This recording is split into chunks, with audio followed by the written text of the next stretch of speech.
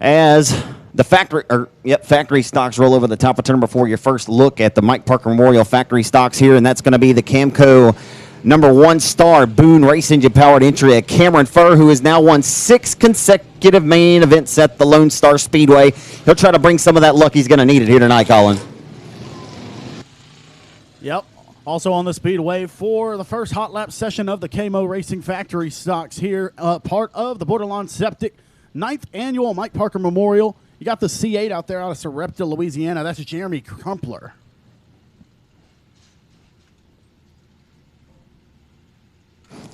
Then you'll find car number 99 on the back straightaway. Coming around here at the big events, that's Alan Alexander out of the Central Texas area.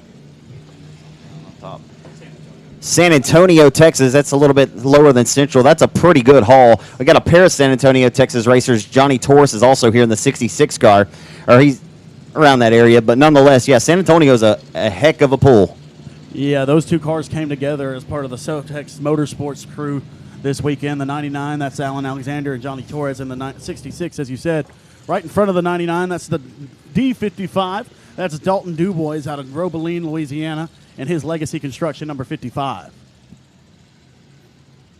Dubois is one that you want to keep your eyes on this weekend. Perhaps a dark horse pick, if you will, if you want to say that. And you would only say that maybe because of how strong he was down at Manny at the Battle on the Bend, 7,500 to win race. He was there in time. He ended up coming home to the top 5 in that main event as Justin Whitehead was crowned the $7,500 winner there. That was about a month and 3 weeks ago, just about 2 months ago.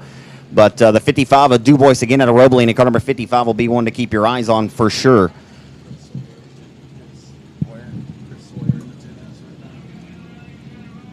I'm sorry. Alexander, who's in the 10? Got Chris Sawyer on the Speedway in the 10S machine. Also Clint Shirtliff out there, 54X. Dakota Wyatt in the 15X. Dalen Briscoe in the 7X. Ben Leedy in L1. Gary Finch in 197, and got Jamie Shirley in the S1. Also Chad Ensign in the 75, Austin Turner in the 15, and Rayson Roy in the 35. I'd like him to do it in front of the fans there.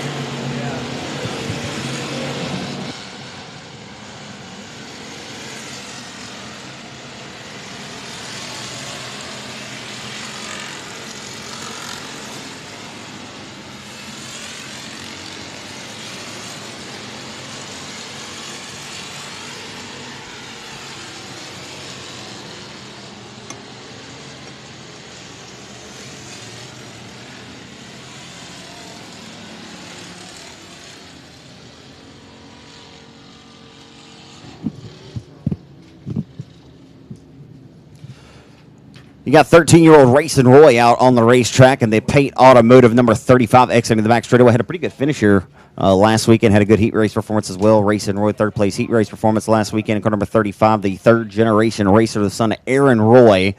I didn't see Aaron last night. Did you? Adam was here. I didn't see Aaron. Aaron had work last night. He got here tonight. He's ready to battle.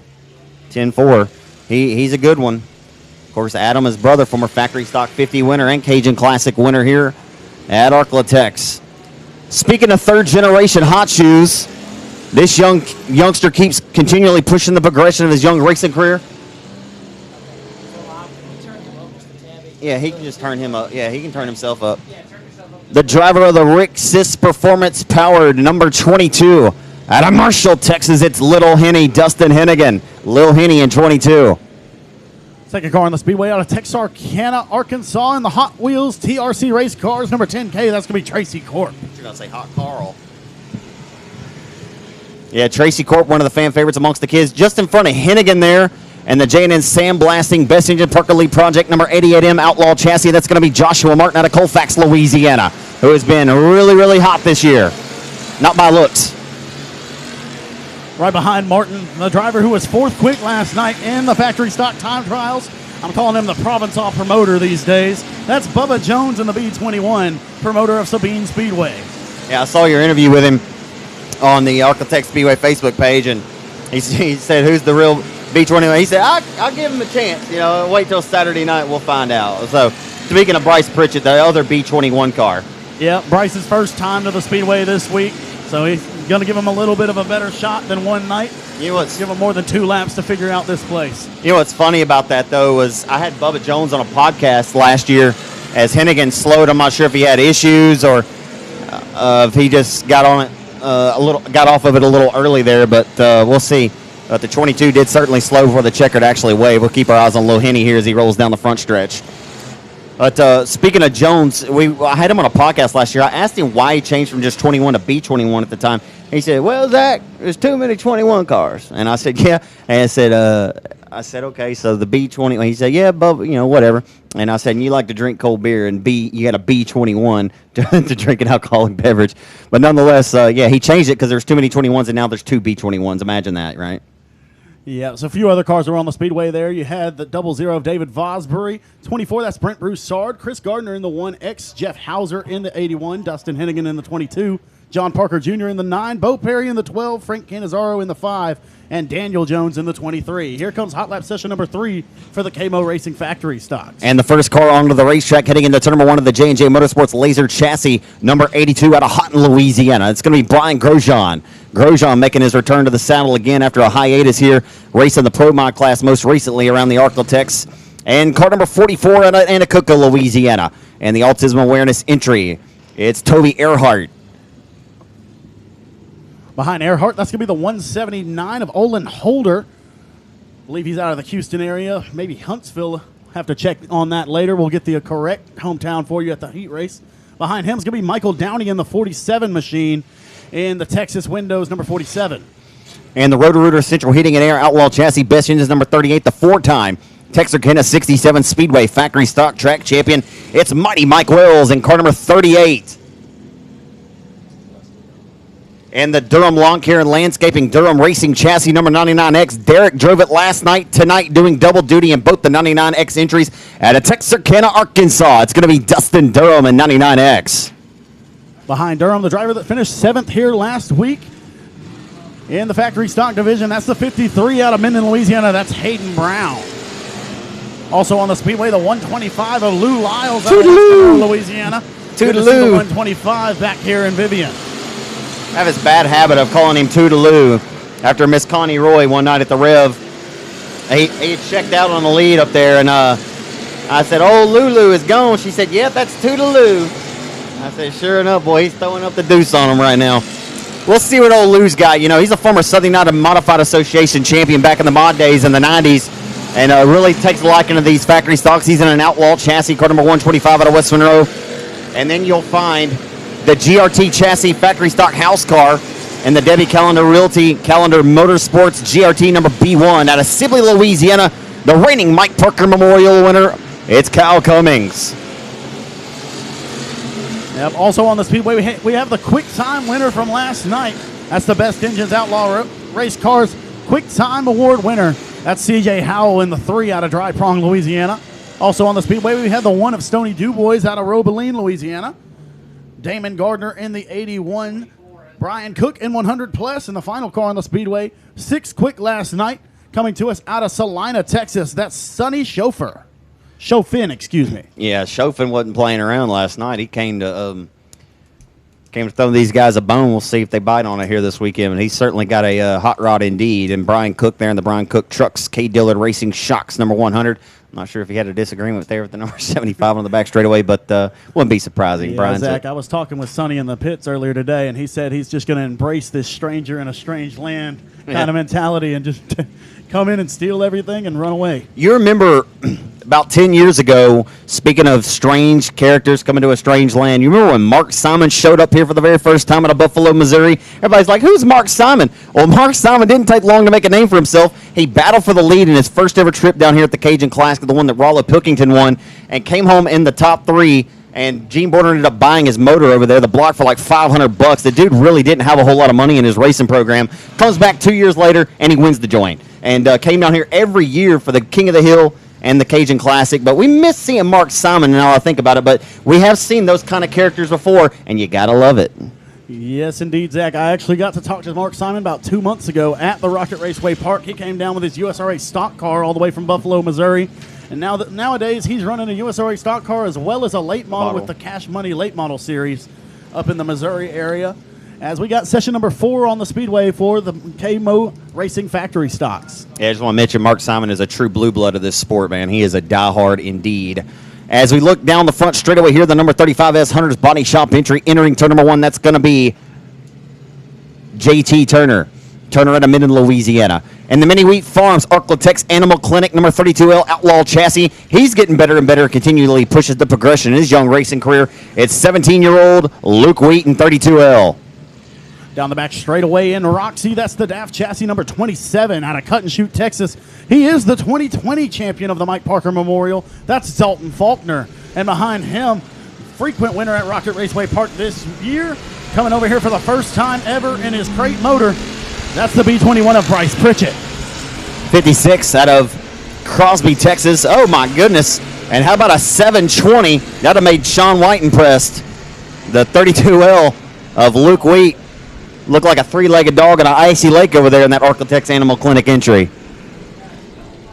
Yeah, it looks like we just added a little bit of moisture to the top side of the Speedway. Not sure if Luke saw that or not. Thank God. Thank God the car is still in one piece. She's slippery. As another driver having issues with that, Boone Evans, just went over the edge of turns 3 and 4. Yeah, and Boone's another guy I talked to last night. He's been used to the mindset of stock cars. And them things, we talked about how they roll over a lot more on the right front and hike the left front up. And these cars are more rolled over on the right rear, and you just got to bury them into the corner he's talking about. And this is a totally different driving style, how he's saying he had to approach the game. And obviously, you can see how Faulkner's pushing into the corner down here in 1, and a lot of these guys, it's slick on entry. And obviously, they're just trying to get the thing to turn right now with that extra moisture on the racetrack. And how about the driver riding right behind Dalton Faulkner right now? This week, he's piloting Stephen Harris's number 6. That's going to be Charlie Krudolph in the 6th this week. Man, back at Champion Park Speedway in 2009 through 2011, he and Thurman Wright had an absolute dynamic racing team going on to the 42W car. He won just about every feature over there for quite some time. As dominant as maybe Randy Moss was there, or Russell Lawson for a period of time at Champion Park. I'm not sure if that rings a bell. Yeah, I'm not positive, but this may in fact be the first weekend that Devin Krudolph and Charlie Krudolph, father and son crew, are going to race against each other here this week at the Mike Parker Memorial. I'd have to believe it would be, as a third-generation racer. Devin Krudolph has a nice-looking Krudolph race car, as we'll see what the Krudolph family has this weekend. Is James, Charlie's dad was a really, really good racer, and watched him win a lot of full-body races at the former Webster Speedway, which, of course, eventually became Champion Park in 2001. But Charlie is always, indeed, a quick runner, and he'll be fun to watch. Yep. Devin also let me know that his brother Jamie Krudolph will be in the house tomorrow night as he's moved up to Oklahoma. He's been running a Wing 600 and non-Wing 600. He'll be in the house tomorrow night supporting his brother and his father. And the racing for Doherty Henry's Auto Salvage number 7S just rolled off the back straightaway with that black and purple number 7S Bennings Heating and Air entry out of Alexandria, Louisiana. That's big, sexy Cortland Smith. And then you'll find Boone Evans, that blue and orange entry. And Calvin Tucker, it looked like in the 83. It's hard to tell from my vantage point, that final car exiting the backstretch. But we roll another whole slew of them onto the Speedway here, Colin. And rolling down the back straightaway on the bottom side, the Triple X Rocket, the owner of Hitman Designs and the Dominator Racing Chassis and WW Timber. Total Custom Carbs and Dyno. Hitman Designs Triple X Rocket. It's Trouble Sean Graham. Public Enemy number 1. He'll be a threat here this weekend. Jason Ingalls drove his car from 24th to 2nd in this event 2 years ago at 67. 75-year-old racer Gary Hendrickson. And the Gary's Auto Body, Snoopy's Auto Repair, 00 Outlaw Racing Chassis. 75 years old. That's pretty impressive. And he ain't looked too shabby either. And we saw Papa Ray Ingalls win his last race at Boot Hill in 2002 at the age of 73 years old. That wasn't a super late model, though. But 75 years old is car number 75. I'm sorry, 00 of Gary Hendrickson, former Vietnam War veteran. Yes, indeed. I actually think he turned 76 a few weeks ago, Zach. Holy smokes. We got, also on the Speedway, got Dalton DeVille in the 20D out of DeVille, Louisiana. Followed by the 2K. That's Nick Kirby back out here. Good to see Kirby. Josh Daughtery on the Speedway in the 10X, along with Chad Herring in the 1H.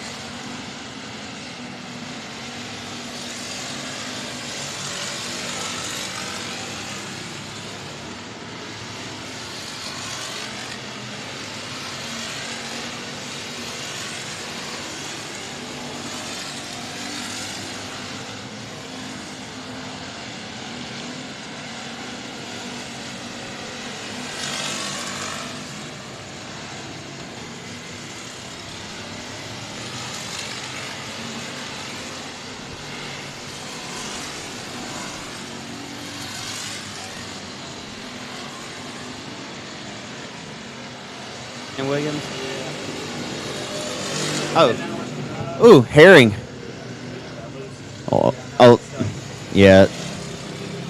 As you can see, ladies and gentlemen, that added moisture we put on top of the racetrack to knock the dust down a little bit for you, add a little bit more traction after we roll it in there on that top shelf. You saw Chad Herring out of Vidard, Texas, in the Grease and Tech Cells Royal Purple Synthetic Oil number 1H Outlaw race car. But Chad Herring got a little slideways there off the exit of 2, Colin. Yeah, Zach, also I just want to mention, just in case, hate to see him smoking, so while he's on the Speedway now, I want to get his sponsors out real quick. Thank you for coming all the way from Lubbock, Texas. We got the 2X of Brandon Williams. He's out here in the Scroggin Dickies Performance A-Rock Materials, Brandon's Auto Repair and Diesel Service, number 2X, all the way from Lubbock. So obviously we hope that he can get that car back together and working properly as he made the 10-hour haul over here to the land of the 3 wide. Yeah, Lubbock's a nice pull for him for sure. Interestingly enough, Doug Vick Jr. was the only car last night during time trials that time trial by himself, and now tonight he's going to hot lap all by his lonesome again. The 5-time Arclatech Speedway Factory Stock Track Champion, and he's the 2011 Cajun Cruiser Classic winner, so he's got a $5,000 victory here in his back pocket. Doug Vick Jr., the hired gun this weekend, and Jeffrey Bechet's number 4 car. Yes, and Jeffrey's also been running up front all season long in that car. Good to see him back in the factory stock ranks as well as the Pro Mod. Jeffrey's had a very strong run so far this year. You know, Doug Vick Jr. was the only Louisiana driver to ever win the Cajun Classic until Sean Graham did it in 2020 here at Arclatex when he come from the 18th starting spot. 16th or 18th, trying to remember. One of the two. All right, here comes hot lap session number 1 for the W&W Timber USRA Modifieds. First car on the Speedway, also actually listed as a limited modified tonight. How about Michael Robertson back in the saddle in the 1 for Chad P-Roy? The Iceman, Michael Robertson, the P-Roy Consulting, number 1, the old Buck and Bull number 1 there. P-Roy, holla at your boy, man. Hope you're doing well over there, but not a bad shoe to put behind the wheel. Michael Robertson's a former Quick Race Car Spring Nationals winner here at Arclatex. He's won Modified Madness. He's a former Champion Park track champion. He's won a Louisiana State Championship at Boot Hill. An absolute assassin. It's good to see Michael, and I hope he's doing well. And we'll see what he's got here this weekend out of Minden. Michael Robertson in the 1 car.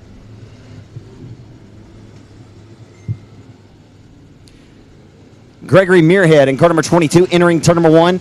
Had a great run at the 2020 running at Texarkana 67 Speedway in this event, the Mike Parker Memorial. We'll keep our eyes on the Maybank, Texas racer in car number 22.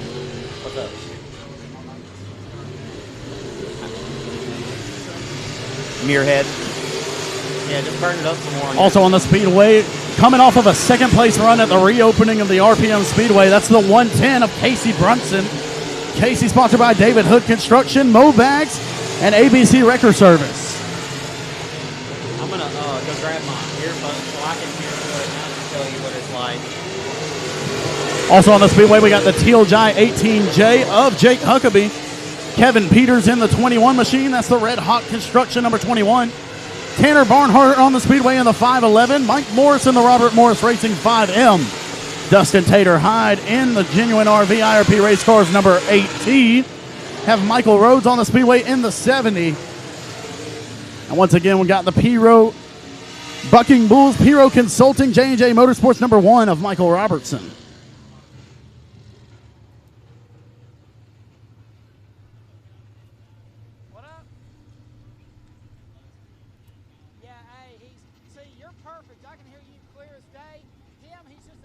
So here comes hot lap session number 2 for the W&W Timber USRA Modifieds. They're going to run a full show tonight, $2,000 to win and $200 to start. We got now we have 20 entries as we had a few more cars pull in. So good to see a full field of USRA Modifieds here tonight for the W&W Timber portion of the Mike Parker Memorial presented by Borderline Septic. First car on the Speedway, that's going to be Jack Sarton. Sarton comes to us out of Terrell, Texas in that 47 machine. Behind him, the Transmissions Unlimited. Big Texas Auto Parts number 2G, that's Kenny Gaddis. He's got 1 win on the season here at Arclatech Speedway. Behind him, it's going to be the owner of Arclatech Speedway. That's the Soapy King Car Wash Genuine RV number 6 of Donnie Powers. Behind the 6, making his first appearance here this season. Out of Midlothian, Texas in the Bang Energy, Brandon McKenzie, C&P Pump Services, Dave Leach, number 130. That's Chase Allen. Behind Allen is the Hustling Hobo Motorsports, number 38T of TJ Tollison. And the final car on the Speedway is going to be the 7. That's the Panel Trust Transmissions Unlimited Big Texas Auto Parts, number 7 of Sean Gaddis. And a late arrival to the Speedway, that's going to be the IRP Race Cars, number 12, Mr. Plummer 1-3 Designs, number 12 of Jason Ingalls.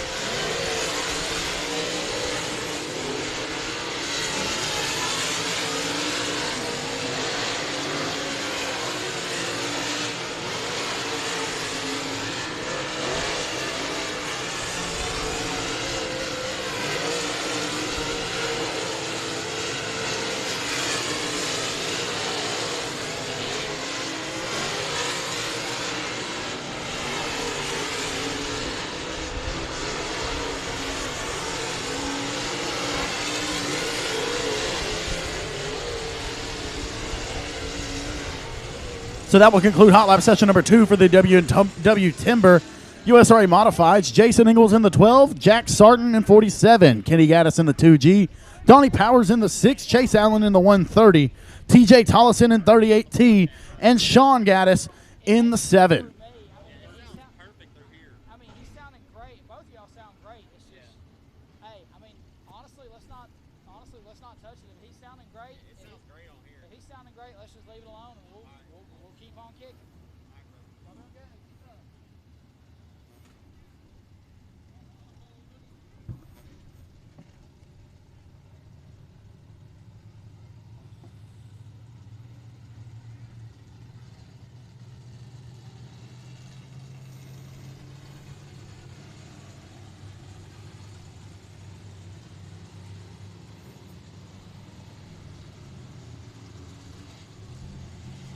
So here comes Hot Lap session number 1 for the Repipe Pro Limited Modifieds. Once again, these limited modifieds are going to battle for $5,000 to win tomorrow, as they're going to have 2 rounds of passing points heats tonight. First car on the Speedway out of Rusk, Texas in the 5W Consulting number 3. That's Levi Wilkerson. And behind him, that's his sister, also in the 5W Consulting number 4, Abigail Wilkerson.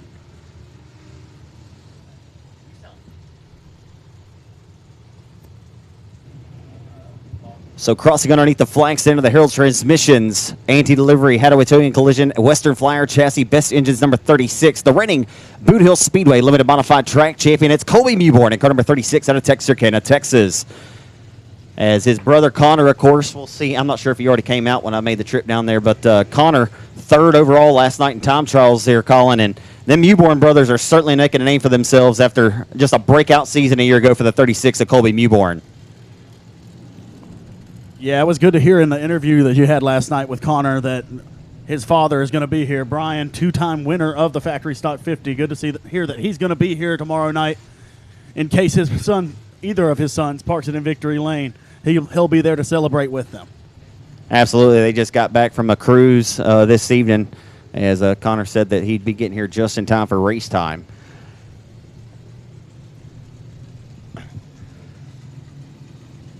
So rolling out of turn number 4 out of Benton, Louisiana, it's going to be the Dominator Race Cars number 25. That's the Benton Bullet, Josh Bockham.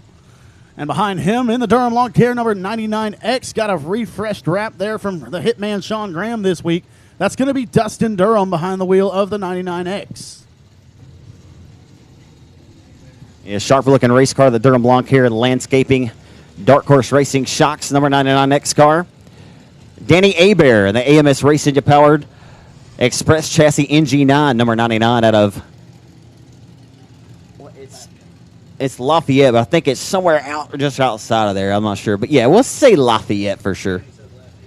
Lafayette on my race pass, we'll take it. I ain't gonna call Danny a trickster. The 72 car, it's a former Tubbs car.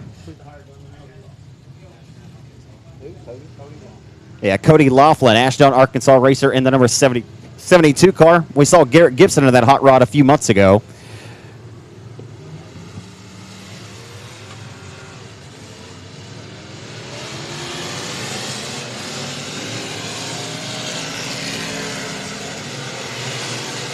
Got Randall Guffey on the Speedway in the 24G. Jason Downey in 164. Aaron Roy in the 35. Got Connor Williams out there in the 47cc, along with the 18 of Stephen Hogan in the straight-up nutrition number 18. As Guffey loses it on the exit of the back straightaway, he's off to a safe distance, so we'll stay under green flag conditions.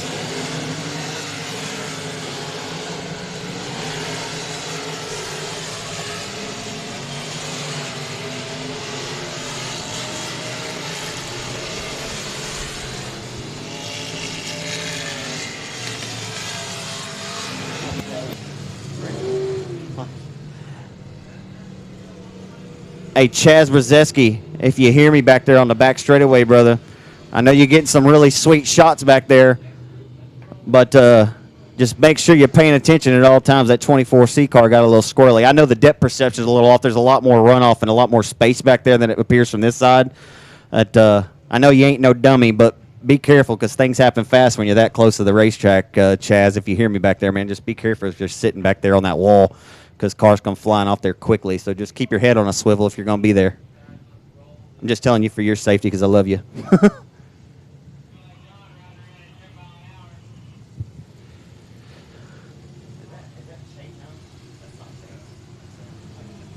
First car on the Speedway for this hot lap session is going to be the 211 of Chad Fitzgerald.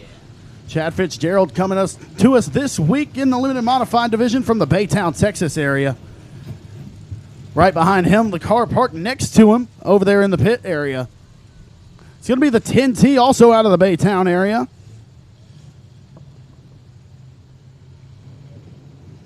That's Greg Miller out of Nederland, Texas.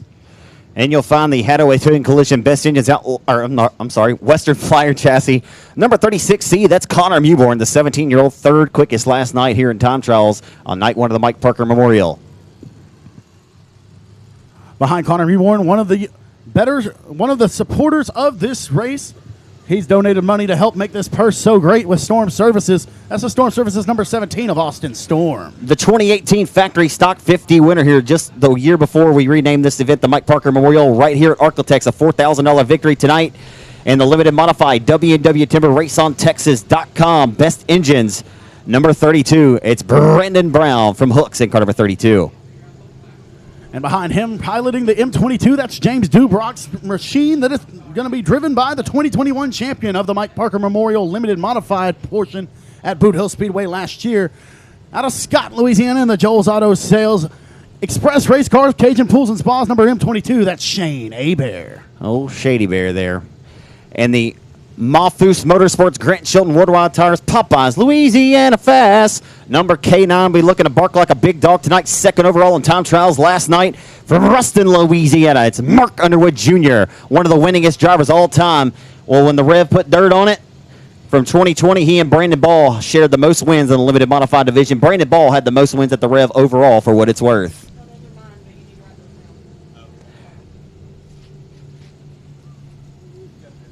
And out of Texarkana. And the 18J is second generation racer, the son of Jeff. It's Jake Huckabee in car number 18J. And out of Houghton, Louisiana, former Southern Outlaw Wing 600 standout, non-wing standout. He can get the job done if it has 4 tires and a steering wheel. Matt Ebarb here to play in a limited modified in that red number 1 car, exiting the back straightaway. And the 7th Tap Brewery Project number 12 car. It's going to be Mighty Mouse, Jacob Mauser out of Minden, Louisiana, and car number 12. Rolling on the bottom of the Speedway, coming out of turn number 4. That's old Eugene Border, the builder of this racetrack, behind the wheel of the Tullis Motorsports number 3 this weekend.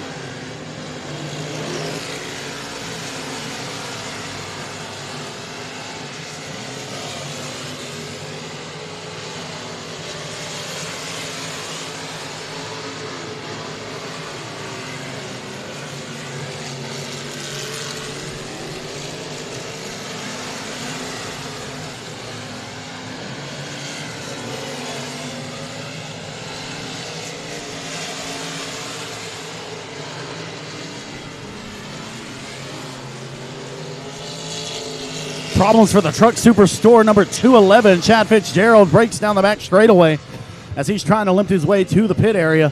as well as the M22 of Shane Hebert going around uncharacteristically over there in turns 1 and 2. Yeah, you took that one right out of my old thought cap there. The unorthodox mistake there for the reigning Mike Parker Memorial winner, the owner and fabricator of Express Racing Chassis. Shop's located in Scott, Louisiana. Shane resides in Lafayette, Louisiana. And the M22 for Dubrock Motorsports this weekend. But Shane Hebert, it's just hot laps. I mean, I doubt that he'll do that in a race that matters, right? Yeah, that's the best time to make a mistake right there. I think he's just seen how hard he can push it, before he has to make a mistake. So he knows now how hard he can push it into the corner without actually spinning out. But he did spin out, so. So if this happens to be anyone's first time ever to the dirt track tonight, if the folks who brought you here didn't explain it to you, just real quick, Colin, I'll explain it. What you're seeing right now, folks, want to make it very clear, you have yet to see a competitive lap turned here tonight. This is what we call hot laps. There are a couple of test and tune laps for each and every competitor that are checked into battle tonight. It allows these drivers to get their equipment working to tip-top expectation, make sure everything's running correctly, while they also help the track prep crew roll in that racing service, tightly compress the clay. While it gives you folks the best possible racing service, gives the drivers the best possible racetrack to put the best possible show on for you great race fans here tonight. So it takes a little while. It's just a customary in dirt track racing. We always have hot laps, and it's a custom pretty much any track you'd go to anywhere in the country, as it takes a few moments because we have a whole lot of cars here tonight. But you will know when we rack them and stack them and we get it ready to go 8 laps or 10 laps in distance for heat race action here tonight. Just about done with hot laps, though, Colin. Yes, indeed, as we have another session of Repipe Pro Limited Modifieds on the Speedway. One car to keep your eye on rolling down the back straightaway out of Greenville, Texas in the black and red 20D. He was, the last time the USRA points were updated, he was sitting second to Justin Vaughn, who is also here. Rowdy Day had won 9 of 12 starts at that point in the USRA national points. Rowdy Day has ran twice here so far at Argotech Speedway this year, has an 8th place finish and a 2nd place finish. So keep your eyes on the County Armory number 20D.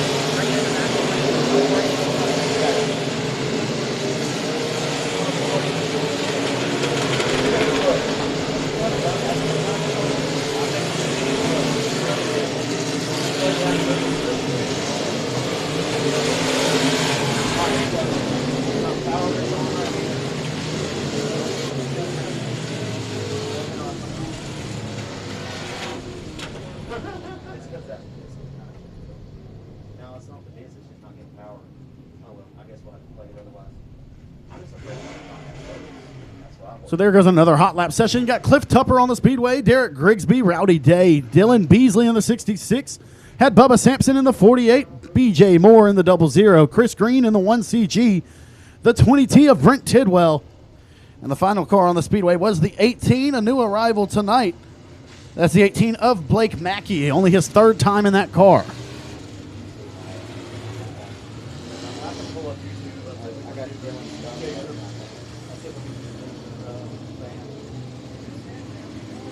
So here comes another session of Repipe Pro Limited Modifieds. First car on the Speedway. They call him Pooter. That's the C7 of Corey Neal Jr. in the first class septic number C7. We unbiased, which, James Essex and Bob Dillner and all those guys before a Lucas Oil race, they make their picks. Connor Wade and all them.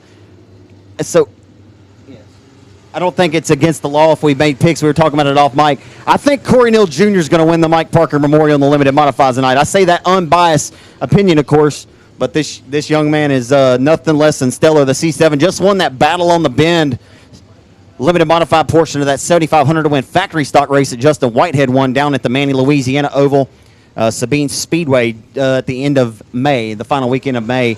But that C7 up there entering Turn 3 at our new Waverly, Texas, will be one to keep your eyes on. Just 16 years old, and he'll have it turned up tonight. Just crossed underneath the flag stand. Feature winner here on night number 2 of the season, the PTS Race Engine Powered Twin City Towing. Best Motorsports number 81 IRP Racing Chassis. 64-year-old Uncle Ricky Ingalls out of Longview, Texas. On the back straightaway in the yellow and black 21. That's going to be Jacob Avance. He comes to us out of South Louisiana. And he's got 12 wins on his credit this year. He has 3 wins at the Baton Rouge Raceway and 9 at the raceway in Pike County Raceway over in Mississippi. And Avance comes to us out of Walker, Louisiana this weekend in his 21 machine. Also got Philip Seals on the track in the 193 modified, limited modified, I should say. Daniel Seals going to drive the factory stock. Philip Seals driving the limited modified.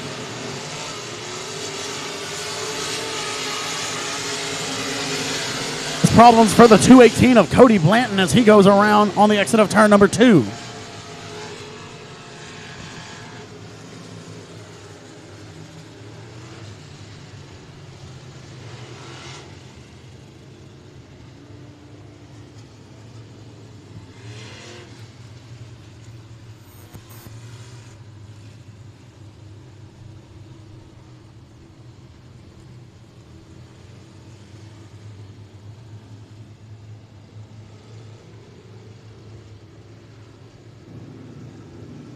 Feature winner here last Saturday night at Arklatex in the W&W Timber Healthcare Express Team 5 Enterprise number 5, the Catman John Mitchell, the multi-time Comp Cam Super Dirt Series late model champion. And car number 5 out of Texarkana, Texas.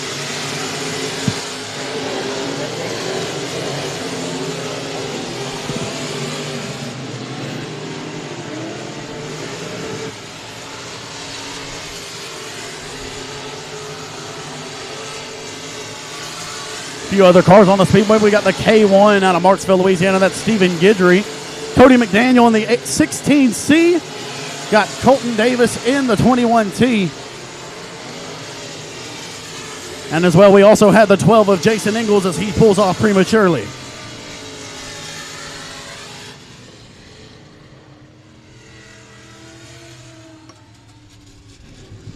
I believe that's a wrap, ladies and gentlemen, on all the hot laps here tonight. We were talking about this your first time ever to the dirt track tonight, and the folks who brought you here maybe didn't explain it to you, or if you haven't been in a while, we just rolled through just about every competitor that has checked in the race tonight. You have yet to see a competitive lap turned here at the Speedway tonight, as just a couple test and tune laps, if you will, is what we call hot laps, to get the track good and seasoned and rolled in. And we'll rack them and stack them here very shortly. And we'll have our first heat race rolling over the top of turn number 4 here. And we'll be running 2 rounds tonight, Colin Bill, of passing point heats for each, the limited and the factory stock division. It's not necessarily where you finish. It's about how many cars you pass to get to where you finish. Yep, we'll have a full show for the WW Timber USRA Modifieds. They'll run first. Then we'll have a set of factory stock passing point heats. And then go into the modified A main, then the first round of the limited heats, then the modified A main if there was a B main needed. And then we'll have the second round for factory and then the second round for limited.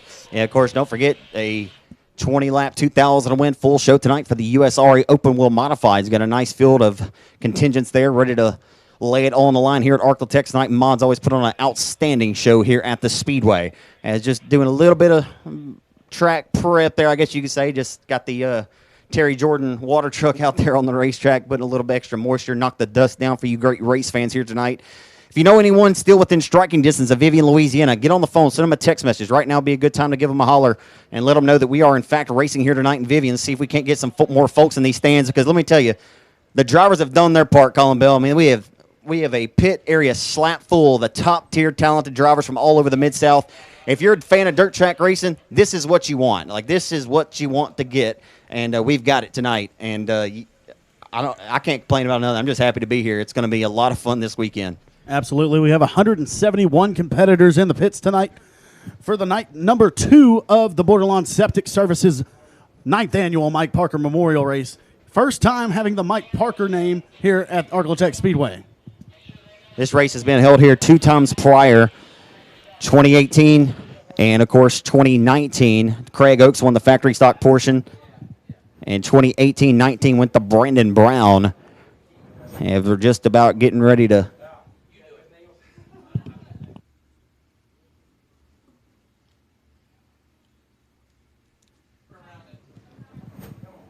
So we appreciate all of you great race fans for choosing Arklatex Speedway tonight as your official racing destination. Got the voice of the Ollie's Bargain Outlet Short Track Super Series Cajun region over here to my right, as well as the voice of the Arklatex Speedway, Colin Bell out of Shreveport, Louisiana. I'm Zach Clark with Race on Texas. It's always an honor and privilege, man. I think we're going to have a ton of fun and see some great racing this weekend. I know you're excited as well. It's going to be a great time. We got, like I said, the pits are absolutely full. I don't think there's any more space for any more race cars to possibly show up. So without further ado, folks, we can ask you to go ahead and please rise to your feet if you're healthy and able and willing to do so we can go to the Lord in prayer and bless this event. And please remain standing for the singing of tonight's national anthem by Miss Marla Green. And we'll go to the Lord in prayer right now with Colin. All right, let's pray. Dear God, thank you so much for allowing us to be here at the Arclitect Speedway, and thank you for allowing us to be here to honor the legacy of Mike Parker.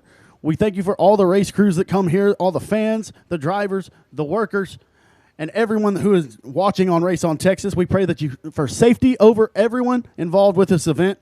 And once again, we thank you so much for everything you do for us, allowing us to do what we love here and allowing us to live on this earth and giving us an opportunity that we do not deserve.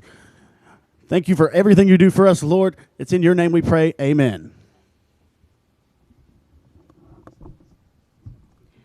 Oh, say, can you see by the dawn's early light what so proudly we held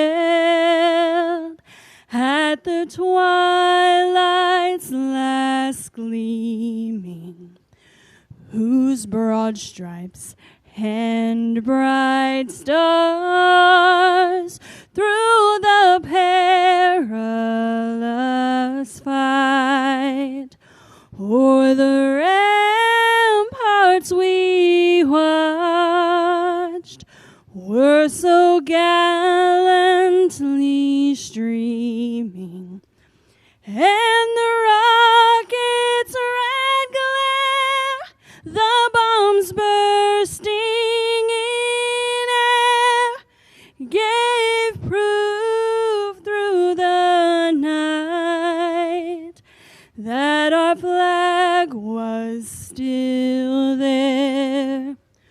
Oh, say, does that star-spangled banner yet wave o'er the land of the free and the home of the brave? I think that's the best you've ever sang it. That was awesome. Fantastic job by Marla Green. She sang the national anthem plenty of times between here at Timberline 67 and here at Architects. I told her I think that's the best she ever sang it. She's like, I used to tell Josh that all the time too, but really Josh did get better every single time he sang the national anthem. And of course, I do. I think Josh was fantastic at Boot Hill. Still is. He's the voice of Boot Hill Speedway now. Hey, there he is. Hey, Josh, how you doing, buddy? Also the voice of Sabine Speedway. Yeah, voice of Sabine Speedway. Here's supporting the Bubba Bell, Jones. the Bell brothers are taking over around here, I tell you. All right, race fans, it's time to kick off the 9th annual Bordelon Septic Services Mike Parker Memorial Race here at Arclitect Speedway. So let's ask you the rhetorical dirt track question.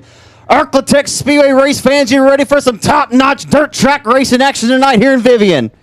All right, at least raise your hand or something if you can't make some noise. Come on with it now. Mr. Steve Hurts got us. Steve Hurts always going to put the hand up in the air.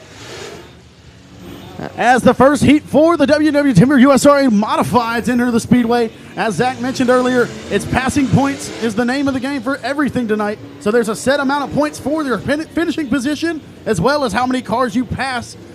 And those 2 points will be combined to set up our lineup for the main event for the 20 cars that have shown up here for the USRA Modifieds presented by WW Timber.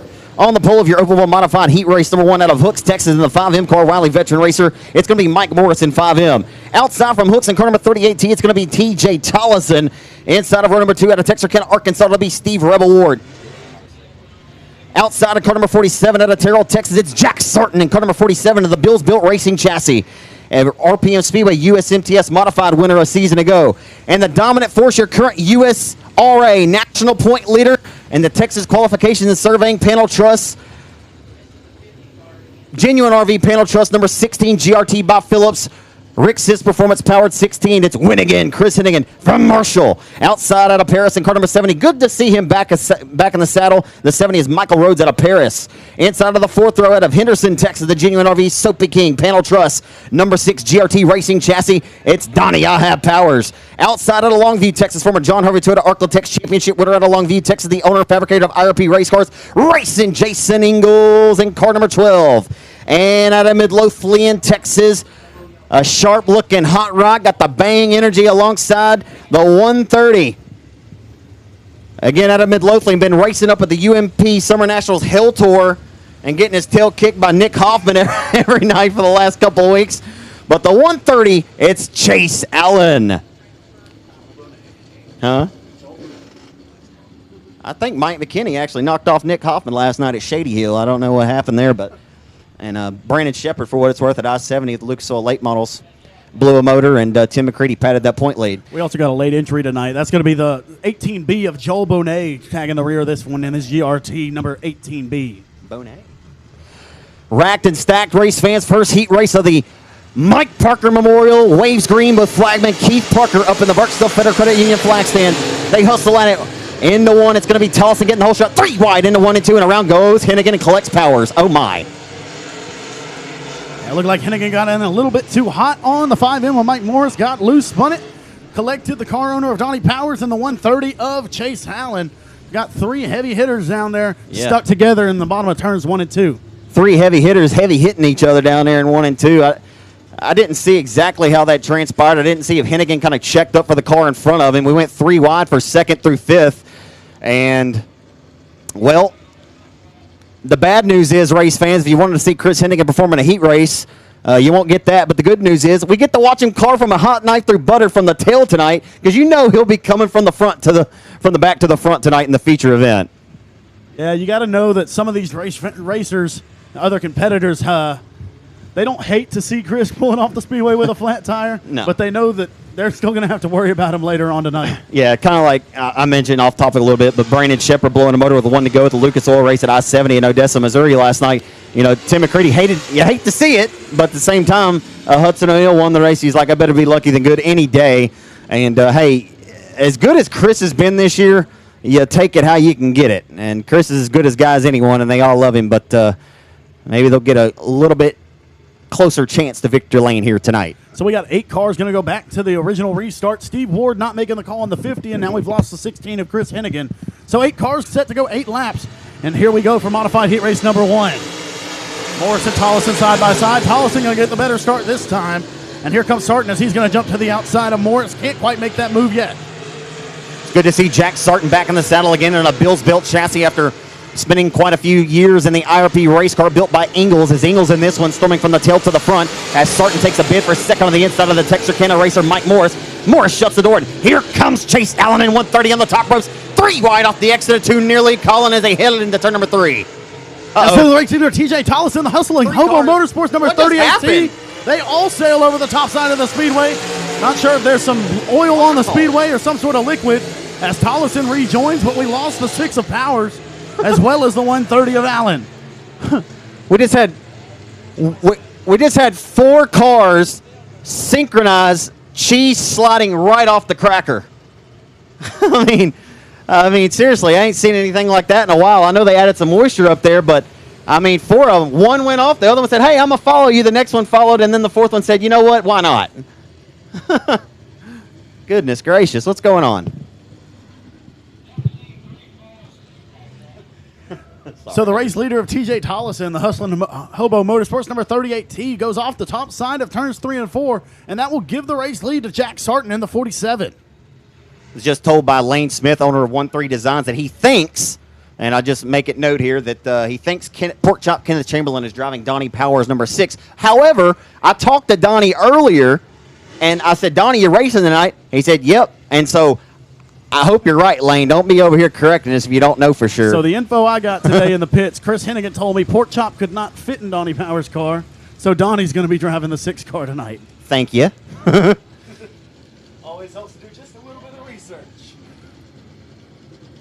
It does. Those are great nuggets, Colin. You do a fantastic job going through the pits, and so Donnie had a pretty good run out here last weekend in the Soapy King Junior RV GRT number 6 car.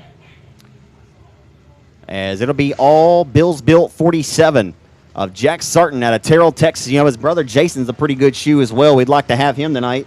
But nonetheless, starting 4th and taking over to the race lead quick with a 3-wide top shelf advance. Jack Sarton going to be your current race leader as Jason Ingalls has himself a bag full of passing points right now, 8 up to the top 3. As well as Joe Benet, 10th to 4th right now in that 18B GRT race car. We've seen quite a few different drivers drive that over the years. Brett Frazier drove that car a few times. And Yeah, Joe Benet's got it sure working did. how he wants it right now. So it'll be up to Jack Sarton to put his foot through the firewall and get this party restarted. Keith Parker, the Boot Hill Speedway flagman up in the perch this weekend, has the green flag in hand. We're back underway here at Arklatex. Hustling down the boulevard into turns 1 and 2. Here comes racing Jason Ingalls and the RKT operating IRP Racing chassis. Mac Tools by Bradley, 1-3 design number 12. That is a show, and Jason just broke off the back straightaway. Not sure if he broke. I think he did. He broke something. But we got him sliding off the back straightaway. As Allen taking over second here from Morris, but we stay green right now, and Jason Ingalls gets it fired back up. As you can see him just over the top of turn number 3, Colin, but the 47 getting away out front of Jack Sarton.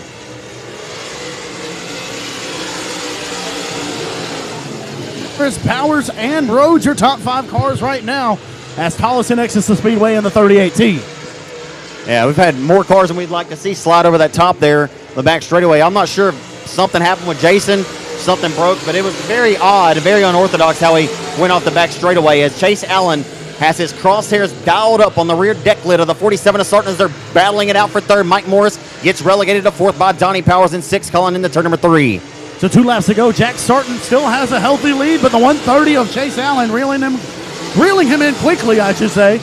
Donnie Powers runs in the 3rd spot. Mike Morris is 4th. Michael Rhodes 5th, and Joel Bonet now rounding out your 6-car field.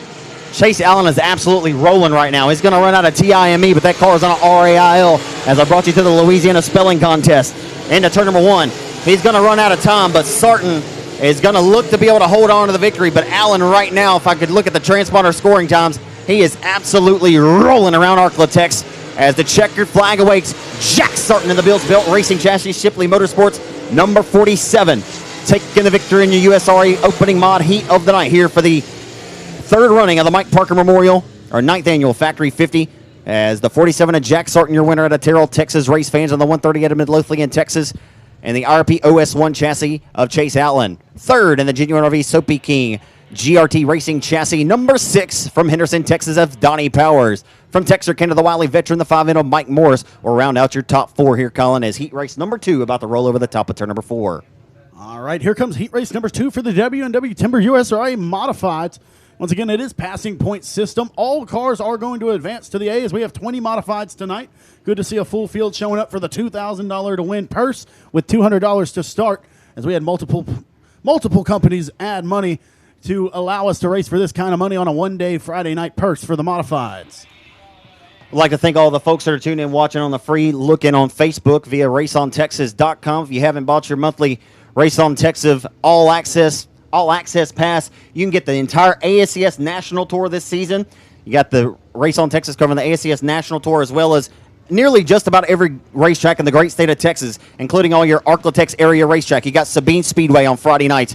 You got Texarkana 67 on Friday nights. You got Heart of Texas Speedway. Saturday night, you got Boot Hill Speedway here at Arklatex, and so many other great racetracks throughout the great state of Louisiana, Texas, and beyond. And again, it's certainly worth the price of admission, but we hope you guys are tuned in, watching us live here on Facebook. Enjoy the free preview, and maybe you'll head on over and get your Speed Pass and watch the duration and the entirety of this great event as we have the best racers from all over the Mid-South checked in as Colin Bell about to bring us to the green flag here. So here comes modified heat race number 2 for the W&W Timber USRA Modifieds. On the pole out of Diana, Texas, that's Sean Gaddis. To his outside out of North Little Rock, Arkansas, Tanner Barnhart in 511. Casey Brunson out of Lott, Texas in the 110. Jake Huckabee in the 18J out of Texarkana. Kenny Gaddis out of Diana, Texas in 2G, with Dustin Tater High to his outside out of Texarkana, Texas in the 18. Gregory Muirhead out of Maybach, Texas in the 22 as the caution flag and away for Casey Brunson in the 110.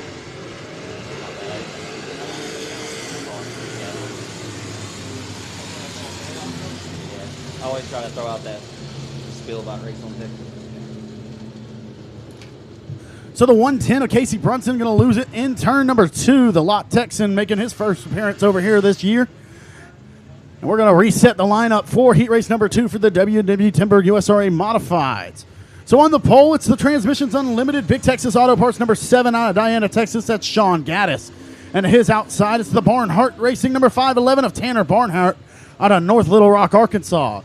Inside of the second row will now be the 2G of Kenny Gaddis and the Big Texas Auto Parts Transmissions Unlimited number 2G. To his outside, Jake Huckabee in the 18J. In the teal guy, number 18J, that's Jake Huckabee. Inside of row number 3 out of Maybank, Texas, that's going to be the IRP Race Cars number 22 of Gregory Muirhead. To his outside will be Dustin Tater Hyde in the Panel Trust IRP Race Cars 8T. Kevin Peters in the Red Hawk Construction number 21. To his outside, the Haggard Motorsports 26 of James Griffin. And the final car on the heat race, that's going to be the JTC Auto Sales IRP Race Cars 1-3 Designs number 52 of Justin Ingalls, as Casey Brunson is dismissed for an unassisted caution on lap number 1 in the 110. Well, they're 3 wide there at the tail. We'll see what happens here. About James Griffin in the saddle tonight. The number 26 machine to the open wheel modified ranks. As the racetrack's looking pretty sporty early, his leading lap number 1 goes to Gaddis in the Transmissions Unlimited Big Texas Auto Parts MB Custom number 7. A pair of Gaddis out front, Colin, as they exit corner number 2. Yes, so it's Sean Gaddis out front, Kenny Gaddis is second, Tanner Barnhart running in the third spot, Dustin Hyde fourth, and Gregory Muirhead your top 5 right now after one circuit. I'm keeping my eyes on the 82 or the 52 of Justin Ingalls there at the tail on that 1-3 Designs JCT Auto Sales entry. He's got a little bit of left side quarter panel flare damage there, but he gets around Griffin, relegates him to the tail, sets his eyes on the 21 of Peters now as they take a look back up forward towards the front right now. Tater Hyde on a march. We'll take a peek down to the inside of the 11 for the third spot as Gaddis washes up off the exit of corner number 2 as they head off into turn number 3.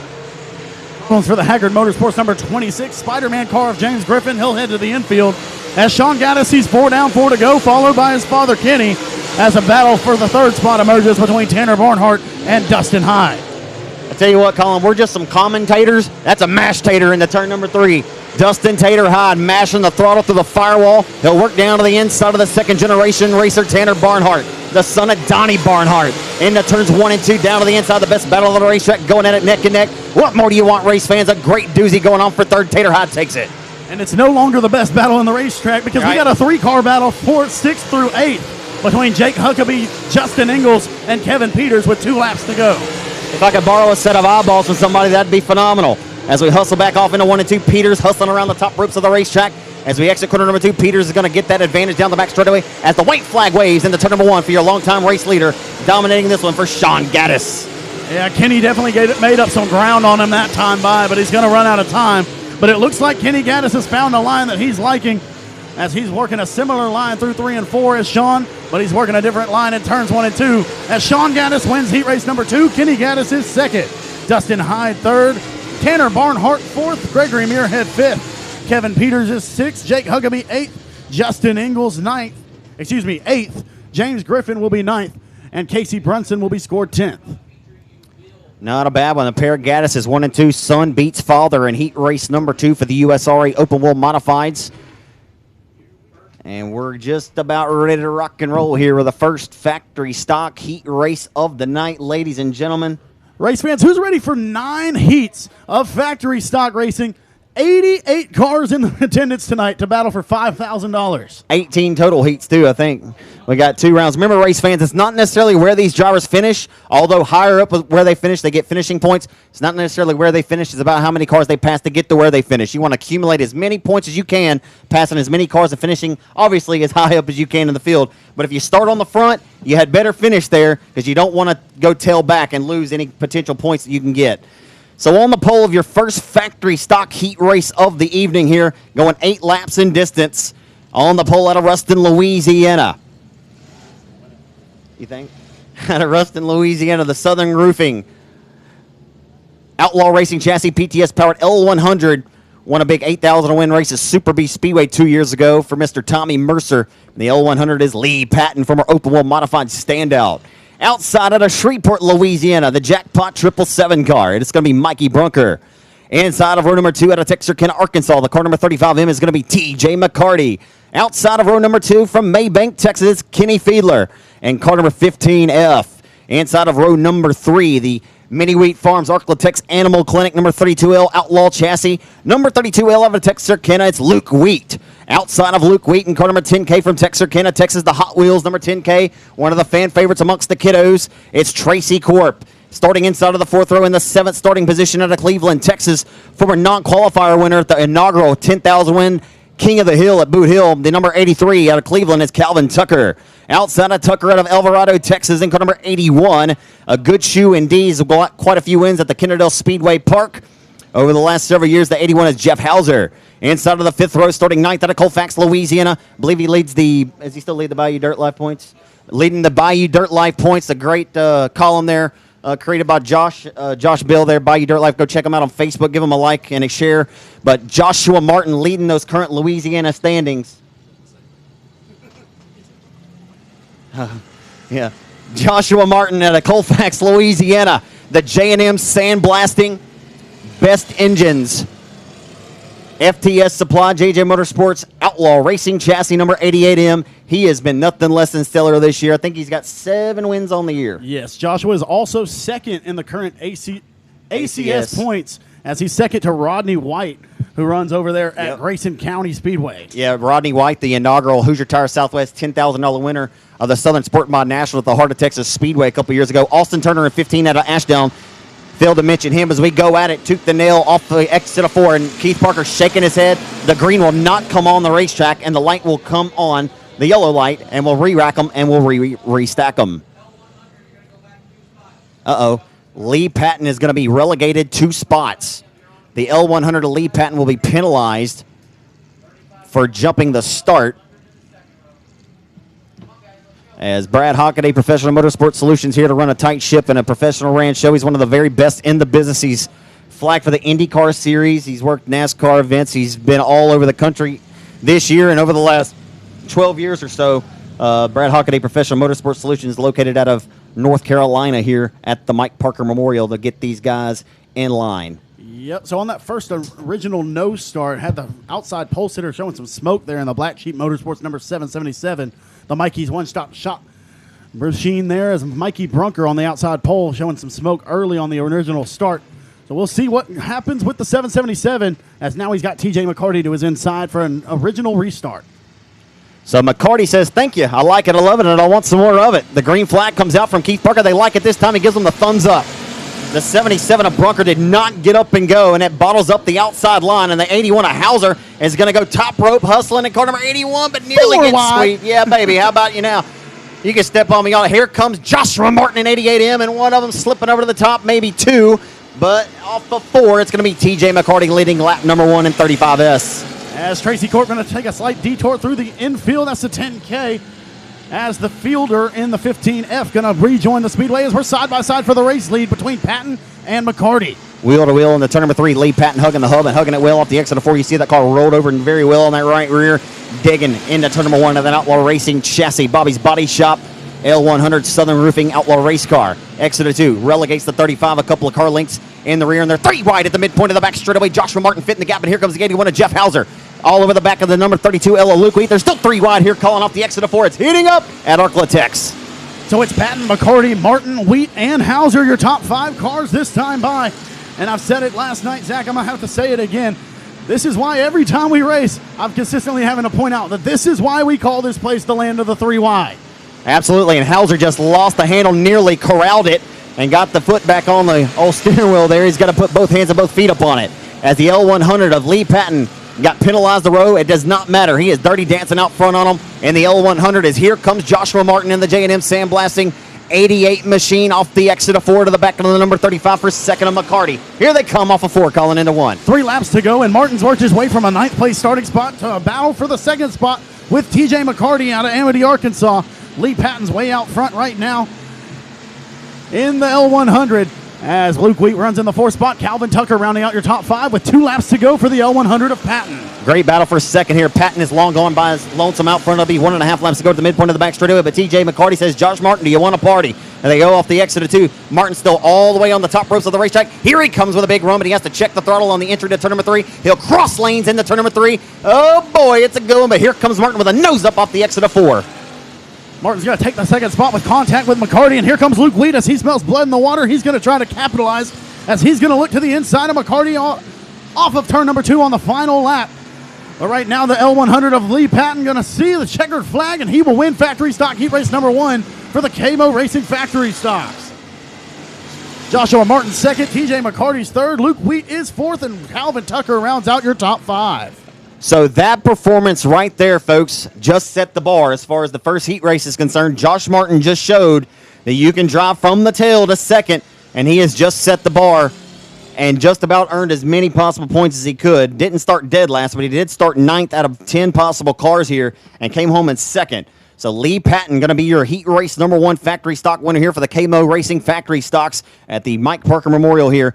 And the Southern Roofing Bobby's Body Shop Outlaw Chassis PTS powered L100 again out of Ruston. Lee Patton, your winner.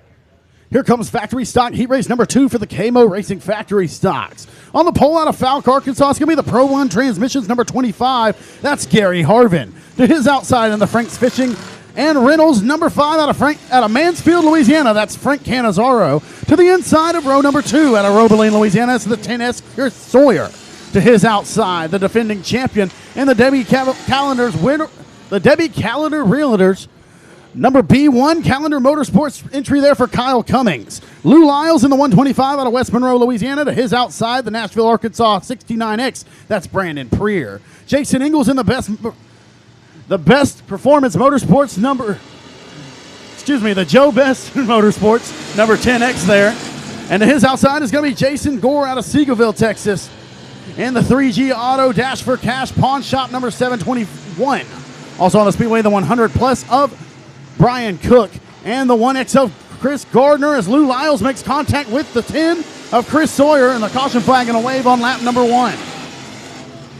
Just as we're 3 wide for the race lead between Cummings, Canizaro, and the 25 of Harvin, the caution flag and a wave in turn number 3 for Sawyer and Gardner, as Lou Lyles will receive the dark cloth for making contact with the 10 of Sawyer.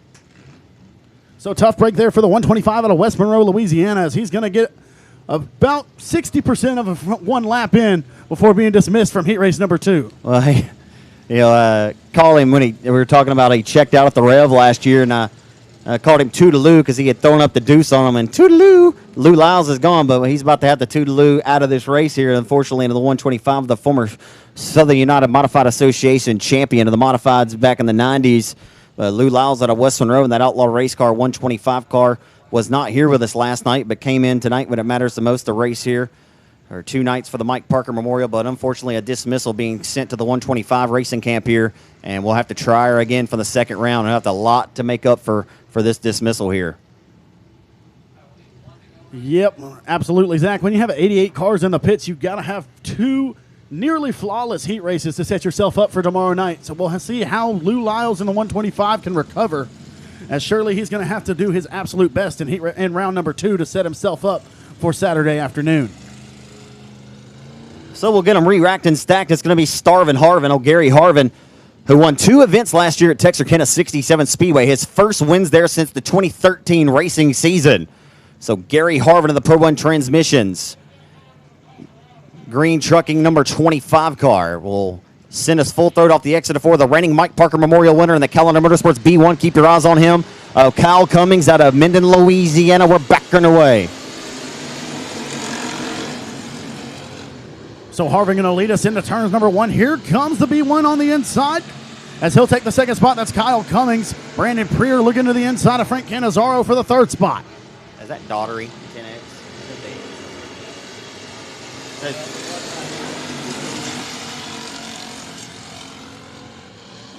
Here comes the B1 of Cummings. He's looking to the inside of the 25 of Gary Harvin. They're side by side down the back straightaway. B1 on the inside, 25 on the outside. They go side by side.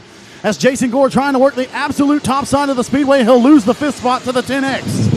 So this time at the line, the B1 of Cummings still has the lead. Sorry to step on you there, Colin. That is, in fact, tonight, Jason Ingalls in the 10X car just verified that with Brad Hockaday. Is Cummings has wrestled the race lead away from the 25 from the Texarkana, Arkansas, or Falk, Arkansas racer, rather, of Gary Harvin. Puts him to second as here comes Jason Ingalls.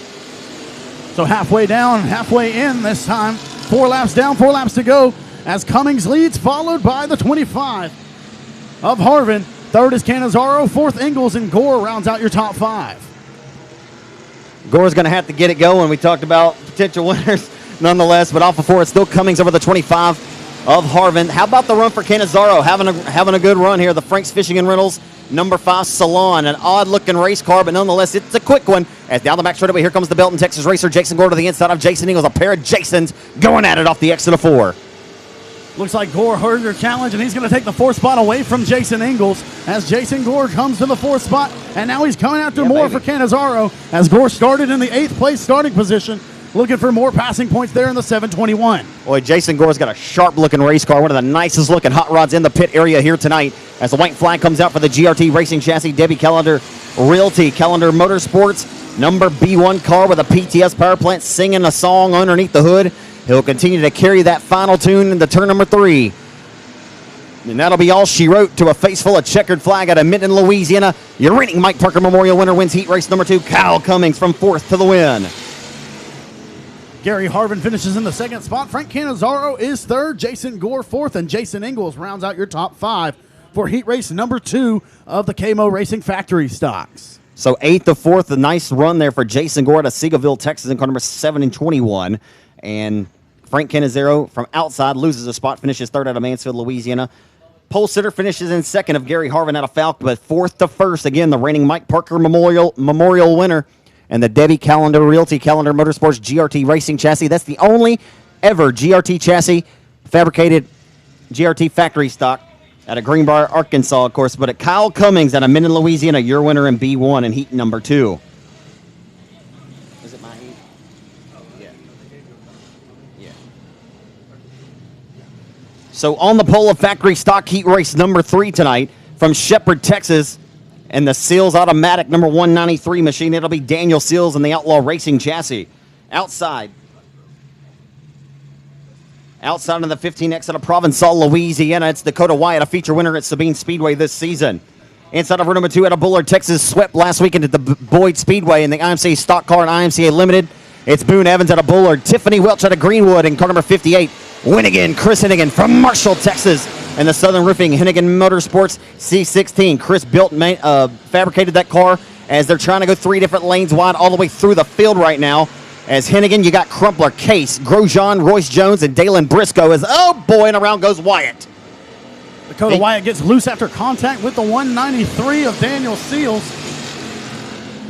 As they battled side by side, ran out of real estate there entering turn number 3. 3 wide there momentarily. Hennigan way up top shelf on the racetrack. Gets the running work going. Caution here as debris on the front straightaway, I believe. As you see, Philip Seals has some damage there. I'm sorry, Daniel Seals. My apologies. It is Daniel Seals. Yeah. So Daniel Seals in the Seals Automatic 193. A little bit of quarter panel damage there on the left rear. Right rear, rather. Nonetheless, we'll get them re-racked and stacked. We're watching Hennigan there trying to carve like a hot knife through butter. Went way up top shelf on the racetrack. Was able to retain that 5th or 4th spot. And we'll see. The racetrack is really, really good right now. You see a nice, good line. It's got like some tack on the top. You got some tack on the bottom. And right through the middle, you see it. Man, this track is really, really good. I think we've just yet to see the tip of the iceberg of what's to come here as far as some great racing action here, Colin. Absolutely, Zach. We hinted a little bit earlier about how pivotal these heat races are, especially for drivers who start at the front of one and the rear of another. So Dakota Wyatt started outside pole of this one, and that contact with Seals has relegated him to the 7th spot. So he's going to have to drive like a madman from the 7th spot if he wants to recover from that early race incident with Daniel Seals. Yeah, we'll keep our eyes on Boone Evans, who won his first ever race at Timberline Speedway at the age of 14 years old around. He's been living in Kansas and racing at Salina Speedway on Friday nights up there. But he's home for summer and back racing at home in the Arklatex. The Bullard Texan, we're back underway off the exit of 4. Here comes Boone Evans. The AARE-powered entry as they hustle 2 by 2 by 2, trying to go 3 wide. Don't forget Dakota Wyatt set the bar, came from dead last and won his heat race here. The first time this event was held here at Arklatex 4 years ago. As we exit 4, we'll keep our eyes on White. He's got some ground to pick up, as here comes Chris Hennigan for the race lead into 1 and 2. Hennigan quickly works his way from 5th to 2nd, and now he wants more as he goes after Seals. Tiffany Welch sells way high out of turn number 2. Looks like she's got problems in the Affordable Cleaning Care number 58 machine. As a side-by-side battle emerges once again between the 4 Junior of Boone Evans and the C16 of Chris Hennigan. Dakota Wyatt's driving a little hot underneath the collar, back towards the front. Look at him go in the O'Reilly Auto Parts number 15X. As I mentioned, a feature winner down at Sabine this season. As Hennigan going to go top rope, hustling to the top shelf for 3 and 4, and he'll try to rely on that outside line dig off the exit of 4. Reeling in the 193 of Seals for the race lead. Here comes the driver that goes by the moniker of Win Again, Chris Hennigan, who's got all-time one of the winningest drivers here at this racetrack in the 16 machine. Here comes Jeremy Crumpler in the C8 as he works to the inside of Boone Evans. Crumpler started from the 6th spot. Now he's looking for the 3rd spot, trying to get a strong run in heat race number 1 for the KMO Racing Factory stocks. Here comes Dakota Wyatt back to the outside. That may soon be a 3-car battle as Chris Hennigan looks to the outside of race leader Daniel Seals. I like it, I love it, and I want some more of it. Off the exit of 4, and nosing ahead for the race lead that time at the line of the Southern Roofing number C16. Here comes Chris Hennigan. Top ropes over the racetrack, and he's going to rely on that outside line momentum, and he'll rocket his way down to the bottom into 3 and 4 and start playing protect. Slide up off the exit of 4 as the white flag waves as Hennigan's taking the race lead. At the prime time, down the boulevard, back into 1. He'll slide down to that Chris Hennigan line, Colin. Yes, so on 1 lap to go, it's Hennigan, Seals, Evans, Crumpler, and Wyatt, your top 5 cars, with Vic Case riding in the 6th spot. Looks like everything's all settled up front. Hennigan and Seals will finish 1-2 as Crumpler gets loose, coming out turn 4. Evans 3rd, Wyatt is 4th, and Vic Case will now get the 5th spot as a strong run for Jeremy Crumpler goes up in smoke. Proverbial smoke, that is, as the C8 lost control in the final turn of heat race number 3. Well, you saw a very determined 15X driver of Dakota Wyatt out of Provençal had to really battle from behind the 8 ball there to come back inside and grab the top 4 finishing position, although he gets no passing points, but he does rebound after having to go nearly all the way to the till there. Not a bad run, finishing in 3rd, and the 4 Junior out of Bullard, Texas, 2nd-generation racer, the son of Travis. It's Boone Evans in the 4 Junior car. Taking 2nd from the pole at a Shepherd in the Seals Automatic 193 Outlaw race car of Daniel Seals. And taking the win, race fans, how about a big Arklatex Speedway run of applause for one of the winningest drivers here all time. Out of Marshall, Texas, it's Win Again, Chris Hennigan out of Marshall, Texas in C16. So here comes heat race number 4 for the KMO Racing Factory stocks. On the pole, the owner of Jeff's Racing Products out of Houghton, Louisiana, and the Laser Race Cars, JRP number 40. That's Jeff Lewis. To his outside out of Wascom, Texas, is the 11H of Logan Hughes. Inside of row number 2 has multiple wins at the Rocket Raceway Park this year, making his first competitive appearance here at the Arklatex Speedway tonight. Out of Combine, Texas, that's going to be the B21 in the Ardian Sun. Number B21, that's Bryce Pritchett. To his outside, the Texarkana Emergency Services number 35 of Racing Roy. Inside of row number 3, that's going to be the Race On Texas Patriot Racing Outlaw Race Cars number 13 of Jeff Hammett. To his outside, Dustin Durham in the 99X, the Durham Lawn Care 99X. Gary Peanut Finch on the inside of row number 4 in the White Horse Tuning and Dyno 197. To his outside, that's going to be Craig Pursley in 56, excuse me. Sonny Chofin and Dwayne Raines round out your field for heat race number 4, and we're green. Jeff Lewis and Bryce Pritchett get the early race advantage. As the outside pole starter of Logan Hughes not going to make the call, Jeff Lewis and Bryce Pritchett go side by side down the back straightaway. Racetrack is prime time and ready for the drivers to make it shine, baby. Into turn number 3, they're going at it neck and neck for the race lead. The wily veteran who's got quite a few wins at this racetrack over the years, gonna nose ahead by half a cat's whisker at the line. The 40 of J. Lou, the owner of JRP Racing Products, and the Moore Wire Line number 40 Laser Chassis. Jeff Lewis now relegated off the top shelf, and here comes the Patriot Racing. It's hot damn it, Jeff Hammett at car number 13. Pritchett's out front as Hammett and Lewis go side by side for the 2nd spot. Hammett has it at the line. Pursley rides in the 4th spot. And Racing Roy rounds out your top 5. How about Racing Roy looking pretty strong here, Colin, down the back straightaway. Flank to the outside of the Durham Lawn Care Landscaping 99X Durham chassis of Dustin Durham tonight. The Texarkana, Arkansas native going at it with the youngster 13 years old of Racing Roy. That's the son of Aaron Roy. as they hustle back into one. It's Bryce Pritchett right now. We've talked about him a lot so far this weekend, about his stellar efforts at the Rocket Raceway Park this season, coming in here tonight with a crate power plant underneath the hood, and right now on a pretty still fast racetrack. You see some slick in there, but this track still has some traction in it. But right now, Pritchett's holding on to the race lead, but here comes the 13 of Hammett taking a stab at him. Absolutely, the Patriot Racing Dirt Defender, Superior Graphics, number 13 right there. Jeff Hammett trying to pounce on the B21 of Bryce Pritchett and capitalize on a good heat race run. As because the 11H of Logan Hughes didn't make the start, the passing points are going to be a little bit off for this heat race as we have to adjust the lineup, as the drivers will not get credit for a pass that they did not make.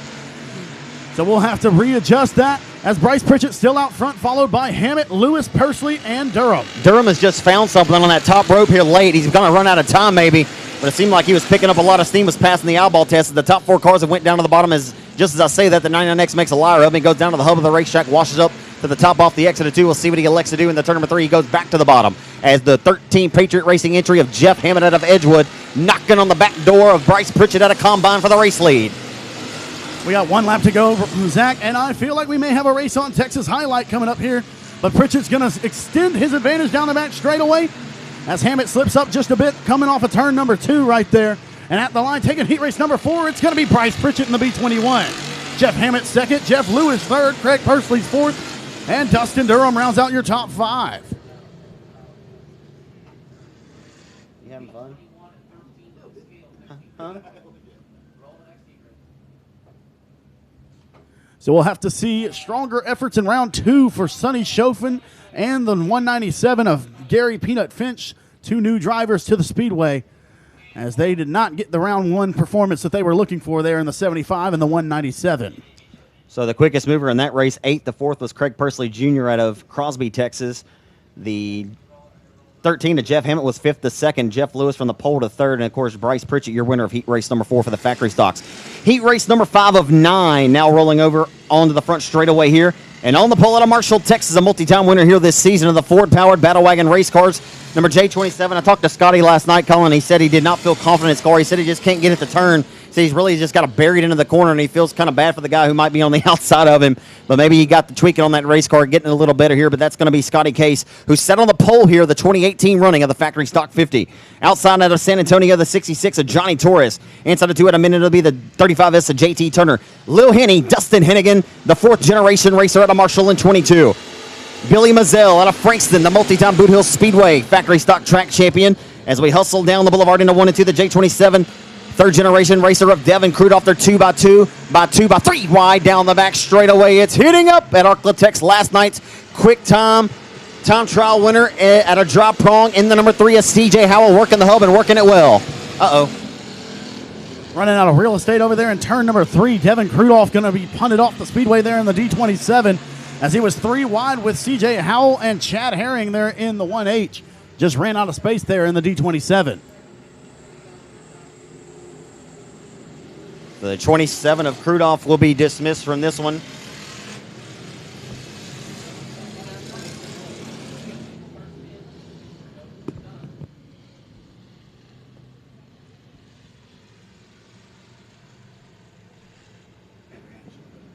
So all the way from the drop of the green flag in this one so far, we've yet to see a car by its lonesome. We've been flanked door to door for the entirety, all the way to the tail and even 3 wide. I failed to mention a couple of the cars there. Cameron Furr, who's won 6 straight races at the Lone Star Speedway in Kilgore, Texas, there in that Camco Boone Racing powered number 1 star car. He's out of Kilgore, Texas. And the number 38, the 4-time 67 Speedway factory stock track champion of the Roto-Rooter Central Hitting in Air Best Engines Outlaw Chassis, number 38 out of Texarkana. It's Mighty Mike Wells in 38. CJ Howell, last night's top qualifier in time trials, has a guaranteed spot in tomorrow night's main event if he cannot race his way in. CJ Howell out of Ball, Louisiana, car number 3. Viter, Texas, racing to the Grease and Texels Royal Purple Synthetic Oil, number 1H Outlaw Chassis of Chad Herring. We're lights out, green flag out, underway into 1 with 66 of San Antonio, Texas racer Johnny Torres with the race lead. Absolutely, Zach. Johnny made the long haul here from San Antonio. He's in the Scott Ball Racing Sotex Motorsports Hercules Foundation Repair number 66 machine, along with Alan Alexander. Those 2 cars pulled all the way from San Antonio, as well as sponsoring this event here at the Borderline Septic Mike Parker Memorial. It's going to be the 66 of Taurus out front, minding his business here. Had a really good run down at the I-37 Speedway in Pleasanton, Texas, which you can find on raceontexas.com week in and week out on your all-access subscription for what it's worth. Finished top 5 that night in that race that Whitehead won that 2000 win. As here comes Low Henny on the top ropes. Boy, he continually pushes the progression. He gets better and better every time he sits behind the wheel. Going to go outside. A pair of Marshall, Texas racers, Hennigan and Case for second. And here comes Turner. Absolutely, Dustin and Scotty, good friends there as they go 3 wide with JT Turner for the 2nd through 4th positions right there. And Torres loves it as he's setting sail. Howell proving that last night, no fluke, clearly has a lot of speed in that number 3 car. To the outside of the racetrack comes the young 17-year-old C.J. Howell, Quick Time Award winner at the 15,000 win Super B 75 at Chatham a couple of years ago. And he's got the top rope hustle, and this racetrack is absolute money in the bank right now, baby. What more do you want, race fans? Well, Zach Clark, I normally don't make many jokes up here in the booth, but right now Johnny Torres is treating him to a 2 for 24 at Gapplebee's as he's setting out. He's setting sail on him in the 66 machine as Dustin Hennigan takes the 2nd spot away from Scotty Case. That's a good one there, Colin. I got to give you that one, brother. Down the back straightaway. Here comes Howell in the 3 car. It's a pair of youngsters, 16 years old and 17, going 2nd and 3rd with a white flag out. Howell trying to take it away from the 16-year-old Dustin Hennigan down the boulevard into 1 and 2. Hennigan trying to put that Rick Sis power plant to the test, and that laser racing chassis off for 2 down the back straightaway for the final time. Here comes Howell trying to match Josh Martin maybe for the most passing points here tonight. Off of turn number 4 down the front straightaway to the line. Howell gets it over Hennigan. What a race. So it's Torres, Howell, Hennigan, Case, and Herring, your top 5 cars there in heat race number 5 for the KMO Racing Factory stocks. That was an outstanding race from all parts in between. Maybe the 66 from San Antonio checked on him, was all the way heading back to San Antonio on him. He was in a different zip code in this one. The Scott Ball Racing number 66 of Johnny T. Johnny Torres says, here's Johnny, and he takes the win in car number 66 by a sizable margin there. But a great battle for the 2 youngsters. How about 16-year-old Dustin Hennigan, 17-year-old C.J. Howell, proving no fluke from worst to second for C.J. Howell over Dustin Hennigan, finishing in 3rd. Absolutely, Zach. These cars right now are just showing why the factory stock racing is so valued around here, why we have 88 cars in the pits, and why they're running for $5,000. Because there's so many lanes on this racetrack. If the driver has the speed in his car, there's definitely a lane he can work to get to the front. So here we go for heat race number 6. On the pole is going to be the Midland, Louisiana racer. That's the 53 of Hayden Brown. To his outside, the Provençal promoter, Bubba Jones in B21. Gary Hendrickson in 00H. To his outside will be the 20D of Dalton DeVille. Clint Shirtliff in 54X. Dalton Faulkner in 27. Michael Downey in 47. Ben Leedy in the L1. Pork Chop Kenneth Chamberlain. You can't stop the chop, number 70. And to his outside, Bray Allen Colhonic in the BD3. We're green as Bubba Jones goes side by side with Hayden Brown for the race lead down the back straightaway. It's land of the 4 wide tonight, baby. How about it? And the turns 3 and off of turn number 4 this time. Gene Border, hands go up, hands go down for this phenomenal racetrack he built here and opened back in 2003. Off the exit 2, here comes Faulkner, the reigning O'Reilly Auto Parts Cajun Classic winner, using the top ropes down the back straightaway to propel his way into turn number 3 in that Daft chassis. Here comes Roxy in car number 27. Keep an eye on Colhonic also in the BD3 as he started at the tail. He's now working his way into a battle for the 5th spot. That's the BD3 out of Danbury, Texas. Ray Allen Colhonic making the haul here in his Grays Recycling BD3. So Bubba Jones out front, followed by Hayden Brown, Dalton DeVille, and Dalton Faulkner. As a battle side by side for the 5th spot, Gary Hendrickson has it at the line. Bubba Jones, a feature winner here at Arklatex Speedway this season. Down the back straightaway, now promoting Sabine Speedway, as Colin said, on the Friday nights. And here comes Faulkner to the outside, down the back straightaway for 3rd. A great battle heating up here in the turns number 3 and off of turn number 4. Faulkner, again, the reigning Cajun Classic winner, to the outside of the 20 of Dalton DeVille. And they exit corner number 2. Colin, how about the run for the 2nd-generation racer tonight out of the 53 of Hayden Brown, looking better and better every time he sits behind the wheel. Absolutely, Zach. Like I said, he had a strong 7th-place run here last week with a star-studded field, as we always have here at Arklatex. Every weekly race here is a gigantic competition, as Cody Myers got the win in the 55M. We'll see him later on tonight. But right now, Brown staying right on the rear deck lid of the B21 of Bubba Jones, trying to capitalize on a good first-round heat race performance. Yeah, from outside of this top 4, it's a war going on back here between the L1 Elite, the BD3 of Ray Allen Colhanick, former ASCS Gulf South Regional. Oh, champion around goes Dalton DeVille. And Colhanick's going to say thank you to Ville as he goes 10th to 4th now, as he's going to see the white flag, trying to rack up a lot of passing points there in the BD3. White flag for Bubba Jones, Hayden Brown, Dalton Faulkner, Ray Allen Colhanick, and Ben Leedy, your top 5 with 1 circuit remaining. Off a 2 down the back straightaway for the final time. The BD3 of Colhanick finally gets the nose up on the L1 of Speedy Ben Leedy.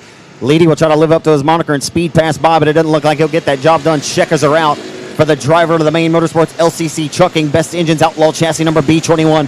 Bubba Jones, your winner, as he and both Bryce Pritchett have won a heat here tonight now, as Bubba Jones going to be your winner of this one at car number 21 over the 53 of Hayden Brown, 27 of Dalton Faulkner. I couldn't remember if that was... Yeah, Zach, I'm still all for this B21 showdown we're talking about.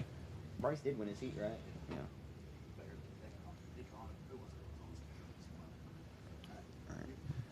Factory stock heat race number 7 you'll find on the pole out of Dry Prong, Louisiana.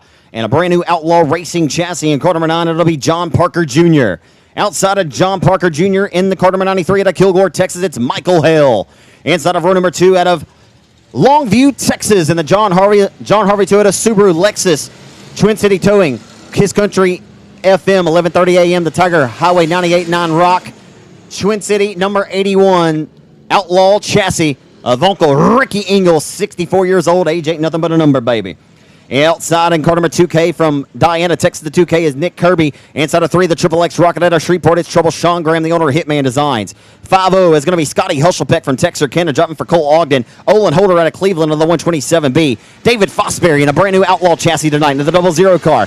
Broussard, Brent Broussard out of Careco in 24B. And rounding out the field out of Lubbock, got that smoke maybe fixed up there for the 2B of Brandon Williams as we hustle at it off the exit of 2 down the back straightaway, calling in the 3. Yeah, bad original start there for Michael Hale as he slips. As Ingalls and Graham both going to pounce on him on the first circuit around the Speedway as Parker leads lap number 1.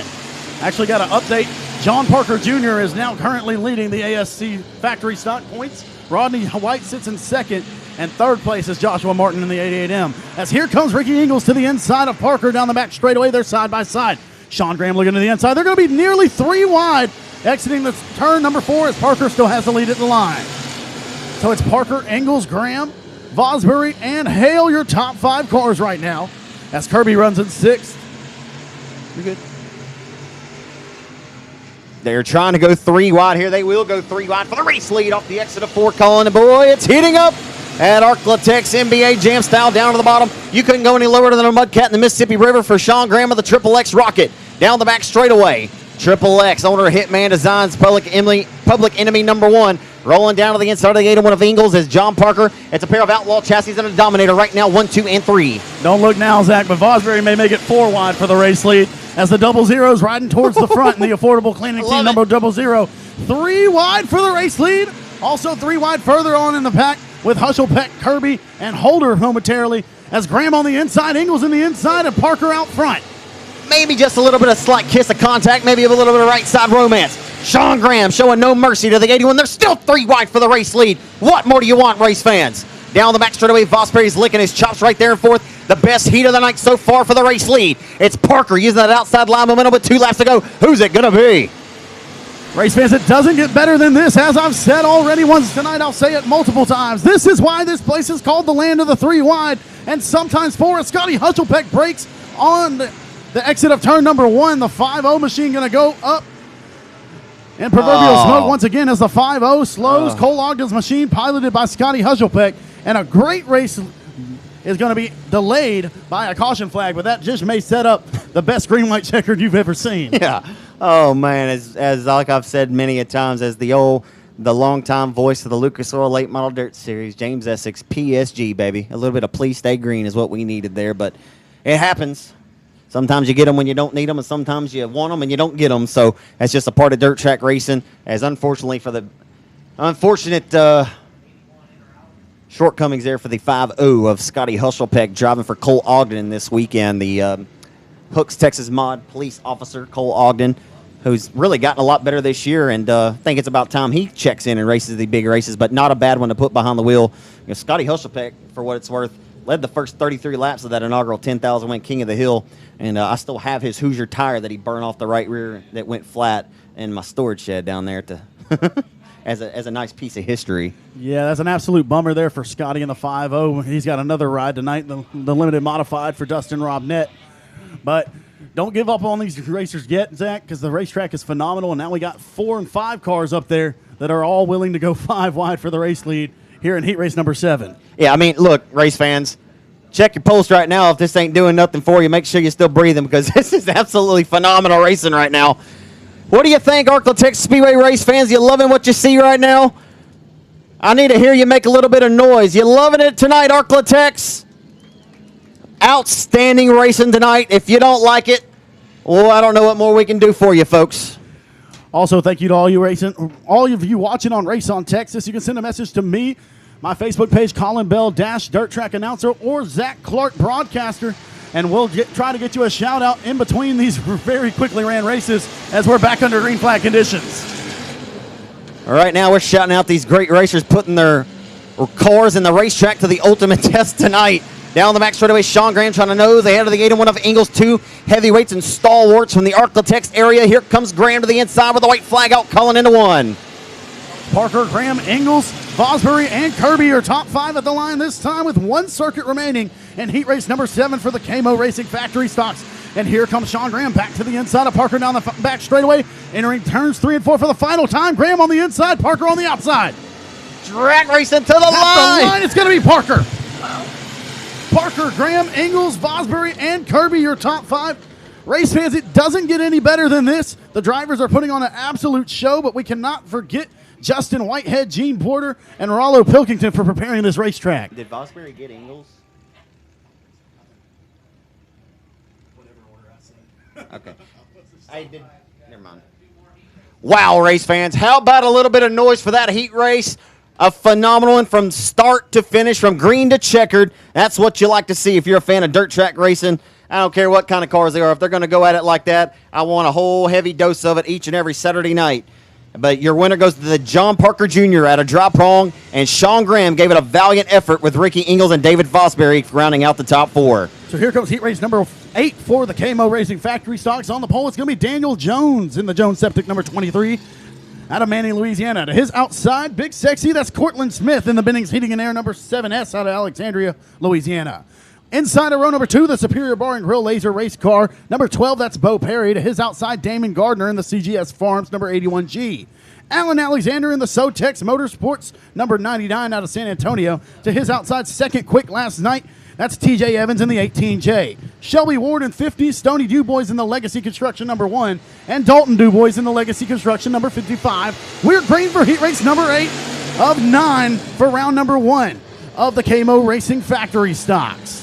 Jones with the advantage out front over the 12 of Bo Perry, your second place finisher. Last night is there 3 wide mid-pack. Cortland Smith just in front of that 3 wide battle. They try to make it 4 wide on him. Off the exit of 4. Oh, baby, it's heating back up. This racetrack is absolutely phenomenal. And we're brewing another Donnybrook special into turn number 1.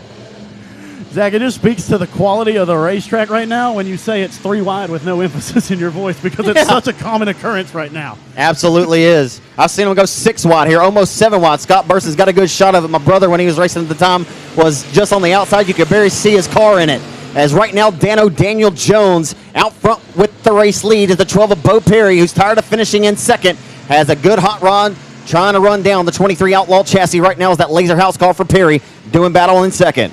Yep, here comes the San Antonio racer, the 99 of Alan Alexander. Was really hard on himself after the qualifying effort he had last night. Very disappointed. So he's quickly worked his way from 5th to 3rd here in heat race number 8, and he's got a ways to track down the second place car of Bo Perry in the 12, as Shelby Franks and Damon Gardner go side by side for the 4th spot. Excuse me, that's Shelby Ward in the 50. Damon Gardner in the 81G, as he's going to try to cut off the bottom side of the speedway from TJ Evans in the 18H. Dalton Dubois is going to decide to go around him, and Dubois edges into the 5th spot down the back straightaway. Gardner going to get loose right in front of Evans. He avoids. Dubois makes slight contact as the 7S of Smith going to spin along with the 81G, but he'll keep rolling, so he should regain his spot and be allowed to continue in this heat race.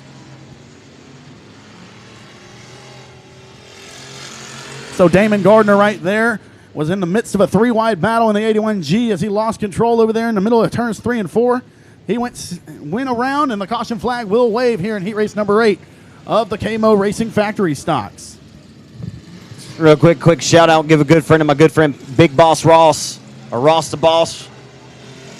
Ross Malone over in Powderly, Texas. I want to thank him and Ashley for tuning in, watching tonight, watching from the crib. Wish you was here racing, brother, but not sure you have a factory or a limited these days. Well, let's hope you're doing well. Glad he's tuning in. I want to give a shout out to my good friend Steve Cape, voice of the Now 600, I think, series. I'm not sure. He's announced at Sabine, Leesville, Thunder Valley. He's announced here at this racetrack at Boot Hill. Miss you, Steve. Hope you're doing well, my friend, and glad you're tuning in, watching tonight live on RaceOnTexas.com. As Daniel Jones out front with the race lead, a guy you've called many races of over the years. Steve Eck leads this race off the exit of 4 with 2 laps to go. Keep your eyes on the D55 of Dalton DuBois as he's worked his way from 9th to 4th so far, as he's got 2 laps to go to try to pick off a few more cars. It's Daniel Jones out front. Bo Perry is second. Alan Alexander, Dalton DuBois, and TJ Evans your top 5. DuBois living up to his moniker, digging DuBois as TJ Evans leans on him just a little bit of slight kiss of contact, a little bit of right side romance, as my good friend Jerry Van Sickle would say. Into turns 1 and 2 off the exit of 2. Daniel Jones has driven flawlessly to this juncture, and it'll be one more trip through 3 and 4 to a face full of checkered flag. And that'll be all she wrote for the driver to the best engine-powered Outlaw chassis number 23 from Provençal Dano. Daniel Jones, your winner. And car number 23 over the Laser chassis, Superior Bar and Grill, number 12. Bo Perry out of Bossier City. Third goes to Alan Alexander out of San Antonio. So a first for Torres and a third for Alexander in this heat. And a great battle there with Diggin' DuBois. That's Dalton out of Robeline. And the number 18H Tracy's Lawn Care entry. That car fielded out of Lufkin by Tracy Harris, driven tonight by Tyler, Texas racer TJ Evans at 18H. That's your top 5. So how about the Jones brothers both picking up a heat race win in round number 1? Attention in the pits. We need the WW Timber USRA Modified A main to go line up. Y'all are after this next heat race for the factory stocks. Also, we wanted to announce Miss Donna Whitehead, the mother of Justin, who's putting on this race, wants me to announce the 50-50 is going to be split 2 ways. So the 50-50 is actually going to be a 100-0, but with 2 different winners tonight. Cool.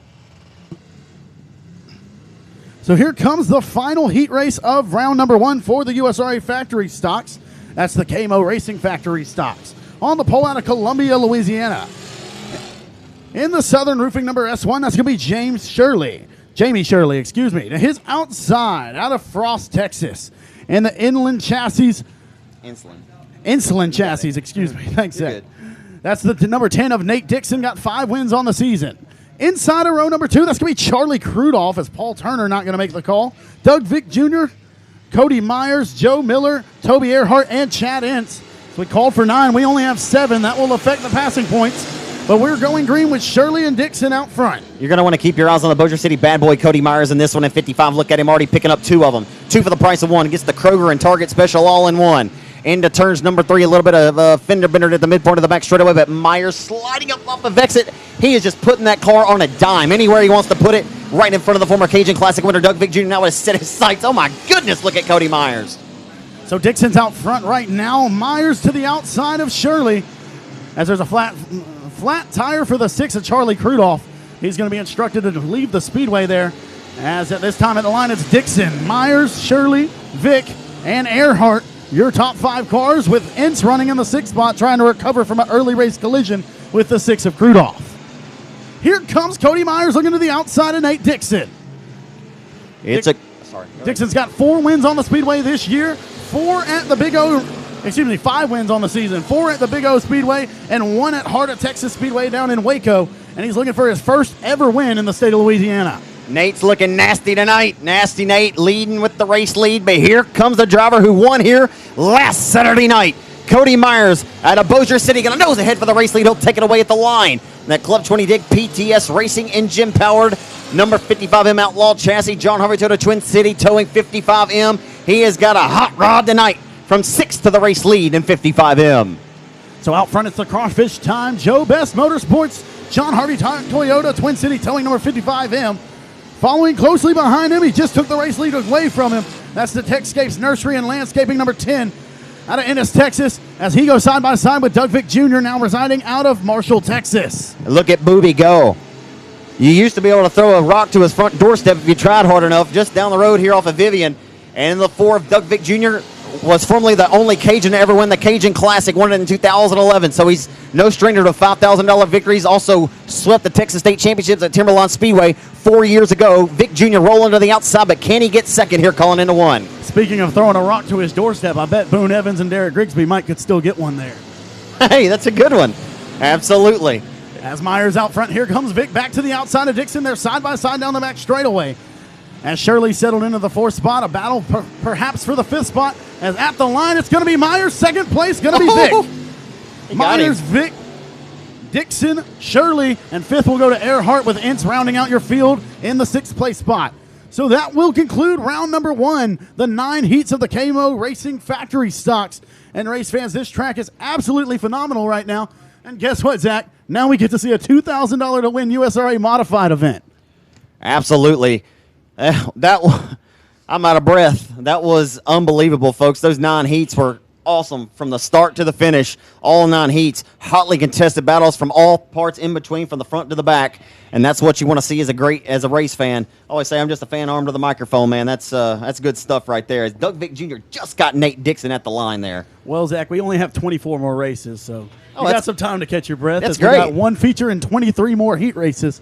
As here comes the W&W Timber USRA Modified A feature. No, we can wing it, though.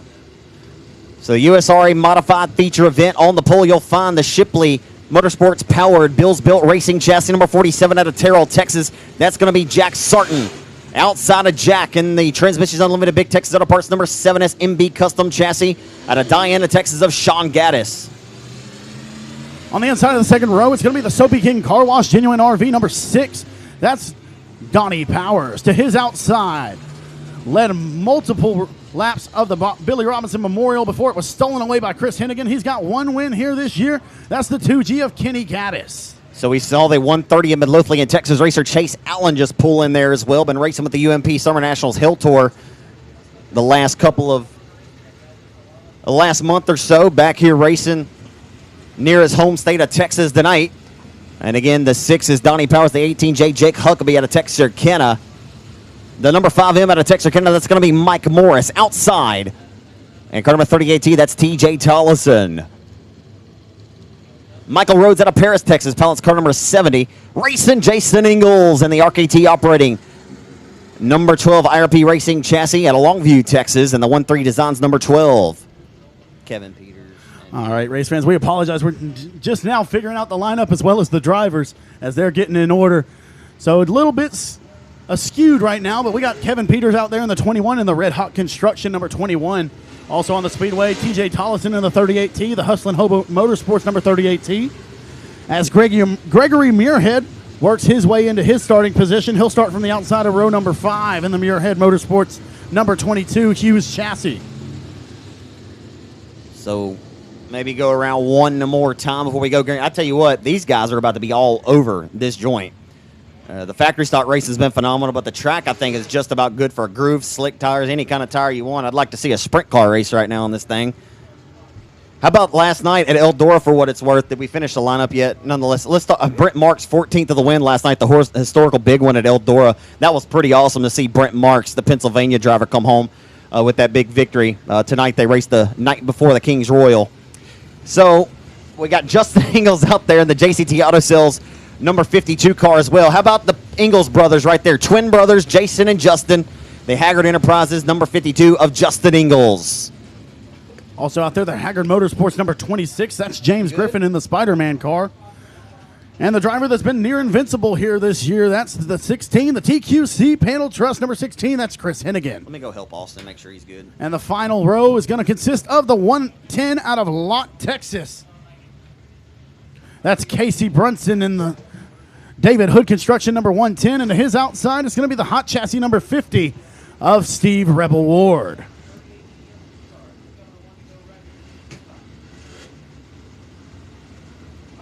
So we'll reset the lineup. It's going to be Sarton Gaddis, Allen Gaddis, Powers Barnhart, Morris Muirhead, Rhodes, Peters, Tollison, Huckabee, Ingalls, Hennigan, Griffin, Brunson, and Ward. as we have 18 cars ready to battle for $2,000 to win in the W&W Timber USRA Modifieds.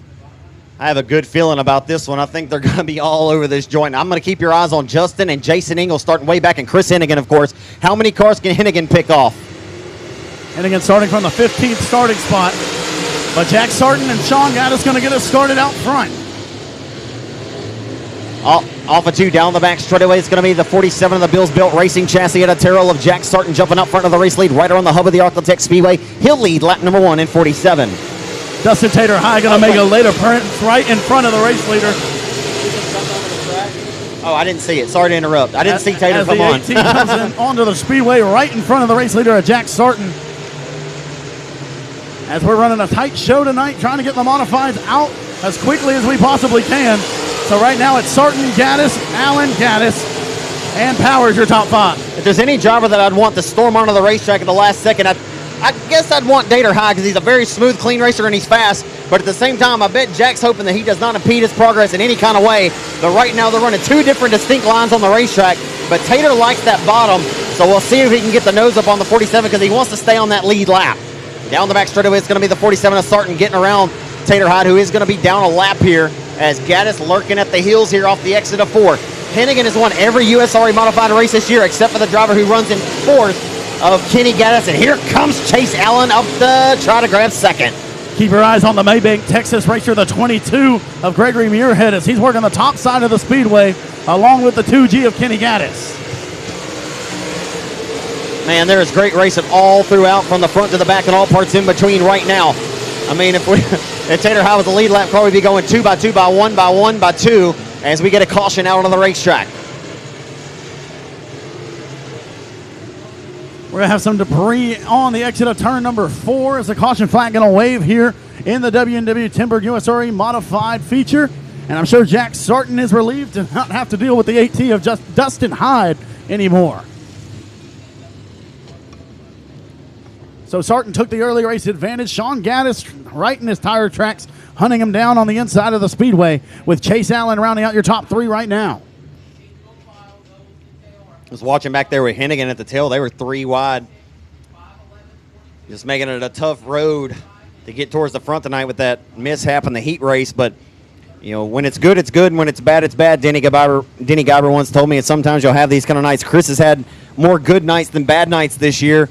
But having to fight and face a little bit of adversity here, but great racer. And sometimes you like to see these guys face it. You know, a lot like the Golden State Warriors. They always battle back, have adversity. And it'll be interesting to see, like we said, if he can pick off and get towards that front before this one ends. Yeah, we're going to see if Chris can pull off a Tanner Mullins performance from earlier in the year where he went 22nd to 2nd to finish 2nd to Chris. Yeah, track had some character that night, and Mullins all the way on the top ropes of the racetrack, kind of bouncing through some character there. But, yeah, he certainly made it work.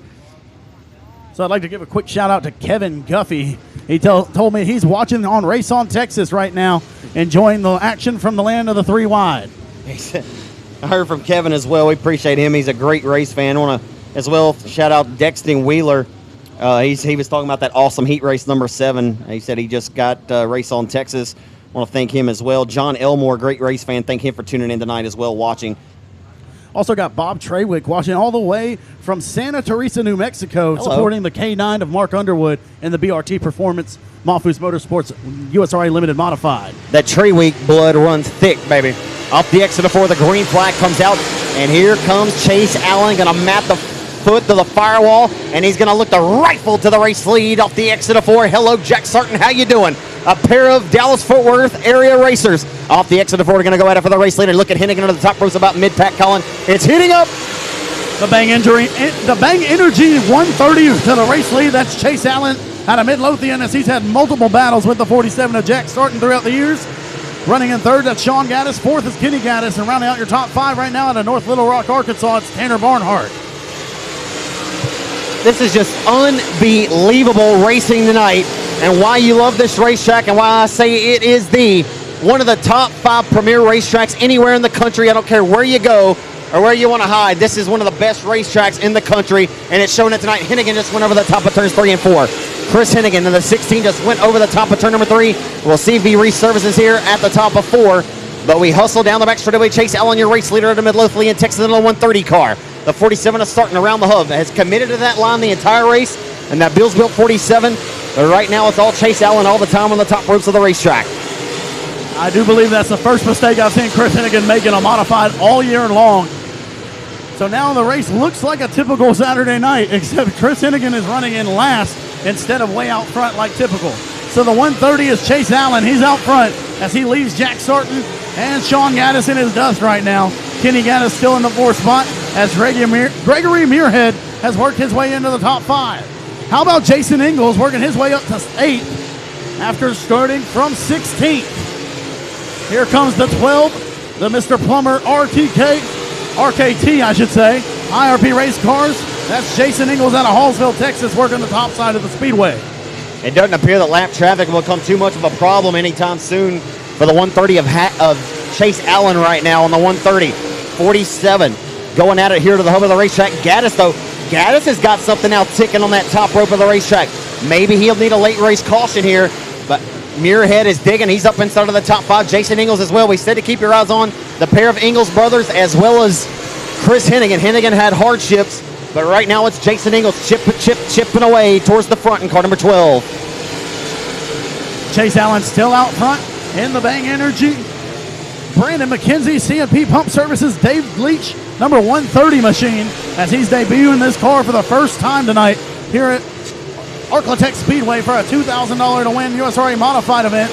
And he's trying to roll in and go 1 for 1 and leave with $2,000. Yeah, Chase has always liked to come and support Justin because Justin comes supported him in his Hoosier Tire Southwest Southern Sport Mod Nationals that he and Ingalls put on. There's 5 laps to go. As Allen got a little cattywampus there on the entry to 1 and 2, had to check the throttle just a little bit. It's a thin line up there, calling between love and hate. If you're loving yourself, you hit that cushion just right. You'll be hating yourself if you go over the top of it or hit it just wrong. But right now, 4 laps to go in the turn number 1 for Chase Allen in 130. So your top 4 have distanced themselves away, but now we have a strong battle from 5th to 8th as Jason Ingalls now gets around Donnie Powers for the 7th spot. So off of 4, 3 to go. Your race leader, Chase Allen, working underneath the Parksville Federal Credit Union flag stand that time. I tell you what, Sarton is right there, man. He's chipping away at it. Not at the yards of feet, but he's certainly chipping away at the edges, keeping him honest. Will lap traffic become any kind of factor or any bit of reality here off of 4 for your race leader with 2 laps to go? Comes Sarton. Sarton working the inside of the Speedway as Allen continues to bang the cushion in the Bang Energy 130. The white flag will be coming out this time by off the exit of corner number 4. The white flag is coming out this time by for Chase Allen. Can Sarton pull a rabbit out of the proverbial hat here in the turns 1 and 2? Down the back straightaway for the final time out of turns 3 and 4. Jack Sarton around the hub of the racetrack. Chase Allen on the top ropes of the racetrack. Here comes Sarton.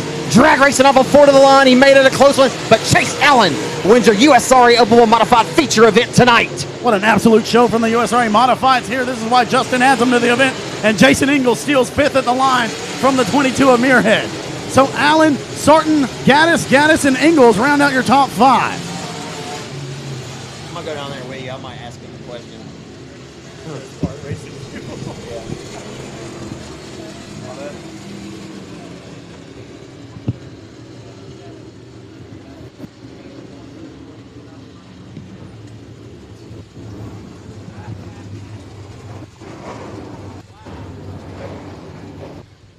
Wait,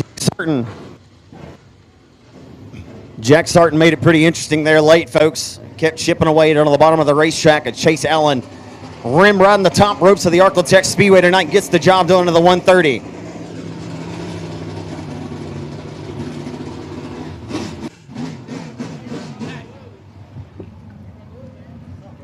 Race fans, it doesn't get much better than that. An absolute show from the USRA Modifieds. Chase Allen parks his brand new race car on the slab here at the land of the 3 wide.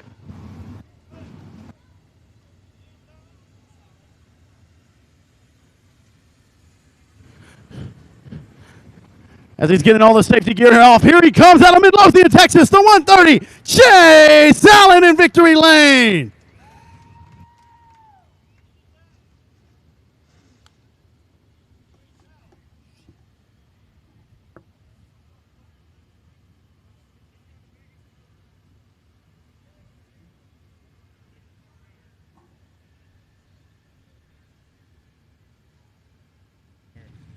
All right, race fans, he just informed me this is his first ever win here at the Land of the Three Wide.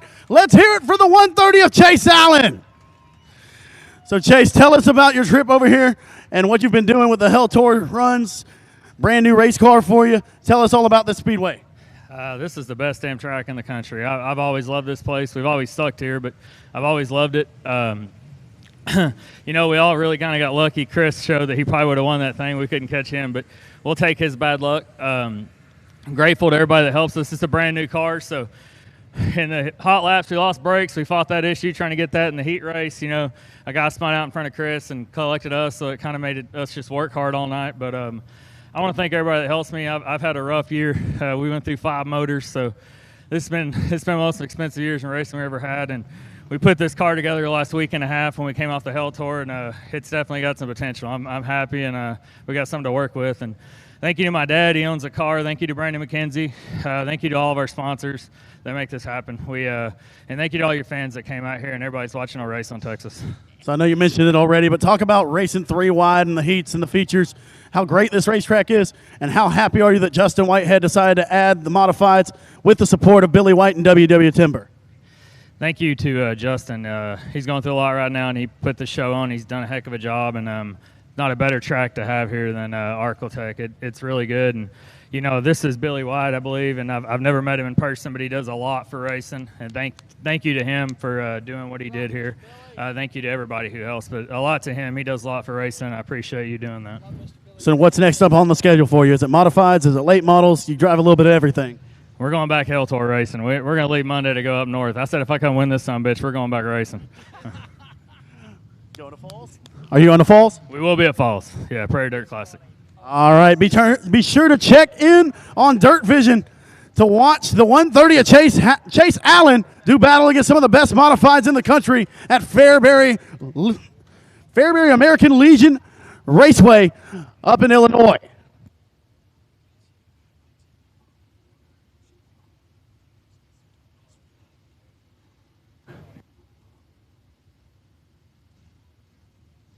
Be sure to check out and get all your event photography courtesy of Race on Texas and Chaz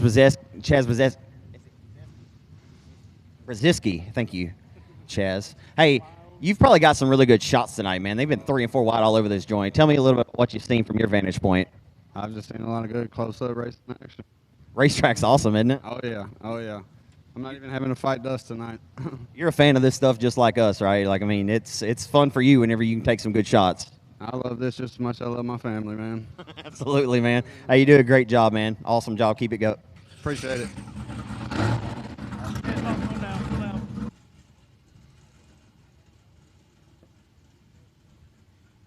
All right, race fans, so we have 23 more heat races tonight for you. If you haven't already got your racing fill, as this track is absolutely spectacular tonight. We're about to go through 7 heat races for the Repipe Pros USRA Limited Modifieds, the first round of heats for them. And then we'll go back through 9 more factory stock heats, and then I have a final 7 for the second round of the Repipe Pro Limited Modifieds. So once again, race fans, that was the only main event you'll see tonight. Tomorrow night we'll have all of the consolation races, B's, C's, D's, and whatever else is necessary for the factory stocks and limited modifieds. And then we'll have 250-lap features that are both $5,000 to win tomorrow night for the Mike Parker Memorial.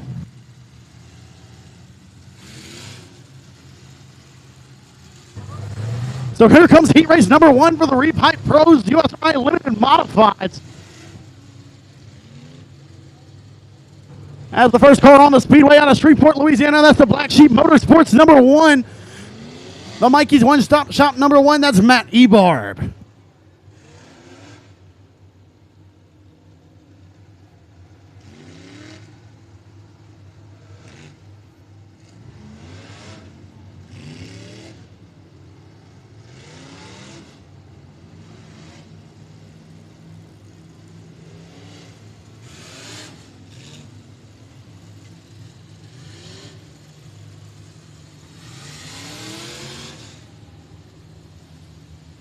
So to the outside of Ebarb, out of Texarkana, Arkansas, that's going to be Scotty Hushelpeck behind the wheel of the 2R. typically driven by Dustin Robnett. Inside of row number 2, it's going to be the Truck Superstore, number 211 out of Baytown, Texas. That's Chad Fitzgerald. To his outside out of Huntsville, Texas, that's Charles Riley III in the 3R. Inside of row number 3 out of Longwood, Louisiana, it's going to be the 00 of J.D. Ammons. To his outside out of Texarkana, Texas, it's the 24G of Randall Guffey. Inside of row number 4 out of Bradley, Arkansas, it's going to be the Morgan Saws, number 7 of Chad Morgan. To his outside out of Benton, Louisiana, the Dominator Race Cars, Easy One Racing Engines, number 25, that's Josh Bauckham. And the final car on the Speedway on his own on row number 5, it's the RKT operating IRP Race Cars, Mr. Plummer, number 12, out of Longview, Texas, that's Jason Ingalls. So just like the factory stocks, it's all about passing points here for the first round and second round of the USRA Limited Modifieds, as we're going to go green for heat race number 1 of round number 1 for the Limited Modifieds next time around. So Matt Ebarb, Scott Hushelpeck, Chad Fitzgerald, Charles Riley III, J.D. Ammons, Randall Guffey, Chad Morgan, Josh Bauckham, and Jason Ingalls. 9 cars about to go 8 laps in heat race number 1 for the Repipe Pros USRA Limited Modifieds. So here we go. Ebarb and Hushelpeck going to lead us to the first green flag of the Limited Modified competition tonight for the Borderline Septic Services Mike Parker Memorial.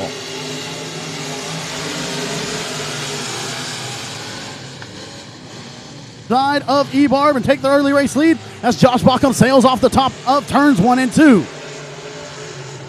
Hushelpeck extending his advantage down the back straightaway, away from the 1E of Matt Ebarb as Hushelpeck leads lap number 1.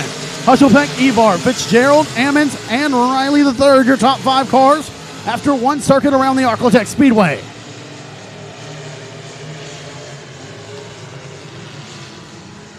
So once again, out front, typically driven by Dustin Robnett. That's his car. He decided to put Scott Hushelpeck in it this week. And he's out front. Hushelpeck driving 2 cars that he does not own. He's driving the 5-0 for Cole Ogden in the factory stocks, and the 2R here for Dustin Robnett in the Limited Modifieds. And he's out front, followed by the 1E of Ebarb. J.D. Ammons runs in the 3rd spot. Fitzgerald is 4th, and Ingalls is 5th. Here comes Jason Ingalls in the 12.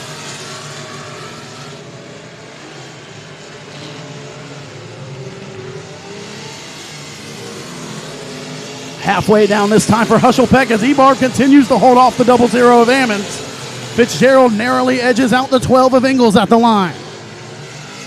Here comes Jason Ingalls. He's going to get a run out of turn number 2 down the back straightaway. He'll take the 4th spot away from Chad Fitzgerald as the 2R of Hushelpeck way out front.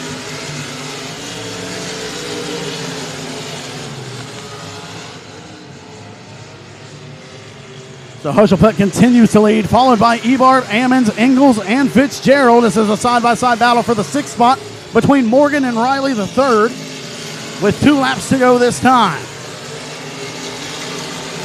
Josh Bauckham trying to recover in the 25 machine as he made a first turn error there in the 25, trying to get as many passes as he can before the conclusion of this race.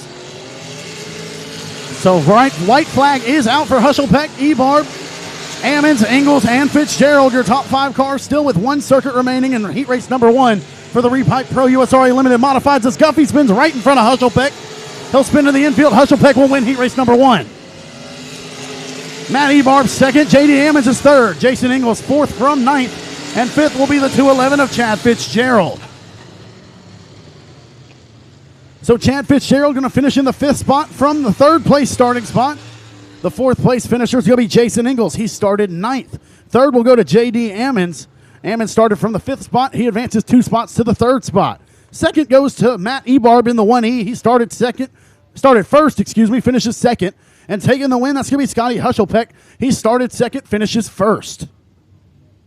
So here comes heat race number 2 for the Repipe Pro USRA Limited Modifieds. On the pole out of Texarkana, Texas, it's going to be the Hadaway Towing Hadaway Collision. Best engines number 36, that's Colby Mewborn. And his outside, driving Jacob Frick's car this weekend in the Bayou Dirt Works number 21 out of Blanchard, Louisiana, that's Tippy Bickham. Inside of row number 2 in the Genuine RV Vines Construction number 2 out of Texarkana, Texas, that's Adam Roy. To his outside, scheduled to be the Teal Giant number 18J of Jake Huckabee out of Texarkana, Texas.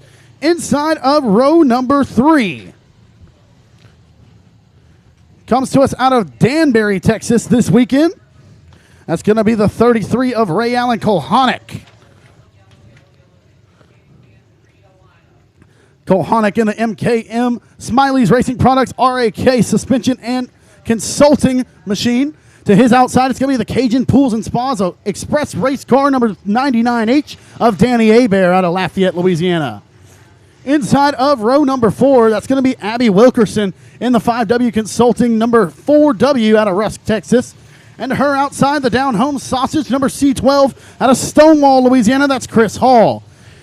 And making his return to the Arclitect Speedway, the final car of heat race number 2 out of Minden, Louisiana in the Piro Motorsports number 1, that's going to be Michael Robertson. So Mewborn, Bickham, Roy, Huckabee, Kohanic, Hebert, Wilkerson, Hall, and Robinson, your 9 scheduled cars as we got 1 missing. Not seeing the 21 of Bickham out there. So that will put Huckabee to the front row as Huckabee goes side by side with Mewborn, and we're underway. Colby Mewborn on the inside. Jake Huckabee through the middle. Danny Hebert goes to the top side of the speedway in the first turn of the turn of heat race number 2. That's Huckabee going to cross under the 36 of Mewborn. As Kohanic gets loose and collects Hall, will stay green. At the line, it's going to be Mewborn, Huckabee, Roy, Hebert, and Wilkerson after lap number 1. Here comes Adam Roy looking to the inside of Jake Huckabee down the back straightaway, trying to take away the second spot as he's pressured by Danny Hebert in the 99H as the 4W of Abigail Wilkerson goes up in smoke in turns 3 and 4. The caution flag will wave.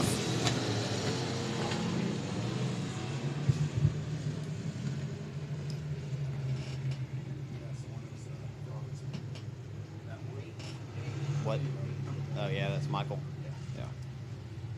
It's hot in here. Very hot.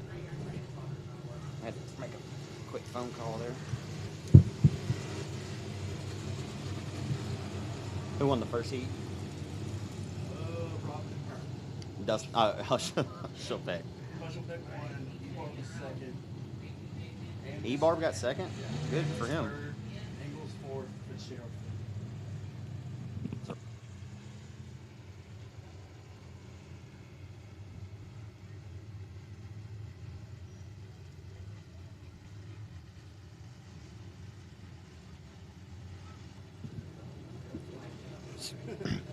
So it's hot potato. So last year's Boot Hill Speedway Limited Modified Points champion just had an outstanding, a breakout season for him. Car number 36, the son of Brian. It's Colby Mewborn and his brother last night, younger brother Connor, third overall in time trials. The Mewborn brothers trying to make their presence felt here this weekend with the big money on the line. So as we get ready to go, re-racked and restacked, we can call it Delaware, we can call it Texas-style restart here. Driver out front. Driver in row 2 gets the lane choice. We're back underway with the green flag out from flagman Keith Parker. Great restart for Adam Roy in the Vines Construction Panel Truss number 2 as he gets around Huckabee for the second spot. And here comes Michael Robertson in the 1 machine. It won't take him long to figure it out, man. One of the more versatile drivers we've seen.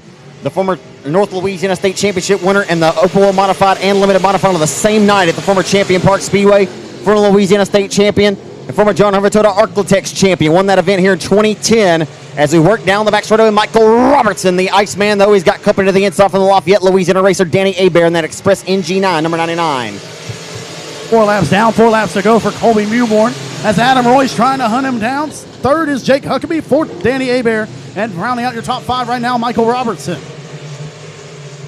So down the back or into 3 and off of 4 this time. It's Colby Mewborn out front with the race lead of the Hadaway Towing Collision Harold's Transmissions entry. And looking back once more to this battle, it's Robertson of the Piro Consulting Piro Bucking Bulls number 1. As Ray Allen Kohanic has surprisingly not picked up many spots here, as actually has faded from 5th near the tail here in that number 33. Kind of a shock, unorthodox effort for him. He's still got 2 laps to turn it around, though, as Mewborn still out front, followed by Roy, Huckabee, Abear, and Hall now has your 5th and final spot of the top 5, I should say.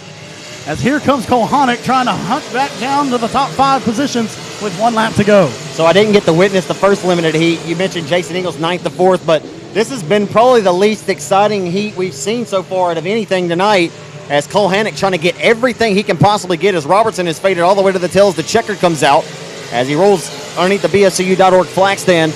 Colby Mewborn dominating heat race number 2 tonight for the limited mods, as Adam Roy, who started off the season white hot, winning the first 3 events, or the 2nd through 5th events here held at the Speedway, the Panel Trust GMRV Arclitect Speedway.com.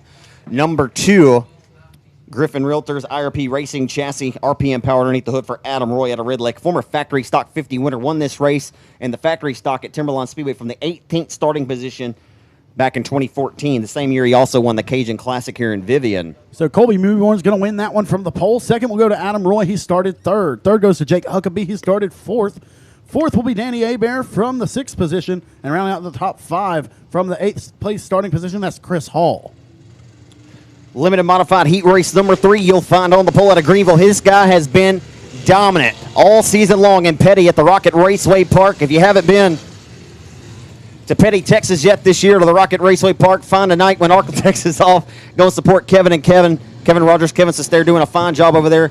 The Carlson & Son Ready Mix Limited Modified winner there this year, I think 7 times, the 20D of Rowdy Day.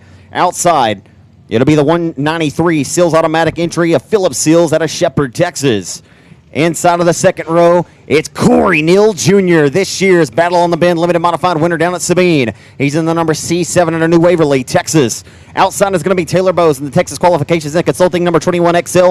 Ricky Ingles out of Longview in car number 81. Levi Wilkerson out of Rusk. He's in the 3W. Jesse Mazzell in the Riggs Motorsports 96R. He's out of Frankston. Justin Vaughn out of Kaufman in 2 JT. And Chris Green in the 1CG as we're at it down the back straightaway into turn number 3, Colin. This is going to be a good one, Zach, as Rowdy Day out front in the County Armory 20D, as Bose and Mazzell both get sent around over in turns 3 and 4. Bose got turned by the 3 car. So Taylor Bose getting the business there from the 3 machine, and and flagman Keith Parker's taking up, and I think that driver already knew it. He said, you know what? Sometimes you got a guilty conscience. I'm not sure we even had to tell him. I think he just made a costly mistake. Obviously, don't think there was any intent there, but unfortunately, sometimes it doesn't have to have intent. Sometimes it just happens, unfortunately. Hard racing, close quarter racing, Colin, and the number 3 of Wilkerson will have to head pit side for that one. Yep, that's a confession of guilt right there from Levi Wilkerson in the 3 machine. I believe that kid's only about 15 years old. It's his first year racing in the Limited Modifieds, along with his sister Abigail, who unfortunately broke in the first heat. As we're about to go back to green, one more note about this lineup. The 2JT, that is the current national points leader for the USRA Limited Modifieds, Justin Vaughn. Is it? I believe Rowdy Day still in 2nd, also in the 20D. So we'll go at it right here off of 4, back to full throat, off of 4, down the front straightaway, feet matted to the firewalls, into 1. It's going to be Day. This is going to be fun. Watching Neil and Day go at it here at Arclitex. Don't forget Ricky Ingles. Oh, we won't. Here comes Ingles How to the could you inside of forget? Philip Seals down the back straightaway. They're side by side for 3rd, with Jesse Mazzell rounding out your top 5 right now. Every single one of these heats is going to have a few heavyweights sprinkled throughout it, and that's what you got to love. And the 1. Here comes Ingles. Just as Colin said, you better keep your eyes on him. It'd be silly to look away because he'll make you look. And off of 2, down on the back straightaway, he'll take over 3rd and set his sights on the back of the number C7 of the IRP Racing Chassis out of New Waverly, or Bridge City, Texas, Corey Neal Jr. So right now it's all the County Armory. Pops number 20D of Rowdy Day out of Greenville, Texas in control, as the youngster in the C7 trying to find a different line and make up some ground on the 20D of Rowdy. Interestingly enough, the mods were all over this thing from top to bottom and all parts in between. The factory stocks as well. Limiteds on a little bit different tire. I think the modifieds are on the American Racer KK704. These guys on the H500, but nonetheless, it's just interesting to see. Racetrack's still good. They're just racing a little bit differently right now. I think some of these guys are just trying to find the quick lane. We'll see what happens. We still got quite a few heats to go. But right now, it's all Rowdy Day all the time, calling into 1. But Corey Neal trying to chip away at it off the exit of 2 into 3. Exactly. The best battle on the Speedway right now is between Jesse Mazzell and Justin Vaughn, as Mazzell gets a little bit of insurance as I talk about that battle. 2 laps to go for the 20D of Day. followed by the C7 of Corey Neal. The 81 is Ricky Ingles. The 197, that's Philip Seals. And Jesse Mazzell rounds out your top 5 with Justin Vaughn running in 6th, Chris Green in the 7th spot. Rowdy Day going to see the white flag this time as he continues to extend his advantage over the C7 of Corey Neal Jr. So the white flag is out. The final trip off of 2 and down the back straight for the Greenville Texan. The Day family, whether it's Jeff, Rowdy, Jimmy, Bo, there you go, Bo knows. They're absolute assassins behind the wheel, every single one of them. And tonight, it'll be all Rowdy Day all the time, taking your 3rd limited modified heat race victory here in round number 1 at the Mike Parker Memorial here on night number 1. Rowdy Day, your winner, in the number 20D. Second at a Bridge City, Texas, in the IRP Racing Chassis Effect Series car at a Bridge City. Again, it's Corey Neal Jr. Finishing in the 3rd spot. He has been the dominant force at Boot Hill Speedway this season in the Twin City Towing Best Motorsports. John Harvey Toyota, number 81 IRP Race Cards, Uncle Ricky Ingles out of Longview, Texas. Here we come with heat race number 4, race fans. So heat race number 4 for the Repipe Pro Limited Modifieds, coming into the night with 12 wins to his credit out of Walker, Louisiana. It's the 21. That's Jacob Avance. To his outside, that's going to be Cody Blanton in the Lone Oak, out of Lone Oak, Texas in the 218. Got Jason Downey in the 164. To his outside is going to be Bailey Turner in 24B. Brandon Brown in the 32. Jacob Mauser in 12P. Shane Hebert in M22. Gene Border in the 3. And Ryan Harris in the 199. Stacked field here for heat race number 4 for the Repipe Pro Limited Modifieds. 21 of Avance going to get the early race advantage as Blanton sails way high on turn number 1. As here comes Brandon Brown battling side by side with Downey on the exit of turn number 2. Brandon Brown quickly working his way from the 5th place starting spot, nearly 3 wide at the line. Avance lead, here comes Brown, and here comes Downey. They're going to be 3 wide for the race lead on lap number 2. This is the kind of limited modified action we were hoping for here at the land of the 3 wide, but we know the racetrack is top notch right now. Into turn number 3, it's going to be Brandon Brown, the 2018 winner of this event. In the factory stocks, won $4,000 on that hot July night for his efforts. Into turns 1 and 2, it's Brown hugging the hub and hugging it well. Couldn't go any lower to the Mudcat in the Red River right now off the exit of 2. Into 3, down the back straightaway. It's heating up for 3rd, 4th, and 5th. It's a good one in a log jam back here. Oh boy, and that's close. So Brandon Brown to the race lead from the 5th place starting spot. Downey running in the 2nd spot after starting 3rd. As Shane Hebert has worked his way from the 7th place starting spot, he runs 3rd as he's looking to the inside of Downey down the back straightaway.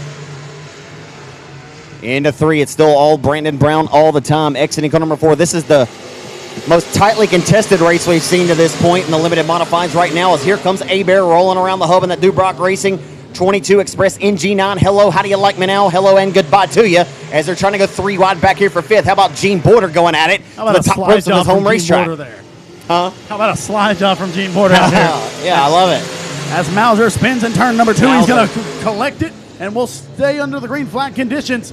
Ball going to put him a lap down, followed by Hebert, Downey, Harris, and Border, your top 5. As the leaders will approach your lap car to the 12 of Jacob Mauser in that 7-Tap Brewery number 12 car. As exiting the back straightaway there. Who was that? A car exited, I didn't see. But now Mauser has more problems on the front straightaway. He's got the rear end shifting out from underneath the 12 car, either that or a flat, but he is looking all kind of skatey there on the rear, and the white flag comes out though. So final trip in the turns 1 and 2 for the driver to the IRP race car. W&W Timmer, RaceOnTexas.com, number 32 from Hooks, Texas. Former 67 Speedway track champion, former factory stock 50 winner, Brandon Brown, your winner in car number 32 in heat race number 4. Shane Hebert is 2nd, Ryan Harris 3rd, Jason Downey 4th, and Gene Border 5th. So, Zach, you were asking for some passing. There it is. 5th to 1st, Brandon Brown in the 32 machine. 2nd goes to the 22M. That's Shane Hebert. He started 7th, finished at 2nd. 3rd will go to the 164. The 199 of Ryan Harris goes 9th to 3rd. 4th will be the 164 of Jason Downey. Starts 3rd, finishes 4th. And finishing in the final spot of the top 5 from 8th, that's Gene Border. Yeah, Gene, you mentioned it during that green flag run. Gene throwing slide jobs out here tonight. You got to love it. As all the drivers in that top 4 came from the inside row in heat race number 4. with Brandon Brown again with the victory from 5th starting spot. Zach, have you taken a look at this lineup for this next heat race? No, but let's take a look. Oh, my. The front row is an absolute doozy. How about this front row? I'll give one of them. You give the next one. I'll give the outside front row. How about the former Houston Astros 29th overall pick in the 2003 MLB draft? I always say that because he can throw a hell of a slider on a pitcher's mound, throws a better one on a dirt track, folks. It's been a little while since he's done it, but nonetheless just got back from vacation just in prime time to throw some sliders for you tonight, folks. It's the Marshall Missile, Derek Grigsby, and car number 69. On the inside of row number 1, he's got supporters from New Mexico, Louisiana, watching all over the place. That's the Mahfouz Motorsports number K9, Louisiana Fast BRT Performance, the K9 out of Ruston, Louisiana. It's Mark Underwood Jr., second quick in time trials last night. So he's more than likely, he's got a spot guaranteed to the show in that Grant Shelton Worldwide Tire Mahfouz Motorsports number K9 Western Flyer. Dustin Taylor in car number 88 out of Texarkana. Then you got Stephen Hogan out of Jefferson. Winnigan, Chris Hennigan from Marshall, trying to make up for what he lost in the USRA Modified tonight. Solely focused on the factory and the limited now. He'll be tough. Last night's quick timer. Outside's Cliff Tupper, former winner of this event. As Cody Lofton, John Mitchell, and BJ Moore concludes this lineup. As we're going green, Grigsby going to get a great start on the outside. Here comes the K9 back to his inside of Underwood. Mark Underwood Jr. told me last night, Colin, he has never won here at this racetrack. Grigsby trying to get back into victory lane here at the land of the 3 wide. Off the exit of 4, this 6-time Louisiana State Dirt Track Championship winner, Derek Grigsby, and the True Love Law Firm, One Call Staffing, 5-Star Builders, Marshall Lubin Auto number 69 as the caution comes out. Caution flag going to wave for the 72 of Laughlin, as we just had a 3-car battle for the 6th spot between Tupper, Mitchell, and Moore. Those cars went 3 wide for 6th through 8th. As this racetrack's still in prime condition, we just had to get the right scenario out there, as this field is absolutely stacked for heat race number 4 for the heat race number 5 for the Repipe Pro USRA Limited Modifieds. So we'll get them re-racked and stacked again. Last night's second overall time out of the 50-so limited modifieds that took time last night. Both of them in this heat race. Chris Hennigan, your quick timer, with a 17.296. Can't remember off the top of my noggin here on what Underwood's was, but for what it's worth, he was good enough to have himself a provisional for tomorrow night. But he wants to race his way into this show. And he is just in about his 7th or 8th start here for Joe Mahfouz and that Mahfouz Motorsports team. He's we talked about it last night. I interviewed him post-race. He hasn't really been in his home 99 Junior IRP race car. He said he's got Kel Westover with Western Flyer helping him out, and Mr. Joe. They got a really good racing program, and Mr. Joe's had some really good drivers over the years behind the wheel. But I tell you what, Mr. Joe, you got a good one in Mark Underwood Jr. This young man can wheel if it's got 4 tires and a steering wheel, and he's looking to hold off some tough customers in this one as we'll go back to the green flag, this time off of turn number 4. So Underwood leads us back to the green. Dustin Taylor going to get good restart on the outside of Derek Grigsby as they go side by side. Here comes Chris Hennigan to the top side of the speedway. He'll work around Hogan. Here comes John Mitchell. They're 3 wide for the 4th spot. How about them heavyweights, folks? How about the times that we've seen Hennigan and Mitchell go at it in open wheel modifieds? As we hustle down the front straightaway, John Mitchell started his race career in the late 90s and open wheel modifieds, began late models in 2001. You'll find him tonight in the limited modified after he won here last Saturday night, trying to go back-to-back for some big money. That's the only reason why John Mitchell built the limited, is to show up and win some money, baby. And right now he's hunting the money into turn number 1. Got 3 drivers standing in his way right now in heat race number 5. It's the K9 still out front. That's Mark Underwood Jr. Derek Grigsby riding in the 2nd spot, and a strong run from Dustin Taylor thus far in the 88, riding in the 3rd spot. So far, the quickest mover in this race from 8th to 4th is the Catman, John Mitchell, in this one. As Hennigan started 5th, he sits 5th. So 8th to 4th for Mitchell. Right now has the most passing points accumulated in this particular event, as BJ Moore started shotgun. He's trying to work into the back tail tank of the 22 of Hennigan as he sits 6th in the 00 Cutler Coating and Fabrication IRP race car. All Mark Underwood Jr. all the time for the Ruston, Louisiana racer. As down the back straightaway, the 69 of the Marshall Missile trying to fire another one down into there. Just cannot reel him in as the K9 barking like a big dog tonight. That's to go for the K9 as most of the cars on the inside of the speedway. The only one trying the outside is Stephen Hogan in the straight up nutrition number 18. Here comes Hennigan. He's going to try to start working the outside towards the middle, try to get some momentum built up, see if he can come after the Catman for 4th. He said, what do I have to lose? Really threw it up top, and hopefully he can just find a little bit of traction And just one more spot. Every position, Colin, is so very valuable, and he better be careful because he might open up the door for the 0-0 of BJ Moore to pick him off here as they come this time to the line to the checkered flag. He might just get the run necessary to take John Mitchell as the checkered flag waves for Underwood Jr., Derek Grigsby, Taylor, Mitchell, and Hennigan round out your top 5. BJ Moore is 6th, Cliff Tupper 7th, and 8th will go to the 18 of Stephen Hogan. So 8th to 4th for the Catman, John Mitchell, the multi-time Comp Cam Super Series late model champion, and your winner here last Saturday night in the limited modified feature event. 8th to 4th for the driver of the WW Timber Healthcare Express, Team 5 Enterprise, number 5. Finishing in 3rd, a great effort there for the Hooks Texan, Dustin Dump Taylor in the number 24 D car. And from the outside pole, the Marshall Missile, Derek Grigsby out of Marshall in car number 69.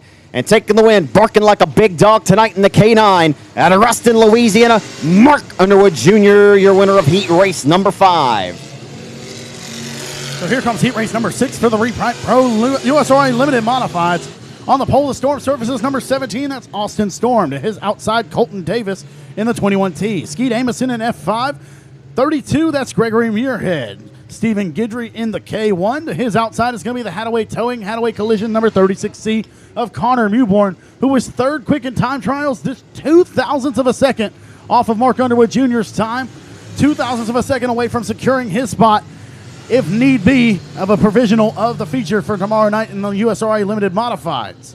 Inside of row number 4, that's going to be Rapid Roy and the Texarkana Emergency Services number 35, Aaron Roy. And to his outside in the number 23, that's going to be Cody Tupper out of Blanchard, Louisiana. Final car on the Speedway, the Wicked Race Cars, number 47cc, that's Connor Williams out of Sibley, Louisiana. And we are green with Storm and Davis leading us to the green flag.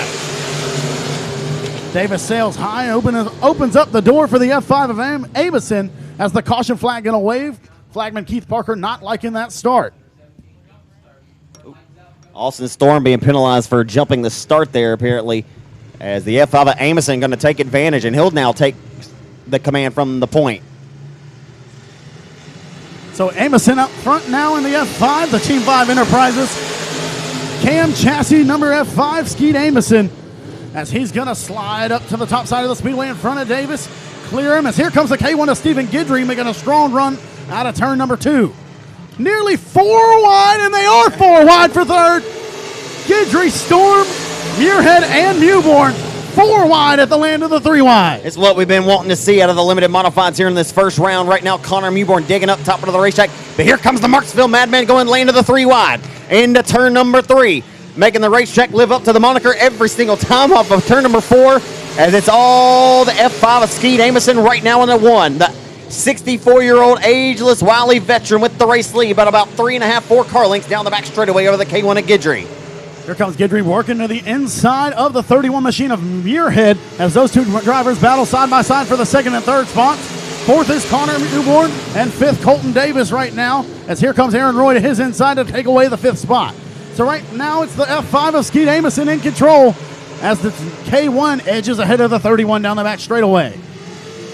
Good racing here in this 6th heat race for the limited modifieds here at Arklatex. Stephen Guidry's worked the wheel, and he's worked their wheel from 5th to 2nd now. Down the back straightaway they go off into turns number 3 and 4. It's the 36C, 3rd last night in time trials. Connor Mewborn, feature winner here just 3 weeks ago. Riding in the 4th spot with the 35, 8-time 67 Speedway track champion, Rapid Roy, Aaron Roy, and the Texarkana Emergency Center Family Medical Associates, number 35. So he's going to have 2 laps to go this time by the CF5 of Skeet Amison as he's still distancing himself away from the K1 of Guidry, who now takes the 2nd spot, away from the 31 of Muirhead. 4th is Mewborn, 5th is Roy, as a battle between Tupper and Davis for the 6th spot emerges. Yeah, I'm not so sure after seeing Storm's effort after being penalized that row how much of a difference, but you wonder if he would have got out front and got clean air, didn't have to do that battle. But nonetheless, that penalization on his behalf helps Skeet Amison, and Amison's able to get out in clean air and really set sail. And I know he says, thank you very much, Austin Storm. Hate your misfortune, but I love sitting where I'm sitting off of 4 as he's going to see a face full of checkered flags. Skeet Amison, your winner. Problems for Davis as here comes Cody Tupper going to try to take away the 5th spot at the line. Not going to have enough. Aaron Roy will be 5th. So Skeet Amison wins it. Stephen Guidry 2nd. 3rd will go to Gregory Muirhead. 4th, Connor Mewborn. And 5th will be the 35 of Aaron Roy. So Amoson's going to win it from third. Guidry goes fifth to second. Third will be Muirhead. He started fourth. Fourth goes to the 36C of Beauborn from the sixth spot. And rounding out your top five, Aaron Roy goes seventh to fifth. All right. Your seventh and final limited modified heat race of the first round here on night one of the Mike Perker Memorial. You'll find on the pole out of Bullard, Texas, won the IMCA Sport Mod feature event last Friday night in Boyd, Texas at Boyd Raceway and the Four Seasons Tanning. Number 4 junior, it's Boone Evans, the second generation hot shoe. Outside of the 14 junior, a pair of juniors on the front row. You got 14 junior of Michael King Jr. The PPG paints, get rid of it. Shocking Shocks IRP Racing Chassis, number 14 junior, former Chatham Speedway track champion. Inside of number 2 to be Cody McDaniel. He's out of Kentwood, Louisiana, the hometown of Britney Spears. And car number 16C. And the number 20, it'll be Brent Tidwell, the former Boot Hill Speedway limited modified track champion. Bubba Sampson out of Shreveport. Dustin Durham out of Texarkana, Arkansas, 99X. Blake Mackey out of Frankston, Texas. Greg Miller out of Nederland, Texas. And Dylan Beasley out of Frankston in car number 66. Hustling, oh boy, and the 20 got straightened out there. He was about to lose the handle. Not sure if somebody got into him, but lost the handle. He corralled it. Had some help, and we may stay green. We'll see what happens here. So the 18 of Mackey going to come to a rest on the in the infield of turns 1 and 2. He is far enough out of harm's way, Cullen. We'll go at it. Blake told me earlier today in the pits this is only his third time in this race car. So he decided to come battle with the big guys and give it all it's got. Unfortunately, his first attempt at a heat race is going to end up in the infield. If you've ever have a conversation with Boone or Travis Evans, you'll know that Travis Evans calls everybody Big Dog. Like Greg Holmes calls everybody Fred. Well, Big Dog Jr. Big Dog Jr. out front with the lead right now in the form of Boone Evans and the 4 Jr. as he is hustling right now. Said he's going to have to really get kind of used to this style of car as that IMCA Northern mod he's been racing up at Salina, Kansas and in Hayes, Kansas. As again, he's home for summer. It's just a little bit different technique to how you drive these cars. But right now, he is just back to doing what he does and doing it well. It's Boone Evans, your race leader. The driver currently sitting in second. He was ninth last night in time trials. He won his heat here last weekend and ran fifth in the A main. Said he had something missing last night, and they replaced all the spark plugs in that engine. And it looks like it's got the 14 junior just as fast as he was last night, if not faster, as Michael King trying to track down the 4 junior of Boone Evans. Yeah, this would be a major shot in the arm for Michael King Jr. He had a good time last night as well. I believe he was top 10, if I'm not mistaken, or top 15. But Michael King Jr., the driver who won 14 times in the 4-cylinder ranks back in 2018 as a rookie, came on, burst onto the scene, and when you know talent or you see talent, you see it. And that young man moved up to the limited modified ranks and won the Chatham Speedway Track Championship as we had a close call there on the front straightaway with Durham. I can't tell that. Cody McDaniel, who started this one inside of 2 in the 3rd spot as the white flag comes out into 1 and 2 for the Four Seasons standing 4 junior of Boone Evans. So Tidwell coming on strong here in the late goings of this one.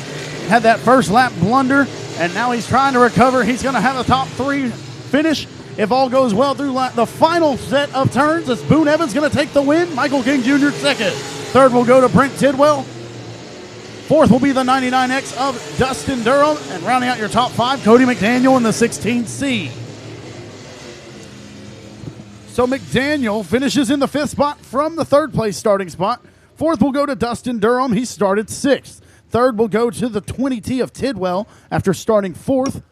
Second goes to Michael King Jr. from the 2nd spot. And Boone Evans going to take the win in the final heat race of round number 1 from the pole.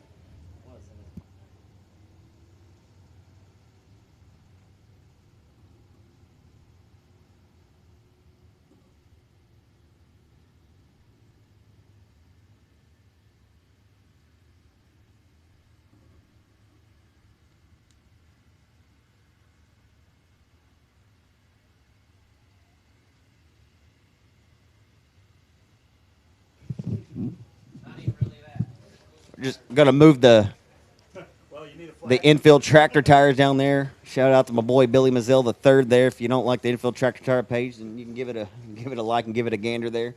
He's got the old shuttle bus out there. It looks like he's converted it into a motorhome. Oh yeah, he's one of the coolest cats in town. That there is no doubt. I mean, as soon as he showed up in Vivian, everybody else was running for second place. That's for sure. As far as the cool guy award, but just a good. I mean, the Mazzell family out of Frankston. They're just really diehard racers and race fans, and I've always respected Mr. Billy Mazzell. Multi-time Boot Hill track champ. When he came back to the scene, he did some ARCA racing and had a NASCAR start as well. Finished second at Las Vegas Motor Speedway back in 1992 in an ARCA race, and which is, pretty impressive feat for a guy who was very underfunded and obviously had tons of talent, but just couldn't quite climb the ladder, which a lot of guys from our area who have been really impressive, like, Gary Wright had an opportunity and did some stuff, but just, if you don't have funding, no matter if you're going even back to the late 80s or early 90s and even early 2000s, nowadays this is just a total different ball game. You have to be fully funded, but, Billy Mazzell and the Mazzell family, they're certainly some good folks, so.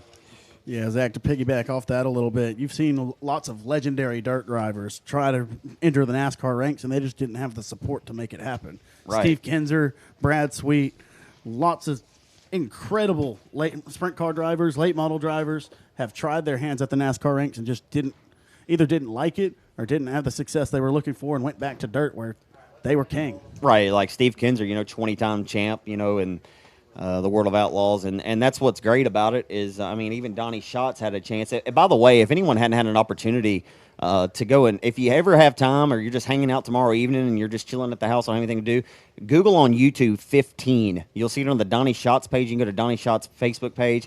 Whether you're a fan of Donnie Schatz or not, you should go and watch his documentary. It's called 15. It was just released this past week. It's pretty remarkable. I think Dirtco Media, the Dirt Collective Media Group, put that together. It is an outstanding documentary on the 10-time World of Outlaw sprint car champion Donnie Schatz.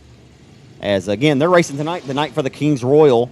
They raced for $100,000 to win last night, and, again, Brent Marks got the win. Always try to mention what's going on the national scene. We'll get you this lineup here for the factory stocks. What I mentioned earlier, Hudson O'Neal got his second Lucas Oil Late Model Dirt Series win in the last week after going winless on the tour for the first several months of the season, but it's finally starting to get that Lazy Days RV Rocket XR1 really rocking and rolling towards the right direction. But we'll give you an update on what's going on with those guys tonight, as well as the UMP Summer Nationals Hill Tour is back at it tonight, as well as Bobby Pierce has won 4 races in a row on that deal.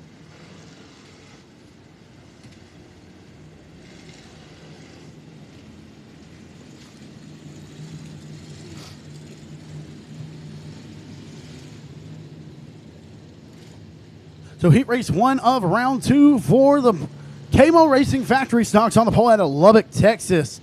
In the Scoggin Dickey Performance A-Rock Material, Brandon's Auto Repair and Diesel Services number 2X. That's going to be Brandon Williams. To his outside, that's Dalton Dubois in the 55. Toby Earhart in 44, Jeff Hauser in 81, Jason Ingalls in the 10X, Jeremy Crumpler in the C8, Jeff Hammett in the 13, Dustin Hennigan in 22, Gary Hendrickson in the 00, Michael Hale in the 93, and Daniel Jones in the 21. So Daniel Jones won his first round heat. He's going to have to start at the tail of this one, and we'll see what the brother of the Provençal promoter can do as Dalton Dubois gets a little bit too high. As Hendrickson and Crumpler collide, and those two cars facing the wrong direction over in turns 3 and 4. Hendrickson drove her off in there and not sure he ever lifted, and 8 tires better than 4 on his behalf on that one, and got into Crumpler there just as he did that. On the entry to turn number 3, slipping over the top was the 55 of Diggin' Dubois. Was the opposite of digging on that one. He was slipping and sliding over the top of turns 3 and 4. As Dubois re-enters the Speedway on the back straightaway. Good to see the 55 still intact, and he's going to rejoin the field. As we're going to have an original restart for the heat race number 1 of round 2 for the KMO Racing Factory stocks.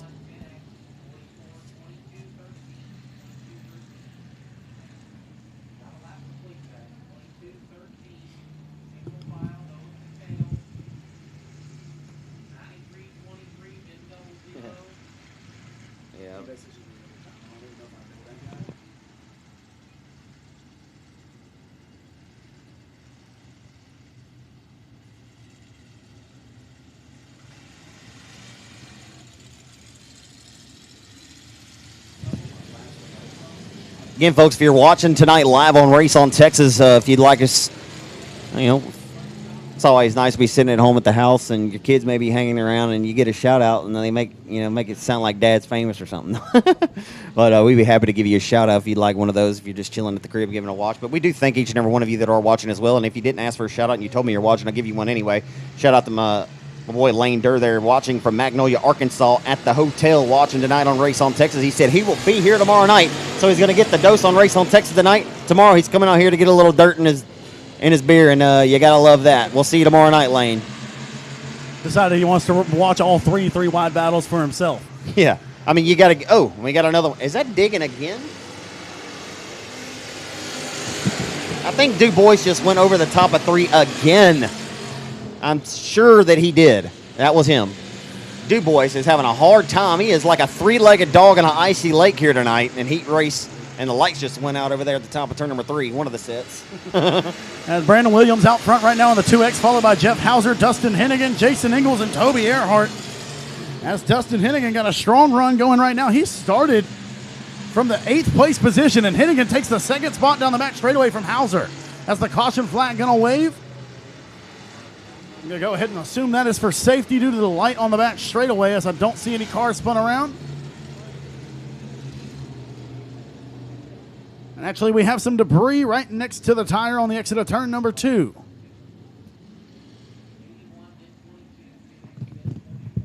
By the way, race fans, if you're enjoying this quick, fast-paced program tonight, where if we're under caution, boy, it ain't for very long, and we're getting right back to quick pace, I want you to give a shout-out to Brad Hockaday, Professional Motorsport Solutions. Marla Green does a fantastic job here each and every Saturday night, but there's a reason why Justin Whitehead or Tim Higgins and Brian Frazier and any of the guys around any of these tracks in the Arklatex give this guy a call, and he comes down from North Carolina to do these races, and that's because he runs the very best show in the country, and he's certainly got a great reputation for doing that. And the name of it, Professional Motorsport Solution, is certainly a professional approach. And we thank him for being here at the Arklatex Speedway here and putting on this race for Justin Whitehead this weekend. He's become like family when he comes down here.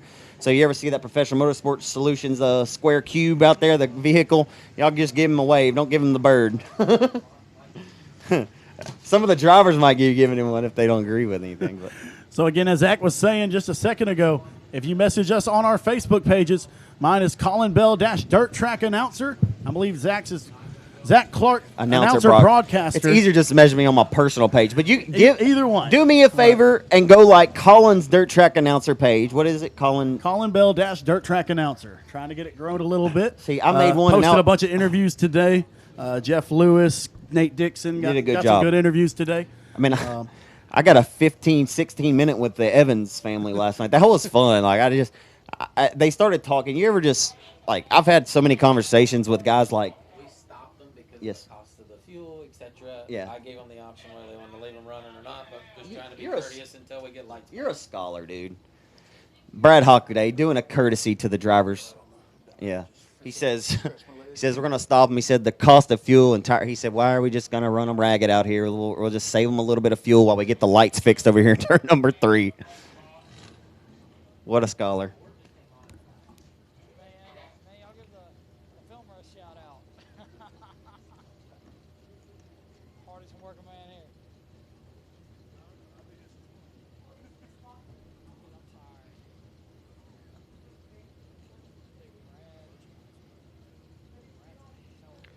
Hey, Colin.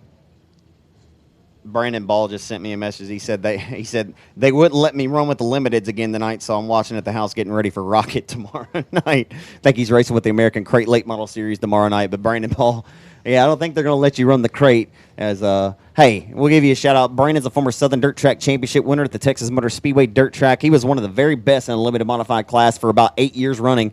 Won his first ever race at the Spooky 50, a $5,000 victory at the Chatham Raceway all the way back in 2009. And he has a laundry list of accomplishments. And we miss him in the class, but we're happy to see him having so much success. Keep it on all fours, Brandon, in that Black Diamond Crate Late Model. Yeah, you got the American Crate Late Model Series over at Boyd Speedway tonight. Clayton Stuckey over there ran 4th in his heat race. I saw him rolling out from North Shreveport this morning, or this afternoon, I should say, as I was headed up here. That Black Diamond race car for the Stuckey boys. Jarrett, I believe, is over in Mississippi racing with the Mississippi Straight Challenge Series as Clayton went over to race with the American Crate Late Model Series, which will be here at the Land of the Three Wide on August 6th.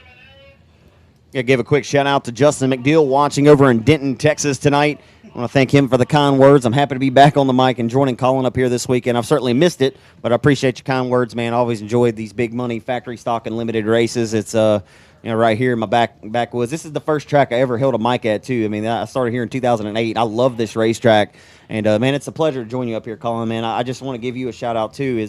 I look back to whenever me and Bill Kitchen used to be doing this every week, and you're light years ahead, I feel like, of where I was when I first started, man. I just want to give you props, man. You're doing a phenomenal job up here, and it's certainly fun to mix it up with you. I hope you're having as much fun with this as I am. Oh, yeah, it's absolutely fun. We can't forget the third member of the crew. We got Austin Wilkins behind the camera this weekend, catching every shot of the 3 and 4 wide action all over this speed plant. He's a diehard. But, yeah, Justin McNeil, driver to the 189, he had a salon. We have one here tonight, but, thank you, Justin. I wish you were still racing. I mean, I guess. I saw something that said he was going to be here, so I'm a little disappointed to not see the 189.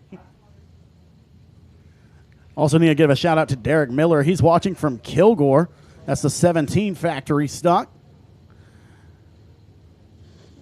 Shout out my boy Homer Hancock there, Outlaw Lawn Care, if you need your yard cut and shaped up and shaped out. My boy Homer Hancock, he's sitting right down here in the stands. We're giving him a holla anyway. Homer Hancock, Outlaw Lawn Care, give him a holler. Hey, he came and fixed up my yard for me about a year and a half ago in Atlanta, and guess what? He killed a few copperheads for me while he was at it, and that's a good dude right there. Any guy that wants to come and cut your grass and he chops up a couple copperheads he finds rather than leaving them there for your kids to find or something, appreciate that. Top shelf lawn guy right there, folks. So we're going back to the green flag. Brandon Williams, Jeff Hauser, and Lil Dustin Hennigan, as Hennigan's going to get a great restart. How about Dustin Hennigan? Started from the 8th place spot. He's taken second from Hauser momentarily as they battle side by side down the back straightaway. Jason Ingalls rides in the 4th spot. Jeff Hammett occupies the 5th spot for now, as the factory stock's putting on more of a show here in round number 2 for their heat races. Williams, Hennigan, Hauser, Ingalls, and Hammett, your top 5 at the line that time. So here comes Dustin Hennigan, the hired gun all year long for Rollo Pilkington in that 22 machine, and now he's all over the back bumper of the Lubbock, Texas racer of Brandon Williams in the 2X. How about Lil Winnie Henny down the back straightaway off the exit of 2, working to the back of the Lubbock, Texas racer Brandon Williams for the race lead in the turn number 3. It's heating up, and here comes Ingalls in tow along the 81 of Hauser as they exit corner number 4 with 2 laps to go. Looks like Dustin's been on iRacing a little bit this week, getting ready as he looks to the outside of Williams for the race lead down the back straightaway from 8th to 1st. Here comes Dustin Hennigan. And the Steve Hurt fan club right here on the front straightaway and the grandstands pointing him down the straightaway. They're giving him a few extra horsepower as Hennigan takes over the race lead using lessons learned from his father, grandfather, and great-grandfather. From Ace to Tommy Joe to Chris to Dustin down the back straightaway. The 16-year-old young phenom into turns 3 and 4 had that outstanding effort at Sabine to the Battle of the Bend. He rolls into the home track tonight, and he'll win heat race number 2 tonight for the factory stocks in round 2. What a showcase from Dustin Hennigan here at his home racetrack that his dad's so used to winning at, and now Dustin Hennigan going to set the bar for round number 2, going 8th to 1st in the 22 machine. Wow, he did go 8th to 1st. Brandon Williams finishes 2nd from the 1st place starting spot. 3rd will go to Jason Ingalls. Ingalls started from the 5th place spot. 4th goes to Hauser, He starts 4th. And 5th will go to Jeff Hammett, who started 7th. All right, for the diehards here, I know some of the top road Joes up here, and ain't calling any of you folks old, but the old timers, how many of you folks raise your hand if you saw Ace Hennigan win a feature race around the Arklatex at some point in time? I did when I was really young. How about Tommy Joe Hennigan? How about Chris Hennigan? We've seen it all season long. But how about the 4th generation of Hennigan racers out of Marshall? Lil Winnie Henny. Little Dustin Hennigan from 8th to the win. And that Rick Sis performance-powered laser chassis, Dustin Hennigan wins it from 8th starting spot. What a performance for the youngster. So Dustin from 4th row that time. This time Chris starting on the 4th row. We'll see if father and son can go back-to-back. And we got Kohanic, Broussard, Dubois, Preer, Tucker, Roy, Hennigan, Jones, Turner, and Parker for heat race number 2 of round 2 for the KMO Racing Factory stocks, as Kohanic's got the race lead right now. And this factory stock racing has just been outstanding all night long, man. I mean, can it really even get a whole lot better than this? I'm not sure that it can. I mean, pinch me real quick. As here comes from one Hennigan to the other. As you got Dad, Chris Hennigan in this one, to 3 wide of the tail. Bubba Jones trying to work to the inside of the number 35 of Racing Roy. Sugar Parker in this one. This is a stout heat. Every one of them are stout, but this is a especially stout one as they hustle back into turns 1 and 2. Pair of feature winners this season in this heat in the form of Hennigan as well as Bubba Jones. Down the back straightaway outside of Hennigan. Down the back stretch is the number 83 of Calvin Tucker. But all out front, all by his lonesome, the BD3 of Ray Allen Kohanek. Yeah, Kohanek did what he had to do in round 1. He started 10th, finished 4th. So now he's starting on the pole of heat number 2. If he wins this one, he'll set himself up for a really good chance to be in the top 4 in passing points later on tonight. As Chris Hennigan now works his way into 4th, and now he takes 3rd away from Broussard. So it's Kohanek, Dubois, Hennigan, Broussard, and Preer, your top 5 cars, as we're working towards the halfway point of this run of heat race number 2 of round number 2. I'll show you after, so we're not. So Ray Allen Kohanek continues to work the race lead down into turns 1 and 2. As they exit corner number 2 and down the back straightaway, it's Stoney Dubois locked and loaded as they're trying to go neck and neck down here outside of the top 5. That's 6th back to the tail, and the field tightly contested from about 6th on back here. As it's 2 laps to go, it'll be 1.5 laps to go, and he meets the midpoint of the back straightaway. Ray Allen Kohanek putting on a clinic here, and heat race number 2 tonight in round 2 for the factory stocks. One driver to point out, he's running 6th right now. That's JT Turner. He had a really strong run in the qualifying runs last night. I can't exactly recall where he finished in the first round of heats, but he's worked his way from 9th to 6th so far in this one. Last time we had a big bang factory stock race around here, the Battle of the Bend, JT was up front all weekend until he turned that car upside down. So keep your eyes on the 35T out of Minden, Louisiana, as the BD3 of Ray Allen Kohanek wins heat race number 2. Stoney Dubois is 2nd. Chris Hennigan 3rd. Brent Broussard is 4th, and rounding out the top 5, Calvin Tucker in the KMO Racing number 83. So that one a little bit spread out there inside of the top 4 or 5 cars, but outside of the top 5 from 5th to the tail, they were going at it neck and neck. There were 2 and sometimes 3 wide as Ray Allen Kohanek, the former ASCS Gold Style Sprint Car champion out of Danbury, Texas, takes the BD3 Gray's Recycling entry to the victory in heat number 2. As Stoney Dubois, a great effort there, as Colin will give you the lineup here for heat race number 3 for the factory stocks in round number 2. Exactly. Quick shout-outs to James Anderson and Cody Chamberlain. Cody Chamberlain here supporting Pork Chop, his father. Dude, Wish you were out here in the 12 machine, Cody. My phone's blowing up, so I'm going to give one more, too. I want to give a shout-out to my good friends Aaron Lavisphere.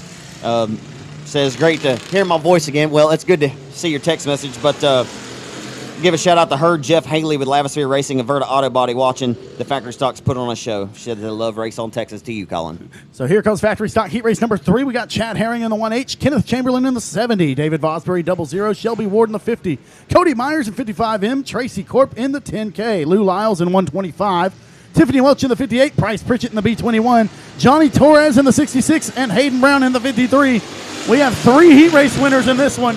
So if anyone's going to go 2 for 2 tonight, these 3 cars have a very good chance. That's the 55M of Cody Myers, along with the B21 of Bryce Pritchett and the 66 of Johnny Torres. Myers way farther up in the running order, the starting order, I should say, in this heat race, as they go 4 wide for second between Herring, Franks, Vosbury, and Myers running out of space.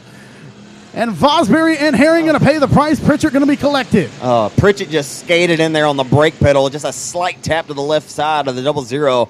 As I saw that one unfold all the way from start to finish at the midpoint of the front straightaway, Myers squeezed her down to the inside of the 00 of Vosbury.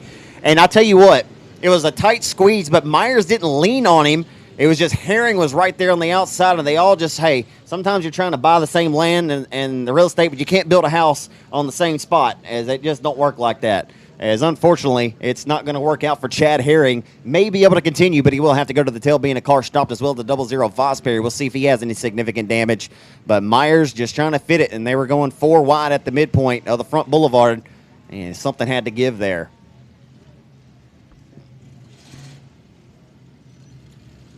Shout out to my good friend Ricky Burke Jr., the multi-time Louisiana State Dirt Track Championship winner, former promoter to the Boot Hill Speedway.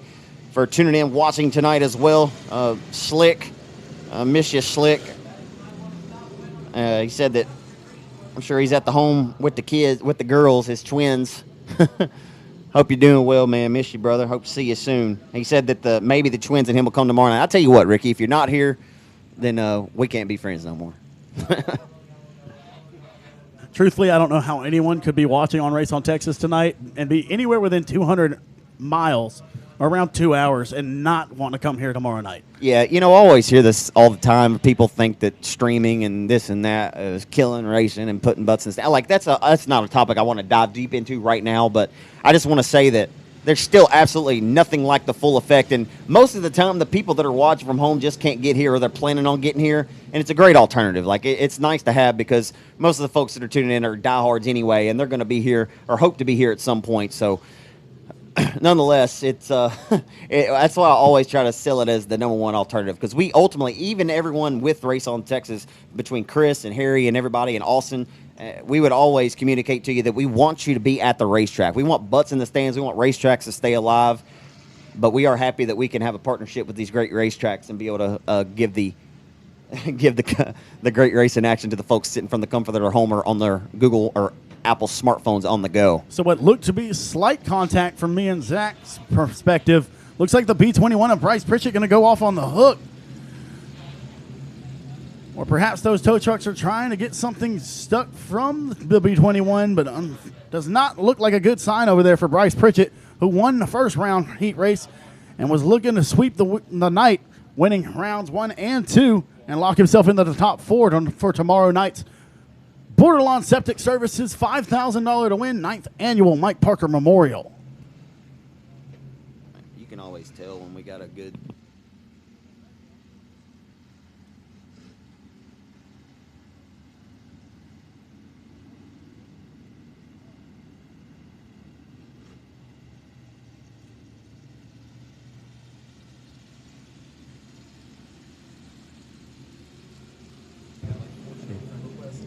My phone is. I've been past 5,000 for like 2 years. I don't even know what to do.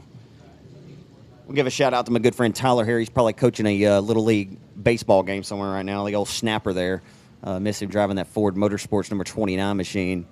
Was it 29? See, that's how you know I'm getting old. But they probably won a baseball tournament somewhere today. He's probably getting ready to go play another one tomorrow. He's one of the. Yeah, Tyler actually sponsored 150 Hot Wheels cars, dude, for all the kids tomorrow. He's a man of the people. There is no doubt about it. Tyler, love you, buddy, and it's always good to see you when I see you, whether it's at the Mod baseball fields or wherever we may run into you, man. But I know you love racing still, and we appreciate your support, Race on Texas, and supporting this great event. And we thank you for supporting the kids here, donating 150 Hot Wheels cars. That's pretty classy of you, my friend, and shout out and a tip of the cap to you for that, my friend.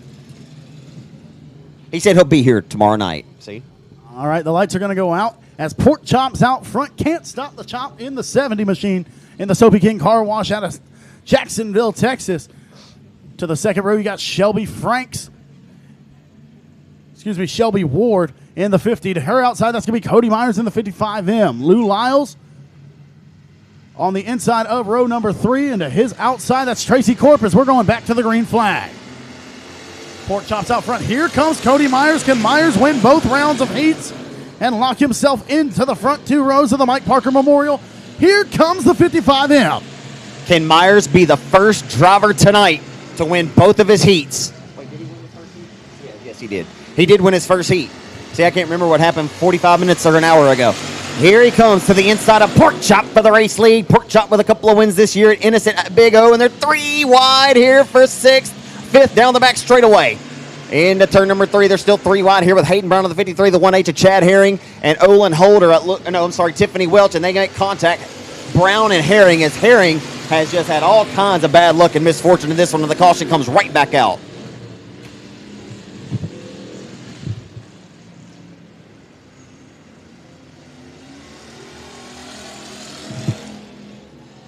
All right, we're going to take advantage of this quick caution and try to get in some more of these sponsors that me and Justin mentioned yesterday, as obviously this race could not be held without all these sponsors. We got Borderline Septic. That's the Parker family. They are the primary sponsor. Billy White with WW Timber. Jason Ingalls with IRP Race Cars. Shane Abear with Express Race Cars. Bubba Jones with Sabine Speedway. Dalen Briscoe and with Briscoe Windows. Joe Best with Twin City Towing, Bubba Vines with Vines Construction, Alan Alexander with Hercules Foundation Repair, Terry Jordan with The Able Trucking, Chuck Priestley with Best Engines, Billy Vest with Dirt Defender. Also have Bubba Green Towing, Ronnie Humphrey with ProGlow, A&T Delivery, Brandon Rowland Logging, Pro One Transmissions, Custom Coatings and Fabrications. Genuine RV, KMO Racing, Jones Septic, Repipe Pros, Storm Services, J&J Motorsports, Durham Lawn Care, Transmissions Unlimited, KDS Transmission, T-Branch Technology, Team 5 Enterprises, Sideline Sports, Whitney Lockheed with Texas Farm Bureau, Chris Britton with Stout Gloves, and once again, Tyler Hare for donating 150 Hot Wheels cars. That is one heck of a sponsor list that's been put together by Justin Whitehead and Miss Donna Whitehead to put on this 9th annual Factory Stock 50/Mike Parker Memorial here at the Land of the Three Wide. Yes, sir. It's always good to get those sponsors out. Colin does a good job of gathering the sponsors. One thing you and your brother do very well is y'all always go through the pits and chat with all the drivers. You get good nuggets for the broadcast and for the folks in the stands. As we got a Toodaloo and the 00 Vosbury, as well as San Antonio, Texas racer. That's the green 66 of Johnny Torres, who races down at the I-37 Speedway at Pleasanton, typically week in and week out, and many frequent visits to the South Texas Race Ranch in Corpus Christi, Texas. Johnny is also a former race promoter, promoted at I-37 Speedway, just stepped down to go back to full-time racing there in that Scott Ball Racing number 66. He and Scott Ball have had a lot of success in the past in limited modifieds, but Johnny is a really, really good guy, and he's a really good racer, and the only time I'll beat him on a racetrack is in iRacing, which I do every single day of the week throughout Monday through Friday. I guarantee it. Yeah, Johnny's also really good on the asphalt tracks around Houston, Alabama, Georgia, and Florida. As we're back to the green, Cody Myers out front, followed by Pork Chop, Kenneth Chamberlain, and Shelby Ward. So we exit corner number 2. How about Shelby Ward having a pretty good run here tonight? Relegates the advances of the TNK of Tracy Corp that time. Sells the Hot Wheels car to sit down and take a seat. The only Hot Wheels anybody's getting tonight from me are the ones from Tyler Hare, she says. And the one hustling to the back. How about Shelby Ward? Can she get around the 70 of Pork Chop? Tell you, looking back to about 2018, Colin, there was no driver more dominant over at Lone Star Speedway than Pork Chop Kenneth Chamberlain. Man, he could just pull a rabbit out of the hat. And look at Herring throwing a slide job with the tail. He drove that thing all the way back into Atlanta, Texas before he turned left. Every spot so pivotal. Herring throwing a slide job on Tiffany Welch, battling for the 8th position in heat race number 3 of round number 2. As Cody Myers sees 2 laps to go, he's 2 laps away from securing himself a guaranteed top 4 spot tonight. Yeah, there will be no doubt. I think that he very well may be your top qualifier overall after this effort right here. And you know what? Cody Myers has never been able to cash in on one of these big crown jewel victories. Started racing factory stocks when he is 15 years old at Champion Park Speedway. He is a seasoned veteran, the 31-year-old racer with the lead on the white flag lap in heat race number 3 of the night. And round 2 for the factory stocks. I mean, he has put an absolute tail spanking on him. An old backwoods country woodshed tail spanking as he exits forward to the checkers, a face full of it. Cody Myers domination tonight. Your first driver to sweep both heat races in 55M. Pork Chop 2nd, Shelby Ward is 3rd, Tracy Corp 4th, and rounding out your top 5, that's Lou Lyles in the 125. Any Cody Myers fans in the house tonight? Arklatex Speedway race fans? Well, I tell you what, he's the first driver tonight to sweep both of the heats, and he very well, depending on what happens in the final 4 heats we have here, 4 heats, Myers is going to be your top qualifier tonight, I do believe. I don't think there's a whole lot of doubt about it so far to this juncture, just going by what we've seen. Surely he's got to be tied for first after winning both races. No one can possibly have more points than him. There is not a driver around the Arklatex more deserving or overdue than Cody Myers to get a big crown jewel. He's performed well, but he's always had bad luck. He's had motor problems. He's had ignition problems. He's had fuel problems. Unfortunately, he won Texas Motor Speedway dirt track last year. And unfortunately came back, something happened after the fact and a disqualification. But, hey, it is what it is. We'll talk about it. It ain't like it didn't happen. But it's unfortunate that it happened because he didn't knowingly know that there was anything in his fuel which had a disqualification. You'll give the lineup for the next So here comes heat race number 4. We got Dwayne Raines, C.J. Howell, Ben Leedy, Olin Holder the 4th, T.J. Evans, Charlie Crudoff, Luke Week, Kyle Cummings, Boone Evans, Logan Hughes, and Scotty Case as we're going green for heat race 4 of round 2. I didn't know how I was going to mention that, but Keep an eye on the B1 of Kyle Cummings. He won his first round heat race. If Yeah. anyone can tie Cody Myers right now, it may be that B1 machine in the Calendar Motorsports entry out of Minden, Louisiana. First lap going to be led by the 3 of CJ Howell. If Cummings is going to get there, he's got to get past the quick time driver from last night. yeah, typically these big paying factory stock crown jewel races are often won by Texas racers. Louisiana has not visited Victory Lane very many times in these big monies. Of course, we mentioned Doug Vick Jr. and Sean Graham, the only Cajun Classic winners in the 16-year running of that event. Contact between Raines, Holder, Evans. and Evans ends up with Evans in the infield facing the wrong direction in the 4 Junior. And we're going to stay under green flag conditions as Howell's out front, followed by Leedy, Evans, Wheat, and Scotty Case rounding out your top 5. So if CJ Howells holds on with what he's got right here with a victory from 8th to 2nd in round 1, he's going to be sitting pretty. I know he'll probably be sitting inside of the top 6 in passing points after tonight. But he'll look to hold on here. He's got to have all the luck and everything go his way. You got to have a good car, but you also have to have everything and good fortune go your way as well. And he's had it all tonight as Leedy getting pressure by the Tracy's Lawn Care 18H of Tracy. I'm sorry, for TJ Evans down the back straightaway into turn number 3. So how about this image in heat and race number 4 of round number 2? If TJ Evans does clear that L1 of Ben Leedy, you'll have your number 1 and number 2 cars from time trials last night, running 1 and 2 in heat race number 4 of round number 2. As Kyle Cummings has worked his way around the J27 of Scotty Case, he's in the 5th place spot, but he's got a lot of ground to make up without a caution. I'm not sure if the B1's going to be able to do it with 2 laps to go for the 3 of CJ Howell. CJ Howell out front walking the dog on him, folks. Put the leash on her. And he's about to walk back into the front doorstep here as he walks to the white flag. All he got to do is get home and find the checkers. As a great battle has been taking place here for second for the entirety of this one. And surprisingly enough, Colin, you said before the race, keep our eyes on Cummings. We have. He just has not advanced as far forward as we thought that he may, as he has held on to 5th respectively over Scotty Case. But the B1 of Cummings not quite as quick in this one as we were thinking that he would be. CJ Howell going to take the win from the 2nd place starting spot. Ben Leedy started 3rd. He'll finish 2nd. TJ Evans gets the 3rd spot from 5th. How about Luke Wheat, 7th to 4th in his 2nd round of heat races. And Kyle Cummings rounds out your top 5 from the 8th place starting position. That's going to be a huge feather in the cap for Luke Wheat, who gets better and better every single weekend. He won a heat race over Whitehead and Neil Kemp at 67 a couple of months back. But, I mean, a huge victory. I think that did tons of confidence, gave him tons of confidence going forward, just to know that, hey, I can actually run and beat these guys. And he ended up leading about 14 laps of the feature event later on that night. But since that time, I've watched Luke just get better and better and better every single week. And to hold off a driver like Kyle Cummings there in heat number 4 is going to make him feel pretty good about himself. As heat race number 5 now, you'll find on the pole position at a Cavanis, Texas. I'm not sure what Cavanis is. Anybody that's watching, I'm not sure if it's spelled correctly. It's Caviniss. Cavanis. I don't know if Cavanis got that's a spell check correction. I know that Briscoe Windows, which is his company, is based out of Paris. So I would Okay, assume that's yeah. a suburb of Paris. Well, if anybody knows, just like kind of like cut and shoot. It's a poke in a plum town. You poke your head out the window, rolling through it, and you plumb through it. So we got Briscoe, Schaffen, Wells, Downey, Hutchelpeck, Alexander, Vic Jr., Fielder, Sawyer, Wyatt, and Lewis going green for heat race number 5 of round number 2 for the KMO Racing Factory stocks. They're 2 by 2 by 1 by 2. Trying to go 3 wide here as we exit corner number 4. Out front with the lead. Leading lap number 1 is Dalen Briscoe in the 7X. That former Mike Parker Outlaw Racing chassis number 7X. Out front with the lead right now, making Mike proud, looking down. We missed you, Mike. We love you.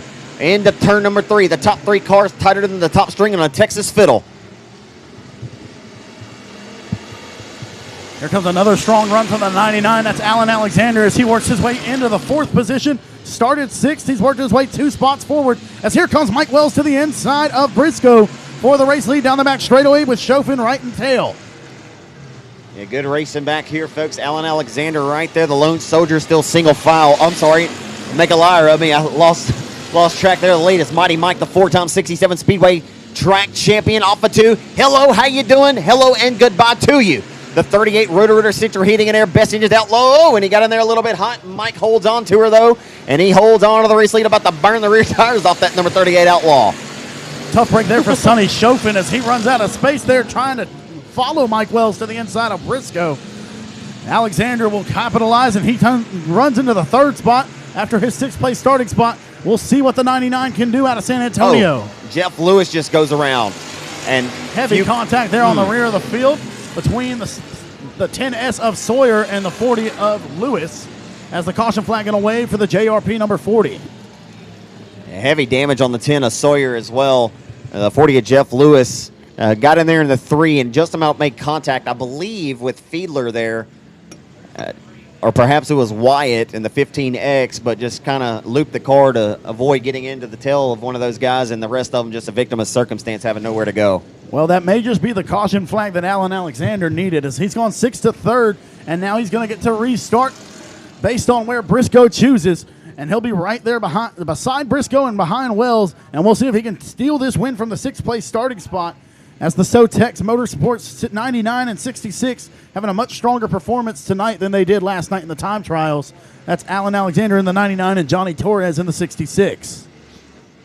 Give a couple more quick shout-outs. Shout out to Colby Lishman and Paul Lishman watching back tonight at the house. They're watching on Race on Texas. Thank them guys. I want to give a shout-out to my good friend Cade Gailey there. Guy raced with a lot on iRacing throughout the week, but Cade's got COVID, so he wasn't able to be here and even enjoy this great event as a spectator, but I think he was looking to compete as well. But thank you, Cade. Appreciate the comment. He said we make a great team, by the way.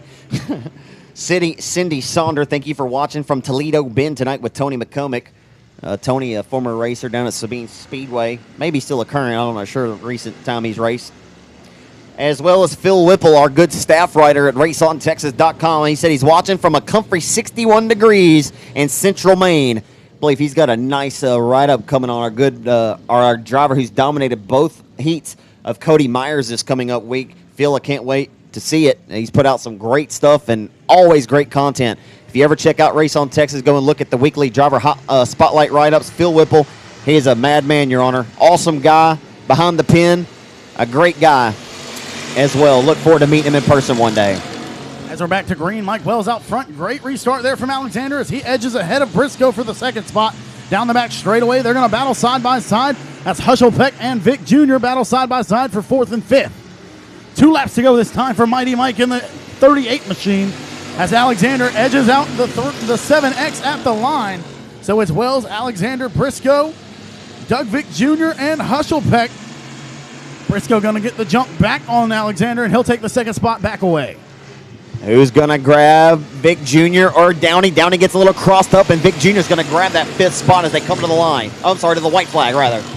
White flag is out. Vic Jr. going to try to sneak down to the inside of Scotty Hushelpeck. The 3 wide Dakota Wyatt on the top ropes of that battle.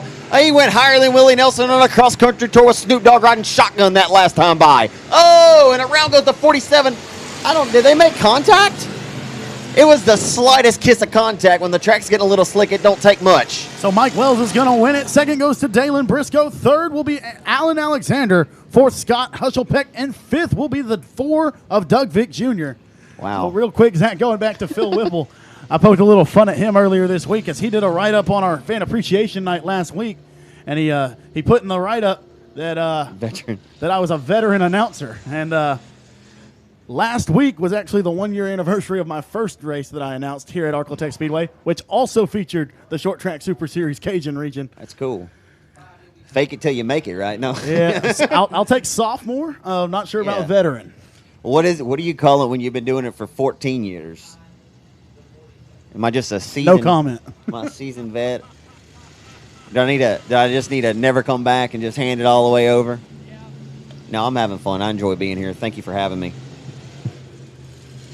I didn't want to come in here and step on your toes this weekend, man. I wanted to have some fun with you. Yep, so here comes heat race number 6. On the pole's going to be the CGS Farms number 1X of Chris Gardner out of Stamps, Arkansas. To his outside, Royce Jones in the 00. Craig Pursley on the inside from New Waverly. The inside of row number 2, that is in the 56. To his outside, Colton Furr in the 1 star. Dalton Faulkner and Roxy in the 27 out of Conroe. Cut and shoot. To his outside, that's the trouble, Sean Graham. Got Damon Gardner, Paul Turner, TJ McCarty, Frank Canizaro, and Daniel Seals. As we got 11 cars ready to go for heat race number 6 of round number 2. As we hustle them down the boulevard into one, they're going to go 3 wide for the race lead in the entry to turns 1 and 2. Still 3 wide for second. How about a 3-row deep battle, baby, down the back straightaway in the turn number 3. Here comes the hitman, Sean Graham. He'll roll to the outside of the Architect Speedway. He'll diamond down to the middle as bring along the 1-star in tow of Fur, and we got a couple of them coming together at the tail, and they'll get them fired and keep it rolling and strolling. We'll stay the green out, baby. Oh, yellow is going to come out as Pursley jumped out front. Parks the infield tractor tire on the outfield in the middle of the racing groove there in turns 3 and 4. As McCarty looped it around, stayed in the gas, and he just drugged the infield tractor tire onto the track, and the caution flag had to wave.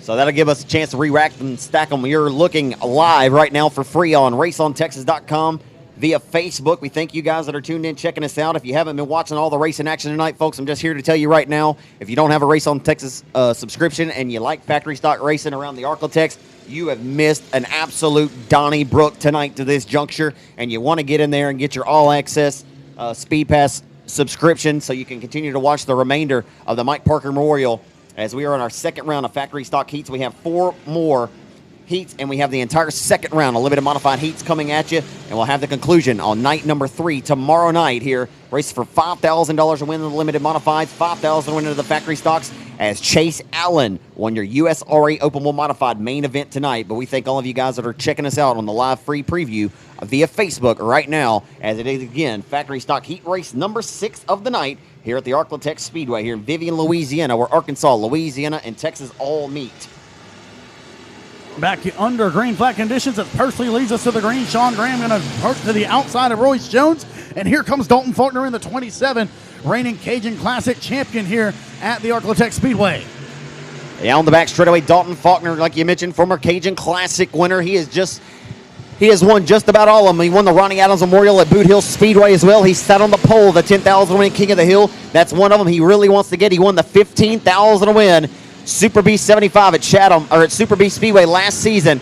He has just about knocked them all off the bucket list. He's just trying to put another notch in the old belt in the win column here this weekend of the Mike Parker. Won this event at Texarkana 3 years ago as he hustles down the boulevard of that John Lita Farms DAF chassis number 27. Knowles Performance Powered into the 3 wide for 4th off the exit of 2, calling down the back straightaway.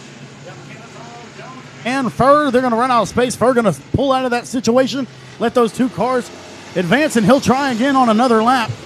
As Canizaro continues to battle side by side with Jones as they make door-to-door contact, battling for the 4th spot. I like Tim McGraw's hit 1997 songs. I like it, I love it, and I want some more of it. Heat race number 6 has been pretty good. It's kind of settling down just a little bit as I say it, but we'll see what they serve up here for us as we work down to it. As the 56 Craig Pursley Jr. out of Crosby, Texas, out front minding his own business in this one. The 56 car out front looking good as Sean Graham can only look at the tail tank of him as they exit corner number 4 with 2 laps to go. Back down in the boulevard, hustling into 1. Here comes the 27 of Faulkner to the back of the Triple X Dominator chassis driven by Sean Graham at our Shreveport tonight. The DAF chassis number 27, he built and fabricated that car out of his own shop there in Cut and Shoot, Texas. Not sure if they even have a milling address there in Cut and Shoot, just outside of Conroe for what it's worth. But the 27 of Faulkner, the town commissioner of Cut and Shoot, and the most famous person ever in the history of Cut and Shoot, Texas, is going to try to grab one more spot coming to the checkers. He's got to run on Graham. Gives him a shot. Pursley's going to take the win at the line. It's going to be Sean Graham in 2nd. 3rd will be Dalton Faulkner. 4th, Frank Canizaro. And 5th will be the 193 of Daniel Seals. Faulkner was rolling there at the tail end of that race, man. He came on strong. Certainly looked like had the fastest car on the racetrack, was passing the eyeball test. Looks like he's letting Sean know about it on the back straightaway right now. I don't know what he could have let him know that he was the yeah. faster car, Hey, I think. Yeah, hey, I was coming there, brother. If we'd have had 9 or 10, I think I'd have got you. Yeah, But let's see. so- Faulkner started Yep. from 5th to finish 3rd there. And Graham 6th to 2nd. So early in that race, obviously, Sean Graham got the nose up on him, was able to propel his way to victory, and starting 3rd and taking the win at a New Waverly, Texas, in car number 56. I think I said Crosby earlier, but New Waverly, Texas race. So that's the home of Turbo Tyler Erb for what it's worth. How about a hand for Craig Pursley Jr., your winner of heat race number 6. Also strong runs for Frank Canizaro. He goes 10th to 4th, and Daniel Seals goes 11th to 5th in the 193. Here comes heat race number 7 for the KMO Racing Factory stocks. On the pole out of Ashdown, Arkansas, it's Austin Turner. To his outside, the Brian Cook trucks. Number 100 plus, that's Brian Cook out of Florine, Louisiana. Brian Grosjean in the 82. Gary Peanut Finch in the White Horse Dyno, number 197. Devin Krudoff in D27. Clint Shirtliff in 54X. Nick Kirby in the 2K, Bo Perry in the 12, Nate Dixon in the 10, Mikey Brunker in the 777, and Gary Harvin in 25. And we're going green for heat race number 7 of round number 2 for the factory stocks. They'll hustle them down there into turns 1 and 2. Exit quarter number 2. It's going to be the K. Dillard Racing Shocks supplying the dig underneath that Outlaw chassis number 100 plus out of Florine, Louisiana. Brian Cook. He'll have the race lead as he exit quarter number 4 as they work down the front boulevard into turns 1 and 2. Turner holding on to a pretty wheel here as they exit 2, Colin. It's a pretty good race in a logjam from second on back to the tail here. Down the back straightaway, here comes Peanut. He's going to be side by side. Gary Finch side by side with Austin Turner there, the 197 and the 15. And at the line, Finch going to have second. Bo Perry sitting there in fourth. Clint Shirtliff in the 5th spot.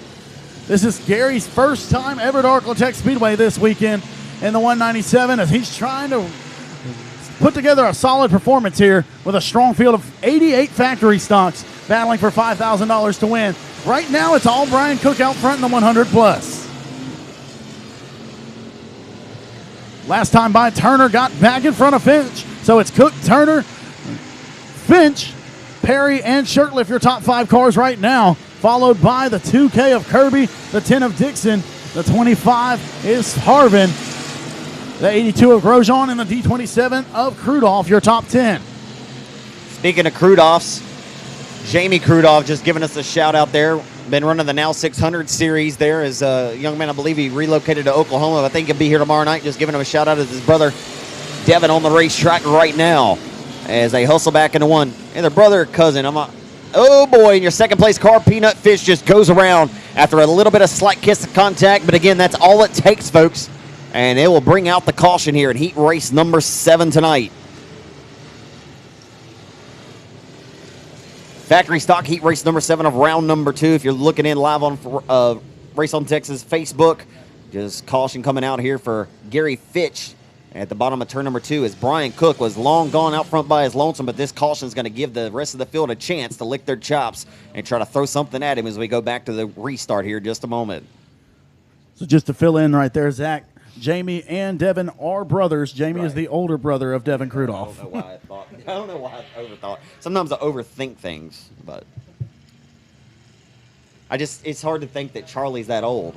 Yeah, so Jamie's been running a 600 winged and non-winged. He actually brought one down to Sabine Speedway to race with the Now 600 series that runs down here, the Arklatex region, and he actually flipped it down at Sabine Speedway. That was a segue, and I was about to say, yeah, I saw him bury it off down in there, turn 1, and had his mama freaking out. Way to scare your mom, Jamie. Way to have her thinking you need to sell all your racing equipment and everything that goes along with it. Sprint cars are dangerous. Ruined all the fun for Devin. Yeah. That's a sharp-looking car there for Devin as well. He's going to get better. He's going to get better. These kind of events like this, it's only going to grow you and help you as a racer. As right now he may be running dead last in this one, but not the way you want to look at it. He's running right there with some of the top heavyweights in the business. The 100 plus of Brian Cook sent us back full throat to the green flag as Keith Parker weighs it high over to the Vivian Night Sky here. As Bo Perry finished second earlier in round number 1. He said, I'm tired of finishing second. As he's going to pass the number 19, he'll go back to that spot. They're 3 wide for 5th down the back straight with the midpoint.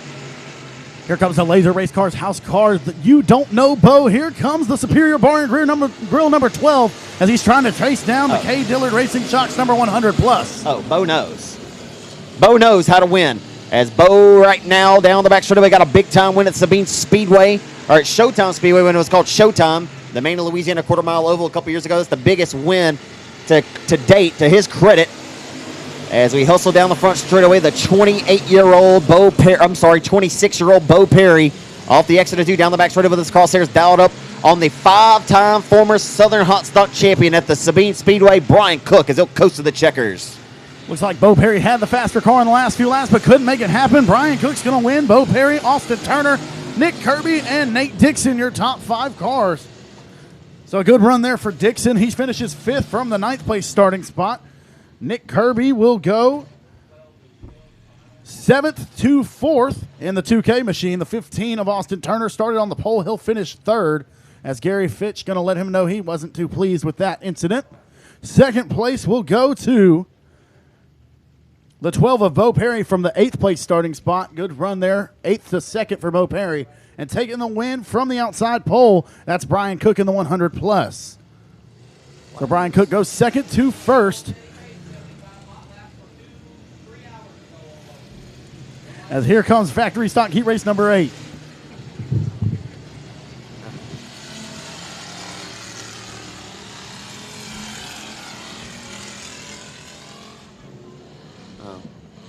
Heat race number 8, for the factory stocks, round number 2.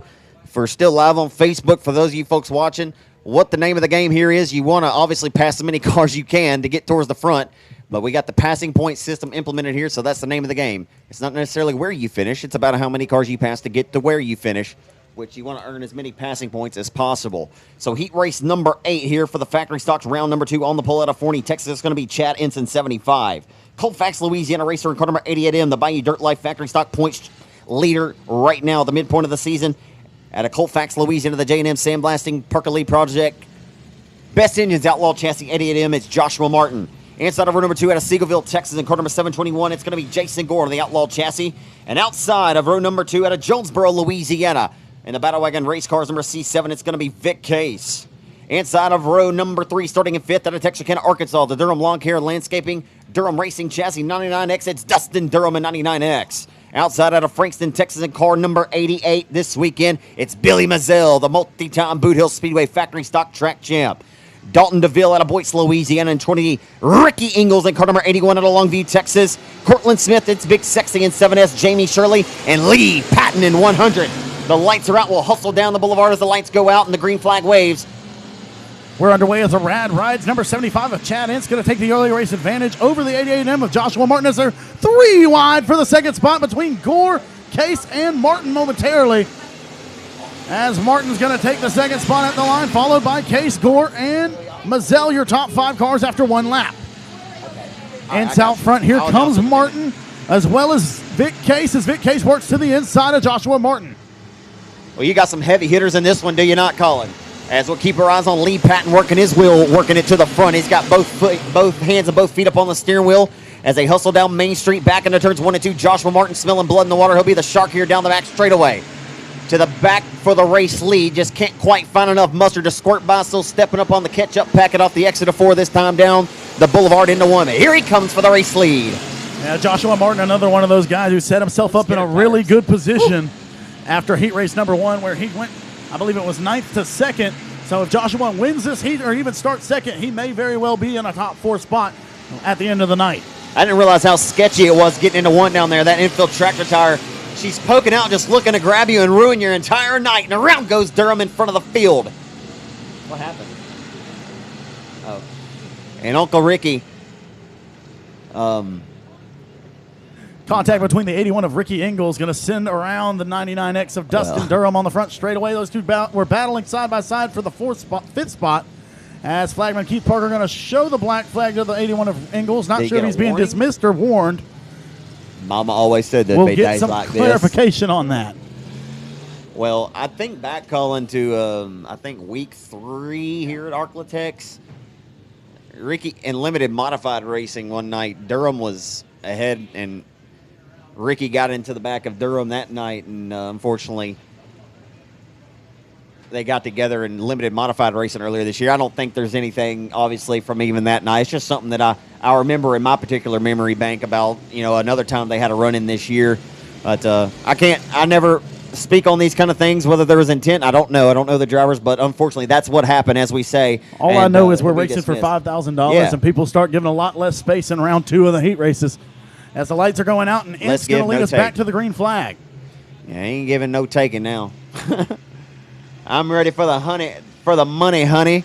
Off the exit of 4, the green flag comes out, and we'll see who's got the baddest hot rod of the bunch in heat race number 8. What do you think, Colin? You think Josh Martin's going to get the job done? But here comes Vic Case in C7. Can never count out those Fords. The Case duo, the father-son duo there of Vic and Scotty. Vic definitely got the faster car tonight as Scotty's been struggling. But here comes Joshua Martin looking to the inside of Chad Ince for the race lead. as Jason Gore goes to the outside of Vic Case. Couldn't find the traction he was looking for. And here comes Martin to the inside down the back straightaway. Holla at your boy, side by side for the race lead. How you doing? Keeping it moving. Off the exit of 4, good battle for the lead to end out the factory stock action tonight. Joshua Martin wrestles the race lead away. And Martin takes over the top spot as they roll off the exit of 2 and down the back straightaway. Vic Case right now on the podium sitting in the 3rd spot, followed by the Seagoville Texan Jason Gore. And how about Billy Mazzell? Billy Mazzell had to have a complete recovery, had a heart attack several years ago, about 4 or 5 years ago, and sat out from racing for a couple of years, but it's good to see Billy Mazzell back at it. He is one of the best to do it and one of the nicest guys in our sport. So with half a lap to go for the 88M of Joshua Martin out of Colfax, looks like he's going to punch his ticket to a very strong night here on the Friday night portion of the Mike Parker Memorial by winning heat race number 2. Round number 2, that is. Heat race 8 of round 2. Chad Ince finishes in the 2nd spot. 3rd goes to Vic Case. 4th will be the 721 of Jason Gore. And rounding out the top 5, the 88 of Billy Mazzell. Josh Martin is a prime example of why you cannot take anything from practice night or time trials and and start overthinking things and thinking you have a bad car. Last night after the races, he said he thinks he had a terrible race car, but obviously he does not. All right, folks, I got a orange ticket, 50-50 ticket. I need to see if it's on this side. So if you bought a 50-50 ticket, I'm going to give you the number real quick. It's 286-840. 286-840. Come to the top of the tower here. If you are the winner, it's an orange ticket. It's a sun-kissed orange ticket. 286-840, the winning 50-50 ticket number. If the winning ticket is on this side, because we sold them on both, it's an orange ticket. I'm going to give it 286-840. If you're the winner of the 50-50 and you have that number, 286-840, bring it up here to the top of the booth, please, and claim your prize. Thank you. You're welcome. Well, Zach, he can't get much more stacked than this as we got Dylan Beasley out of Frankston, Texas in the 903 Mafia, number 66 on the pole. To his outside, it's the Mr. Plummer IRP Race Cars, number 12 of Jason Ingalls out of Hallsville, Texas. Inside of row number 2, the Down Home Sausage C number 12 out of Stonewall, Louisiana. That's Chris Hall. To his outside, it's going to be Jesse Mazzell in the 96R. The 7th Tap Brewery Project number 12P, that's Jacob Mauser. To his outside, it's going to be the Rollers Lubinato number 22 of Chris Hennigan. Inside of row number 4, driving the Timothy Hartman machine this weekend, that's going to be the 31 of Gregory Muirhead. To his outside, that's going to be the 16C of Cody McDaniel. Inside of row number 5, it's going to be the Truck Superstore number 211 of Chad Fitzgerald out of Baytown, Texas. And to his outside in the County Armory, Pops number 20D, that's Rowdy Day out of Greenville, Texas. Rowdy Day said, you want to hop up here and crow? Got to give a quick shout out to my good friend Jason Cook. As he is, he'd have his slick set up. It's been a little while since I've seen my boy. But anyway, all joke aside, miss you, man, and I love you, and look forward to seeing you. He said he will have hopefully a car for the King of the Hill, but Jason Cook, the 504 boy. He ain't from New Orleans, but he's a 504 boy. Yeah, little brother Cameron Cook got a win He's at a good Kennedale shoot. Speedway last weekend. That old big body. That boy got a big body. Yeah, but Jason and Whitney, man, love you. Hope you and the kids are doing well. And thank you for tuning in live on Race on Texas, dude. I missed the good time. You know what? I miss Philip and Megan. I just miss everybody, the whole gang. You're like, where's Tommy Williams and his family? All the folks from Dallas-Fort Worth, man. We've had some great times over the years. Yeah, we were really hoping to see Tommy Davis Jr., Chris Davis, Tommy Williams. Caden Honeycutt was scheduled to be here. Looks like he didn't make the haul. A lot of really strong Dallas guys not making the trip, but we also have a lot of Dallas guys that haven't typically made the trip. So we're glad to have the mix that we have. Got 63 limited modifieds and 88 factory stocks. As we have another shout out to give out, Tony Prairie watching from Moore, Oklahoma. You got to give a shout out as well. Thank you, Whitney, for allowing him to watch. I know you don't allow him to do a whole lot these days except for order Tutti Fruttis at Taco Bell drive-thru, but got to give a good shout out there to my good friend Kelly Lockie. It's a shame that Whitney won't let you race these days, but she likes to throw up all this money for to sponsor the Mike Parker Memorial, but my gosh, she can't buy you 4 tires for a limited modified or a factory stock. It's a shame. No, I love you guys. Good glad y'all are watching in tonight. Yeah, undoubtedly supporting Bubba Jones that used to be a teammate over there with Kelly Lockey in the 14 and the 21 machines. I love them. As lights are out, we're going to go green this time. Beasley and Ingalls going to lead us to the green. The first green flag of the second round of the limited modifieds. Wish I could have come up with something a little more clever there, but I'm not as clever as as Whitney's been on Facebook lately. As here we go, calling into turn number 1, round 2 for the limited modifieds. Here we go. Chris Hennigan in this one, last night's Quick Time Award winner, and he's got a good run down the back straightaway. Jason Ingalls going to get the whole shot down there in turn number 1. As contact between Hall and Beasley going to send Beasley around. Hall spins as well as Mauser and McDaniel. So the caution flag will wave on lap number 1.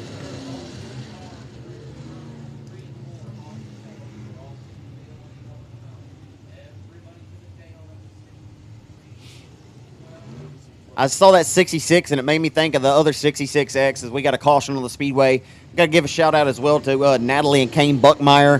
Buckmeyer Motorsports 66. We talked about Tommy Davis Jr., hoping he'd be here, but he and his wife, Natalie, been battling cancer and just went through her first round of chemo, I believe, this past Thursday, and she's on the slow road to the healing process and recovery, man. And I know he's had a lot of people in his corner giving him thoughts and prayers. But Kane is a great dude, does a lot for our sport. You know, I've saw him at Boot Hill just spectating the last a time or two the last couple of years. But I really like Kane, and I think a lot of people feel the same as I do. And we, you know, and one thing you've seen about that, like on social media, is a lot of people having a lot of support for him. But you see that kind of thing out of the racing community. I think it's awesome that we continue to support those who support, you know, us and within the racing community. But I hope all is well, and I hope Natalie's feeling good. So send her our well wishes, please, Kane. Absolutely, if you're watching. Kane does a really good job. He helps the Eco Mods over at Rocket Raceway Park.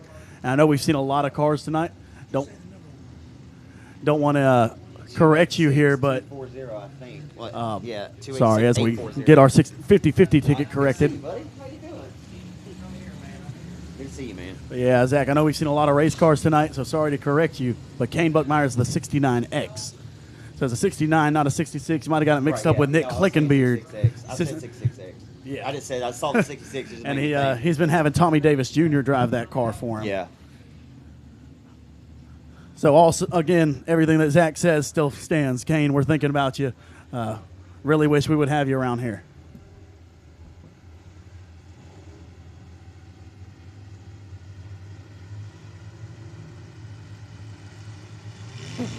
Lights are out. Jason Ingalls going to lead us back to the green, and Chris Hennigan takes second. How about two modified drivers duking it out in the limited modified ranks? Who's that? I missed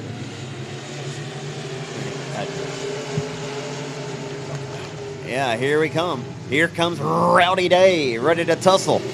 Off of 4 down the front straightaway. I asked it before the race started, the rhetorical question, who wants to hop up here and crow? I was asking on behalf of Rowdy Day. Them Day boys ain't ever scared. He's going to hop on the throttle down the back straightaway. Says, who wants to hop up here and crow into turn number 3? He's going to roll to third. So we got Ingalls, Hennigan, and Day, 3 legendary names around the Arklatex and the Dallas racing areas, all around the South, actually. As Mazzell running in the 4th spot, another legendary name around here. And the 5th spot is currently held by Muirhead, followed by Beasley, Hall, Fitzgerald, McDaniel, and Mauser rounding out your field.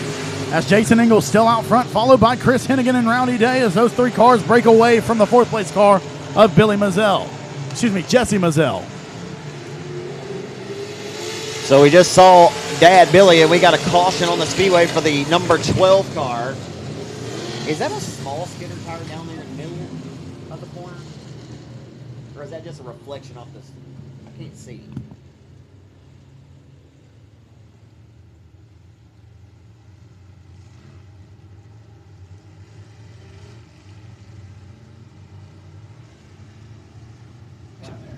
Oh, wow. And we got a bunch of tires down there. I mean, nobody can complain about it. A lot of potential for BM3. Yeah, a lot of them. You're going to have some memes. And never a shortage of those. As it's all Jason Ingalls right now all the time. The RKT operating Mr. Plummer, number 12. As Keith How about Rowdy Day? He started 11th. He's 3rd with a few laps to spare. Tons of passing points in his basket right now. And now he's just got to try to find a way around the 2 of the best modified drivers around. And you have to put himself right there as well. These are three of the heaviest of heavyweights. 1, 2, and 3. It's Winnigan, Hennigan going to the top ropes. Remember, Colin, 2 years ago at 67 Speedway when this race was held, Chris Hennigan came home with the victory, but he and Jason Ingalls had an absolute slugfest early in that race. As Rowdy Day takes the second spot that time at the line from Hennigan. Zach, do me a favor for a second and think about the history of the three names out front of this race. So many. There's 4 generations as well. There's just a laundry list of drivers and each of their families and accomplishments. While we have caution, let's just do it real quick. You name one and I name one. All right, so Jason, so you say Justin. We got Justin Ingalls. Say Papa Ray then. Papa Ray Ingalls. Doug Ingalls. Ricky Ingalls. Okay. Doug Ingalls Jr. Now you got to go to the next. All right, now we go to Bo Day. Jeff Day. Rowdy Day. Jimmy Day. There's You another said one. Jeff Day, didn't you? Yeah. Michael Day. Michael Day. That's in the 00 car. Yeah, I think there might be. Oh, and there's the youngster, the Bo's son, I believe. He's starting in go-karts. I can't remember the youngster's name, and I feel bad about it. Bo was telling me about it last week, or 2 weeks ago when he's here for the Billy Robinson Memorial, helping his dad, Jimmy, who ran the Pro Mod. Yeah. So Ace Hennigan, Tommy Joe. Chris Hennigan, Dustin. Hennigan. Yeah, that's a lot of racers right How about there. the Mazzells also? The Mazzells, yeah. Oh, Billy. Their dad was an assassin, too, yeah. And for all I know, Muirhead may be a legendary name over in the Dallas area. He's very accomplished racer himself. Don't know too much about the family history there, but I'll Yeah. ask him about it later on in the pits today or tomorrow and find out the history of the Muirhead family. Yeah, a lot of these cats wake up and put a fire suit on every single morning when they go to work. There ain't no doubt about it. They put it on one leg at a time, too. Down the back straightaway into turn number 3, it's going to be all Chris Hennigan riding that top shelf of the racetrack, trying to reel in your longtime race leader with 6 in, 2 laps to go. This time shown from veteran flagman Keith Parker. And it's Rowdy Day working the hub and working her well right there to the inside of those skidder tires. Hennigan giving her hell up top, but not quite enough to get back around the number 20D of Rowdy Day for second as Ingalls coming to the white, this time off of 4, Colin. White flag's going to wave. Not sure if the 20D is going to have enough to get to the 12 of Jason Ingalls. Ingalls leads. Day is second. Chris Hennigan riding in third. Jesse Mazzell, is fourth. And Dylan Beasley now battling side by side with Muirhead for the 5th spot. As the top 3 going to run nose to tail through turns 3 and 4. Jason Ingalls will win it. Rowdy Day second. Chris Hennigan's third. Jesse Mazzell and the 31 of Muirhead going to get the 5th spot at the line. So third will be Chris Hennigan in the 22 machine. He started 6th, finishes 3rd. Second goes to the 20D of Rowdy Day, started 11th. Got to think it's a little bit disappointing for Rowdy to come up 1 spot short there, but I mean, he only passed 9 cars. Dylan Beasley. So also taking the win from the outside pole, that's the 12 of Jason Ingalls. As the 66 of Dylan Beasley upset, he was battling side by side with Gregory Muirhead, coming towards the checkered as he ended up sideways in the infield. You ever read a race driver's demeanor or his attitude behind the wheel of a race car? I'm not sure what they'll. Hey, Luke Daniels. Hey, Luke Daniels. I can't hear nothing out there. Well, the old Hellion racing chassis was being a Hellion out there on the racetrack of Dylan Beasley in the 66. Yeah. Wait, you allergic to something up here? What heat are we on? I'm 2? Oh, sorry. Heat race number 2, limited modifieds, round number 2 on the pole out of Sibley, Louisiana, to be Connor Williams. Outside of the 101 is Greg Miller out of Nederland, Texas. Okay. So we'll get them re-racked and stacked here. Heat race number 2 of round number 2. As Jason Ingalls won the first heat of round 2 just a moment ago. So one jump just a little bit of a smidge there. So we'll get them re-racked and restacked. As again, the 47cc Wicked Racing chassis tonight, it's going to be Connor Williams out of Sibley, Louisiana. Outside of the 101 out of Nederland, Texas, it'll be Greg Miller. And inside of row number 2. Hello. Hey.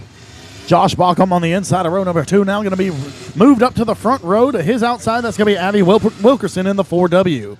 Levi Wilkerson, little brother, in the 3W. Got Brandon Brown in the 32 machine. Also on the Speedway, the 18H, that's Stephen Hogan. The F5 is Skeet Amison. 14 junior of Michael King Jr.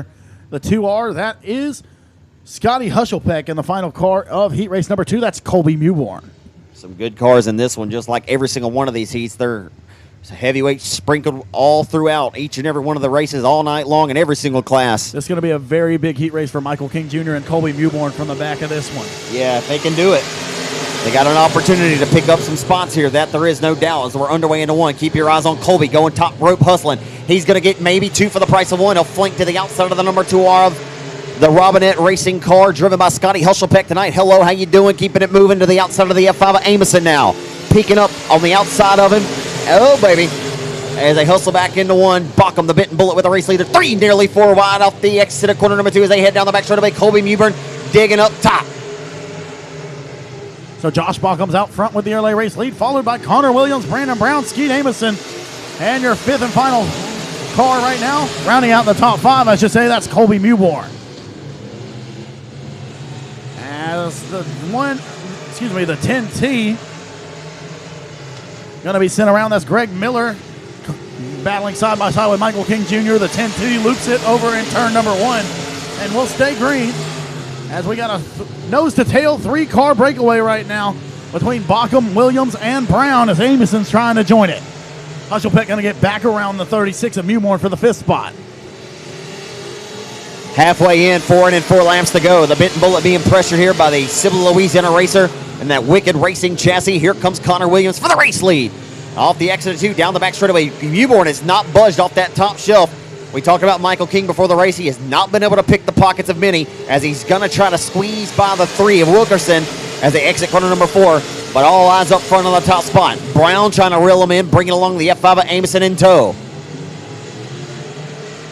Williams all over the back bumper of the Benton Bullet right now. Really regretting jumping on an original start, or disagreeing with the call, rather, perhaps, as he's all over the back bumper of the race leader, wishing he was the race leader, and he's going to try to become it once again. 3rd place runner, that's the 32 of Brandon Brown, as the 18 of Stephen Hogan goes over the edge of turn number 2. White flag going to wave this time for the 25 of Josh Bockham. Bockham, Williams, Brown, Amison, and Hushelpeck. Final time through 3 and 4. Bockham opened up the door for him just a little bit, but it's not going to be enough, but he got to run. The Benton Bullet, Josh Bockham holds him off and wins heat race number 2 and round 2 for the limited modifieds. Bockham takes the victory over Connor Williams and the Wicked Racing chassis number 47cc, the 32 W&W Timber. Superior Racing Graphics, IRP Racing chassis of Brandon Brown snags 3rd, 4th. The Wiley veteran of New Boston, Texas, the Team 5 Enterprise number F5 car, Skeet Amison from New Boston. And Scotty Hushelpeck with a good run there in the number 2R car. Where did Scotty start? Oh, he started dead last. So Hushelpeck started 10th and comes home with a 4th place finish. So not bad. I think he's going to be sitting pretty as well in passing points after tonight. He was actually 5th. Skeet, Sorry, 5th. Yeah, Skeet you're right. got 4th. Skeet You're right. Came 8th to 4th. Past 5 cars. So both of those cars moving forward. So here comes heat race number 3 for the Repipe Pro USRA Limited Modifieds. And on the pole, it's going to be Custom Coatings himself out of Texarkana, Arkansas. That's BJ Moore. To his outside, Cody Tupper in the 23 out of Blanchard, Louisiana. Inside of row number 2, Blake Mackey out of Frankston, Texas. To his outside, out of Bradley, Arkansas, it's Chad Morgan in the Morgan Saws number 7. Inside of row number 3, the Express Race Cars, Cajun Pools and Spas, Joel's Auto Sales number 99H, that's Danny Aber. And to his outside, it's going to be the Twin City Towing IRP Race Cars 81 of Ricky Ingalls. Inside of row number 4.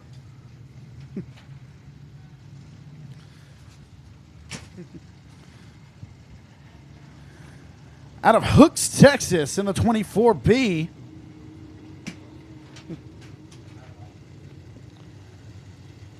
That's going to be the Farmers Bank and Trust Burgess family number 24B of Bailey Turner. To his outside, it's going to be Dustin Dump Taylor in the 88. On the inside of the final row, it's the Black Sheep Motorsports Mikey's One Stop Shop number 1E of Matt Ebarb. And to his outside, the Four Seasons number 4 of Boone Evans. So Colton Davis in the 21T scheduled for this one. He's not going to make the call. And we'll go with 10 cars, 8 laps for heat race number 3 of round 2 for the USRA Limited Modifieds. Quick shout out to Shannon Tutt, former factory stock driver to the number 2T. I know that he was a big part of getting Sean Graham started in racing many years ago. He's watching tonight from Tucson, Arizona. Thanks for tuning in tonight, Shannon. Hope to see you here in the Architects back soon, maybe behind the wheel. There is a Cavanis, Texas, says Alicia Briscoe, the wife of Davin Briscoe. And we got problems on the front boulevard. Problems down Main Street. Mackey, Abear, and Turner there collected on the front straightaway. Also, a quick shout out to Donnie Peterson, the crew chief on the SNS Fishing and Rentals, Joel's Auto Sales, Strength Roofing, number 97 production jars, Black Diamond late model for the Thriller K. Dillard. And no, they're trying to get their 2022 season headed in towards the right direction. Cade is still undoubtedly one of the most talented drivers and will always go down in history as one of the most talented drivers to ever come out of our area and the entire state of Louisiana and beyond. He's made this place proud, and I know that they're going to hit on something. They're not running the Outlaw Tour full-time anymore, but, of course, Cade wanted to be closer to home and be there for his daughter and didn't want to miss a whole lot of them events, and just made sense to kind of throw a schedule together similar to how Brandon Overton's done it, last year, won 33 races and just kind of picked and choose. But Cade was at Deer Creek last week in Spring Valley, Minnesota, and he's had good runs just trying to get that Black Diamond dialed in. But we think I believe he and Donnie are both tuned in watching tonight. So we appreciate your support, guys. Hope y'all are enjoying it. I know y'all got some Robaline area racers, some guys that I know Cade helps. We saw Brian Cook win a heat in the CDR shocks. So I know you guys are still very tuned in to the local racing here. And it's one thing I think is pretty cool. So we try to support you guys too when you're on the road. So how about this? You've been talking about them all night. Taking the Napa Know-How 50 tonight for the Lucas Oil Late Model Dirt Series. Hudson O'Neill gets another win. Goes back-to-back in the 71. Wow, dude. I'm not surprised. How about the little deal? The new deal, yeah. The new deal.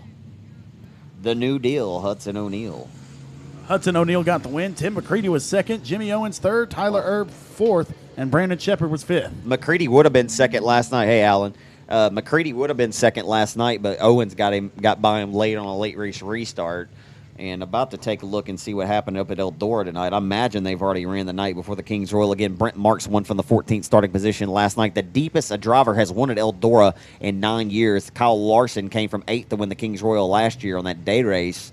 But it's the deepest the drivers come to win at Eldora in quite some time. Brent Marks has been on the money this year. Eldora actually rained out tonight. They did. Yeah. See, they were rolling in it. Earlier they had an update. They were rolling in the track, and they'd had a shower. They were rolling the track back in and had the pack trucks out. But yeah, they're going to run it tomorrow morning. Interesting. Yeah. So also got another shout-out. Once again, watching all the way from Zephyr, Texas, it's Colton Chamberlain, along with Jayla and Raylan as they're watching Pork Chop once again. That's the Chamberlain family watching Pork Chop. Kenneth Chamberlain here at the Land of the Three Wide. Thank you for tuning in on Race on Texas. I'd be giving a lot more, but my internet is absolutely terrible here.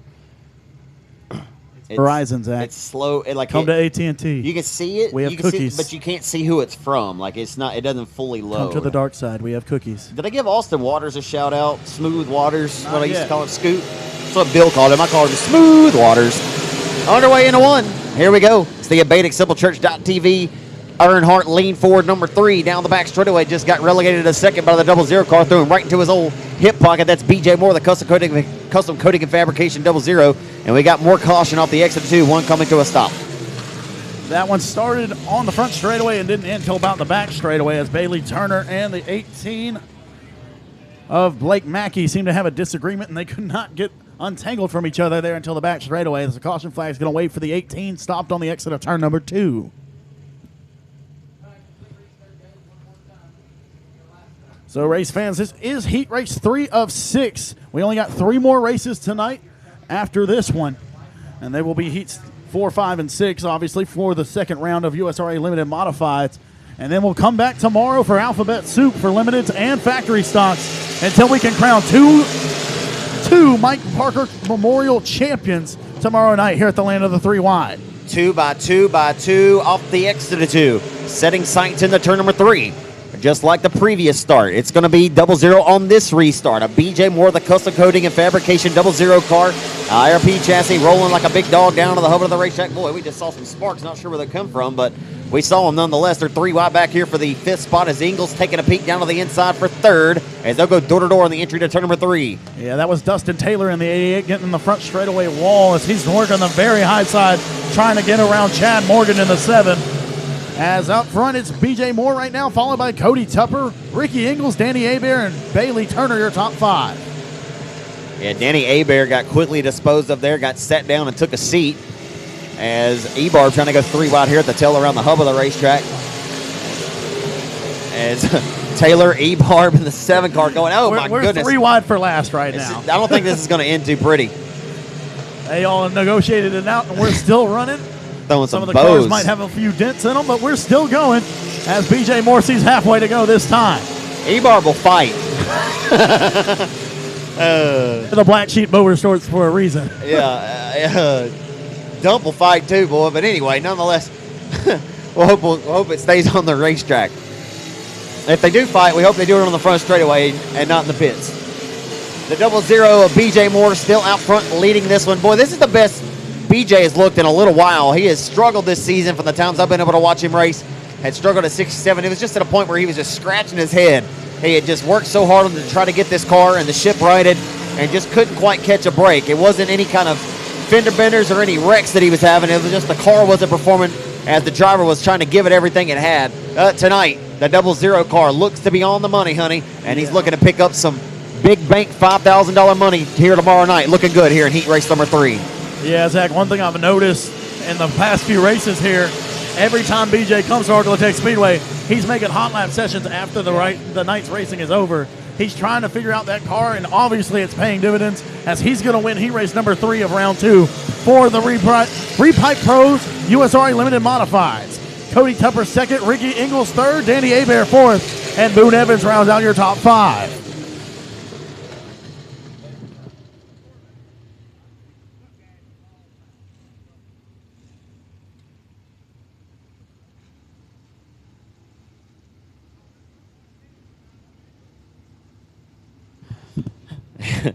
Heat race number 4 for the limited modifieds in round number 2. We're working down to it here, ladies and gentlemen. Just a few more remaining races on the night's program here on night number 2 of the Mike Parker Memorial. I want to encourage each and every one of you fans that are here tonight, be sure to make sure you come back tomorrow, bring a friend, tell a friend, and make sure you come back here and support this event. We want to pack the stands, folks. That's what we want to do. We want to pack the stands because guess what? The drivers have packed the pit area, and now it's only up to us. It's just up to us now. We have to do our part and pack the grandstands for the great drivers that have packed the pit area. They're going to have their talents on full force display tomorrow night. As heat race number 4 for the limited modifieds on the pull out of Crosby, it'll be the 199 of Rhino. It's Ryan Harris, John Catman Mitchell in the Team 5 Enterprise WW Timber number 5. Aaron Roy, it's Rapid Roy, the 8-time 67 Speedway track champion. Dustin Durham in 99X, Randall Guffey in 24G, Ray Allen Colhonic at a Denbury in 33, Taylor Bose in the 21XL, Jason Downey in the 164, he's out of Baytown. And Derek Grigsby, the Marshall Missile, will be one to keep your eyes on as he takes the peaks, goes 3 wide down the back straightaway. And thinking better of it, the 99X said, I'll think better of that one as he lost that approach as Grigsby goes right by on the inside. So John Mitchell leads lap number 1, followed by Harris, Colhonic, Roy, and Grigsby. A stellar top 5 right now after one circuit. With Durham riding in the 6th spot, Storm is 7th, Downey 8th, and Guffey rounds out your 9-car field right now. So the Catman making a quick adjustment to the limited modifieds as he's out front. Aaron Roy going to take the 3rd spot at the line this time. Colhonic is 4th. Grigsby's 5th as Ryan Harris continues to run in the 2nd spot. 3-car battle for 3rd through 5th down the back straightaway. Colhonic back to the top side of the speedway. Roy drives through the middle. Grigsby on the bottom, and they very well may be 3 wide next time by. Mitchell and Harris out front trying to drive away from that 3-car battle.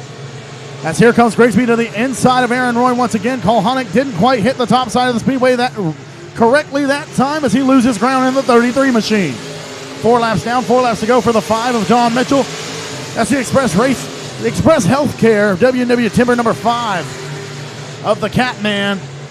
Super late model competitor starting to dip his toes into the limited modified ranks, and he's found instant success, I should say, as he won last week, his first start here with our weekly Bulletproof Tees USRA Limited Modifieds. He parked it in Victory Lane, and now he's back chasing $5,000 here at the Borderlawn Septic Services Mike Parker Memorial, the 9th annual, as we're running $5,000 to win for the Limiteds and $5,000 to win for the factory stocks. 2 laps to go for the Catman, followed by Rhino, Rapid Roy, the Marshall Missile, and Kohonic rounds out your top 5. So the white flag comes out this time by for the Catman, John Mitchell. Mitchell a win here last Saturday night in his limited modified debut into the 2022 racing season. Ryan Harris rising a comfortable second over your third place 67 Speedway 8-time track champ of Aaron Roy, a Rapid Roy to the DE Wraps Modern Primitives number 35 car. And the Marshall Missile comes from the tail to finish in the 4th spot in 69. So, 35. So there you have it, ladies and gentlemen. Heat race number 4 recap. Taking the win in the Healthcare Express Team 5 Enterprise. Number 5 of the Catman, John Mitchell from Texarkana, Texas, the multi-time Comp Cam Super Dirt Series late model champion. And taking second, Ryan Harris out of Crosby, Texas, in car number 199. Finishing in third, the 8-time 67 Speedway track champion in Red Lake, Texas. It's Rapid Roy, Aaron Roy, and the DE Wraps RPM performance-powered IRP Racing chassis. Family Medical Associates, Texarkana Emergency Center, number 35. And taking fourth, the Marshall Missile, Derek Grigsby, and the True Love Law Firm, one-call staffing, 5-star builders, Marshall Lubinato, IRP chassis, number 69. The Marshall Missile, Derek Grigsby, from 9th to 4th.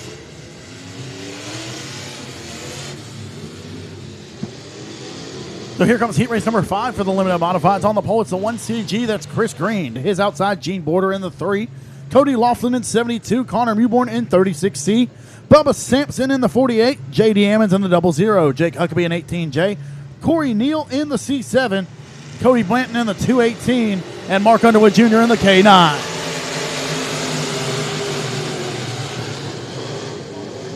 We'll see what Gene Border can do here from the outside front row. Down the back. Oh, my goodness. And we got one around the 72 car. Got the whiskers from the K9 of Underwood. So around went that number 72, and it didn't look like anything intentional. The 72 car was just not quite as up to speed off the exit of 2 at a quick pace. The K9 car just kind of snuck up underneath there, and around he went like a top. It's Cody Laughlin, the car number 72 out of Ashdown, Arkansas. And he'll go to the tail for the lone soldier stopped when the caution came out.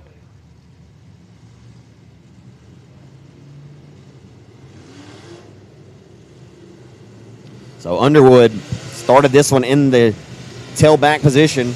He'll try to work his way from worst to first. That's the goal for all these competitors. He's got the longest road to hoe to get there. So we're going to keep our eyes on him. At the Monfous Motorsports, Grant Shelton, Worldwide Tire, Popeyes, Louisiana Fast. And Mr. Joe, I'm not sure if he's still sponsored by Popeyes. I know Mr. Shelton, I think, owns some of them franchises, but I still want to say it for as long as you have a race team because it sounds cool. And dude, them Popeyes. So here we go. Gene Border going to get the jump once again on the outside of Chris Green. And here comes Connor Mewborn in the 36C to the second position. Could go for one of them spicy chicken sandwiches from Popeyes right now. And trying to throw a little hot sauce up in here inside of the top 5. Comes Mark Underwood Jr. He's going to work to the outside and try to grab that 5th spot. Hello, how you doing? And keeping it moving. The 1CG of Chris Green of the yellow flag comes out on the Speedway once more for the second time in this event. All right, this time it's the 218 of Cody Blanton out of Lone Oak, Texas. So the Lone Oak Texan, the lone car stopped there when the caution came out. He'll have to go to the tail and try her again. That's what I heard.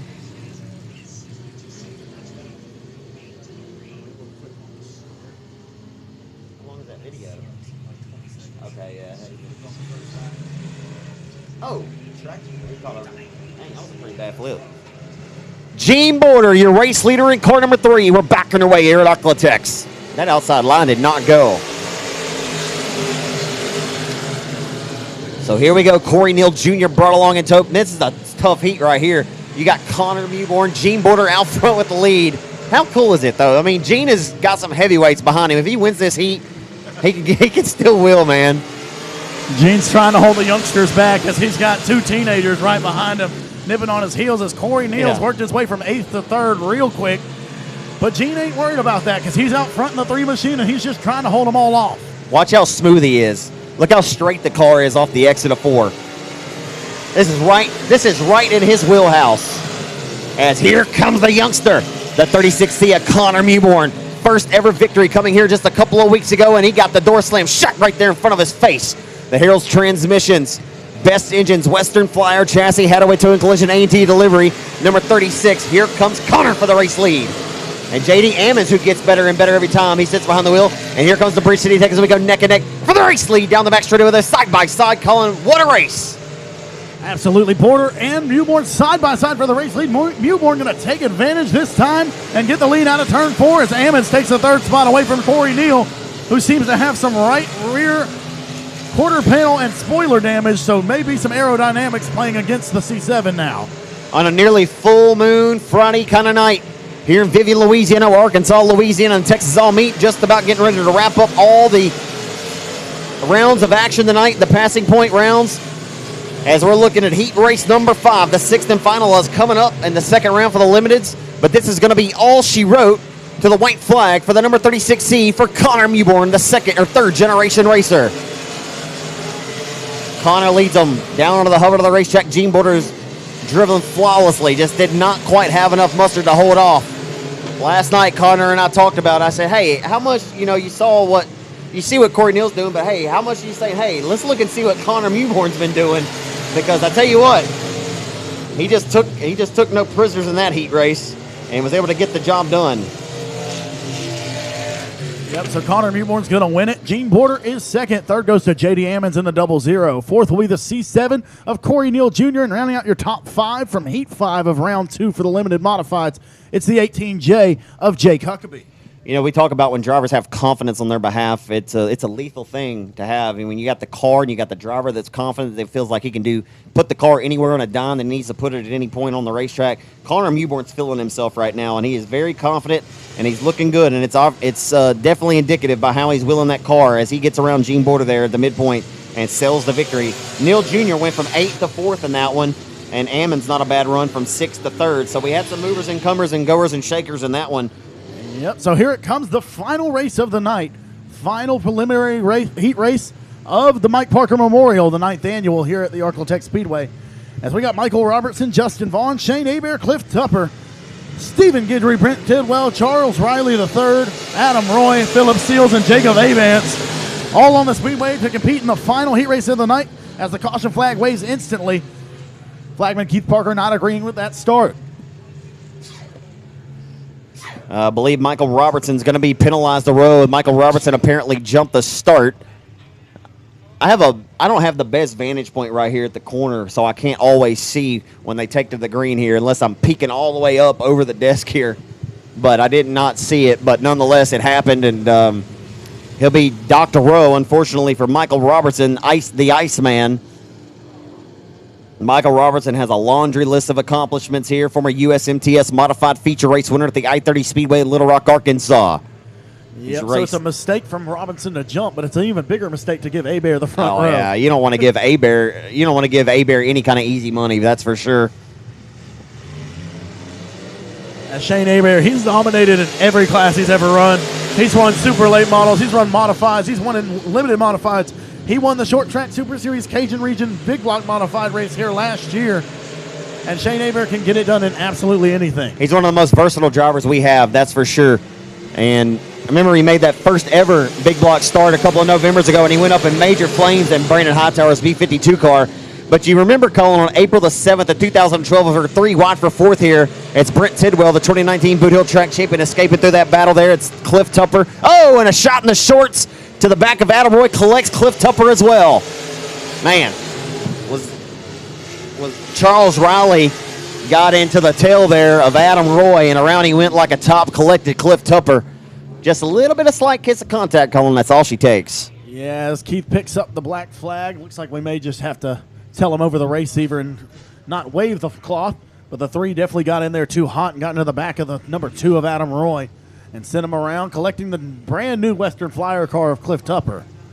How great is it to see Cliff Tupper back in the limited modified race? It's good, man. He, him and my dad share the same lot as far as where their businesses are located. So I see Cliff quite a bit whenever I'm in town. Of course, I live in Atlanta, Texas now, but my father's shop in Bossier City, Louisiana. But my dad and Cliff, are right business partners, if you will, I guess.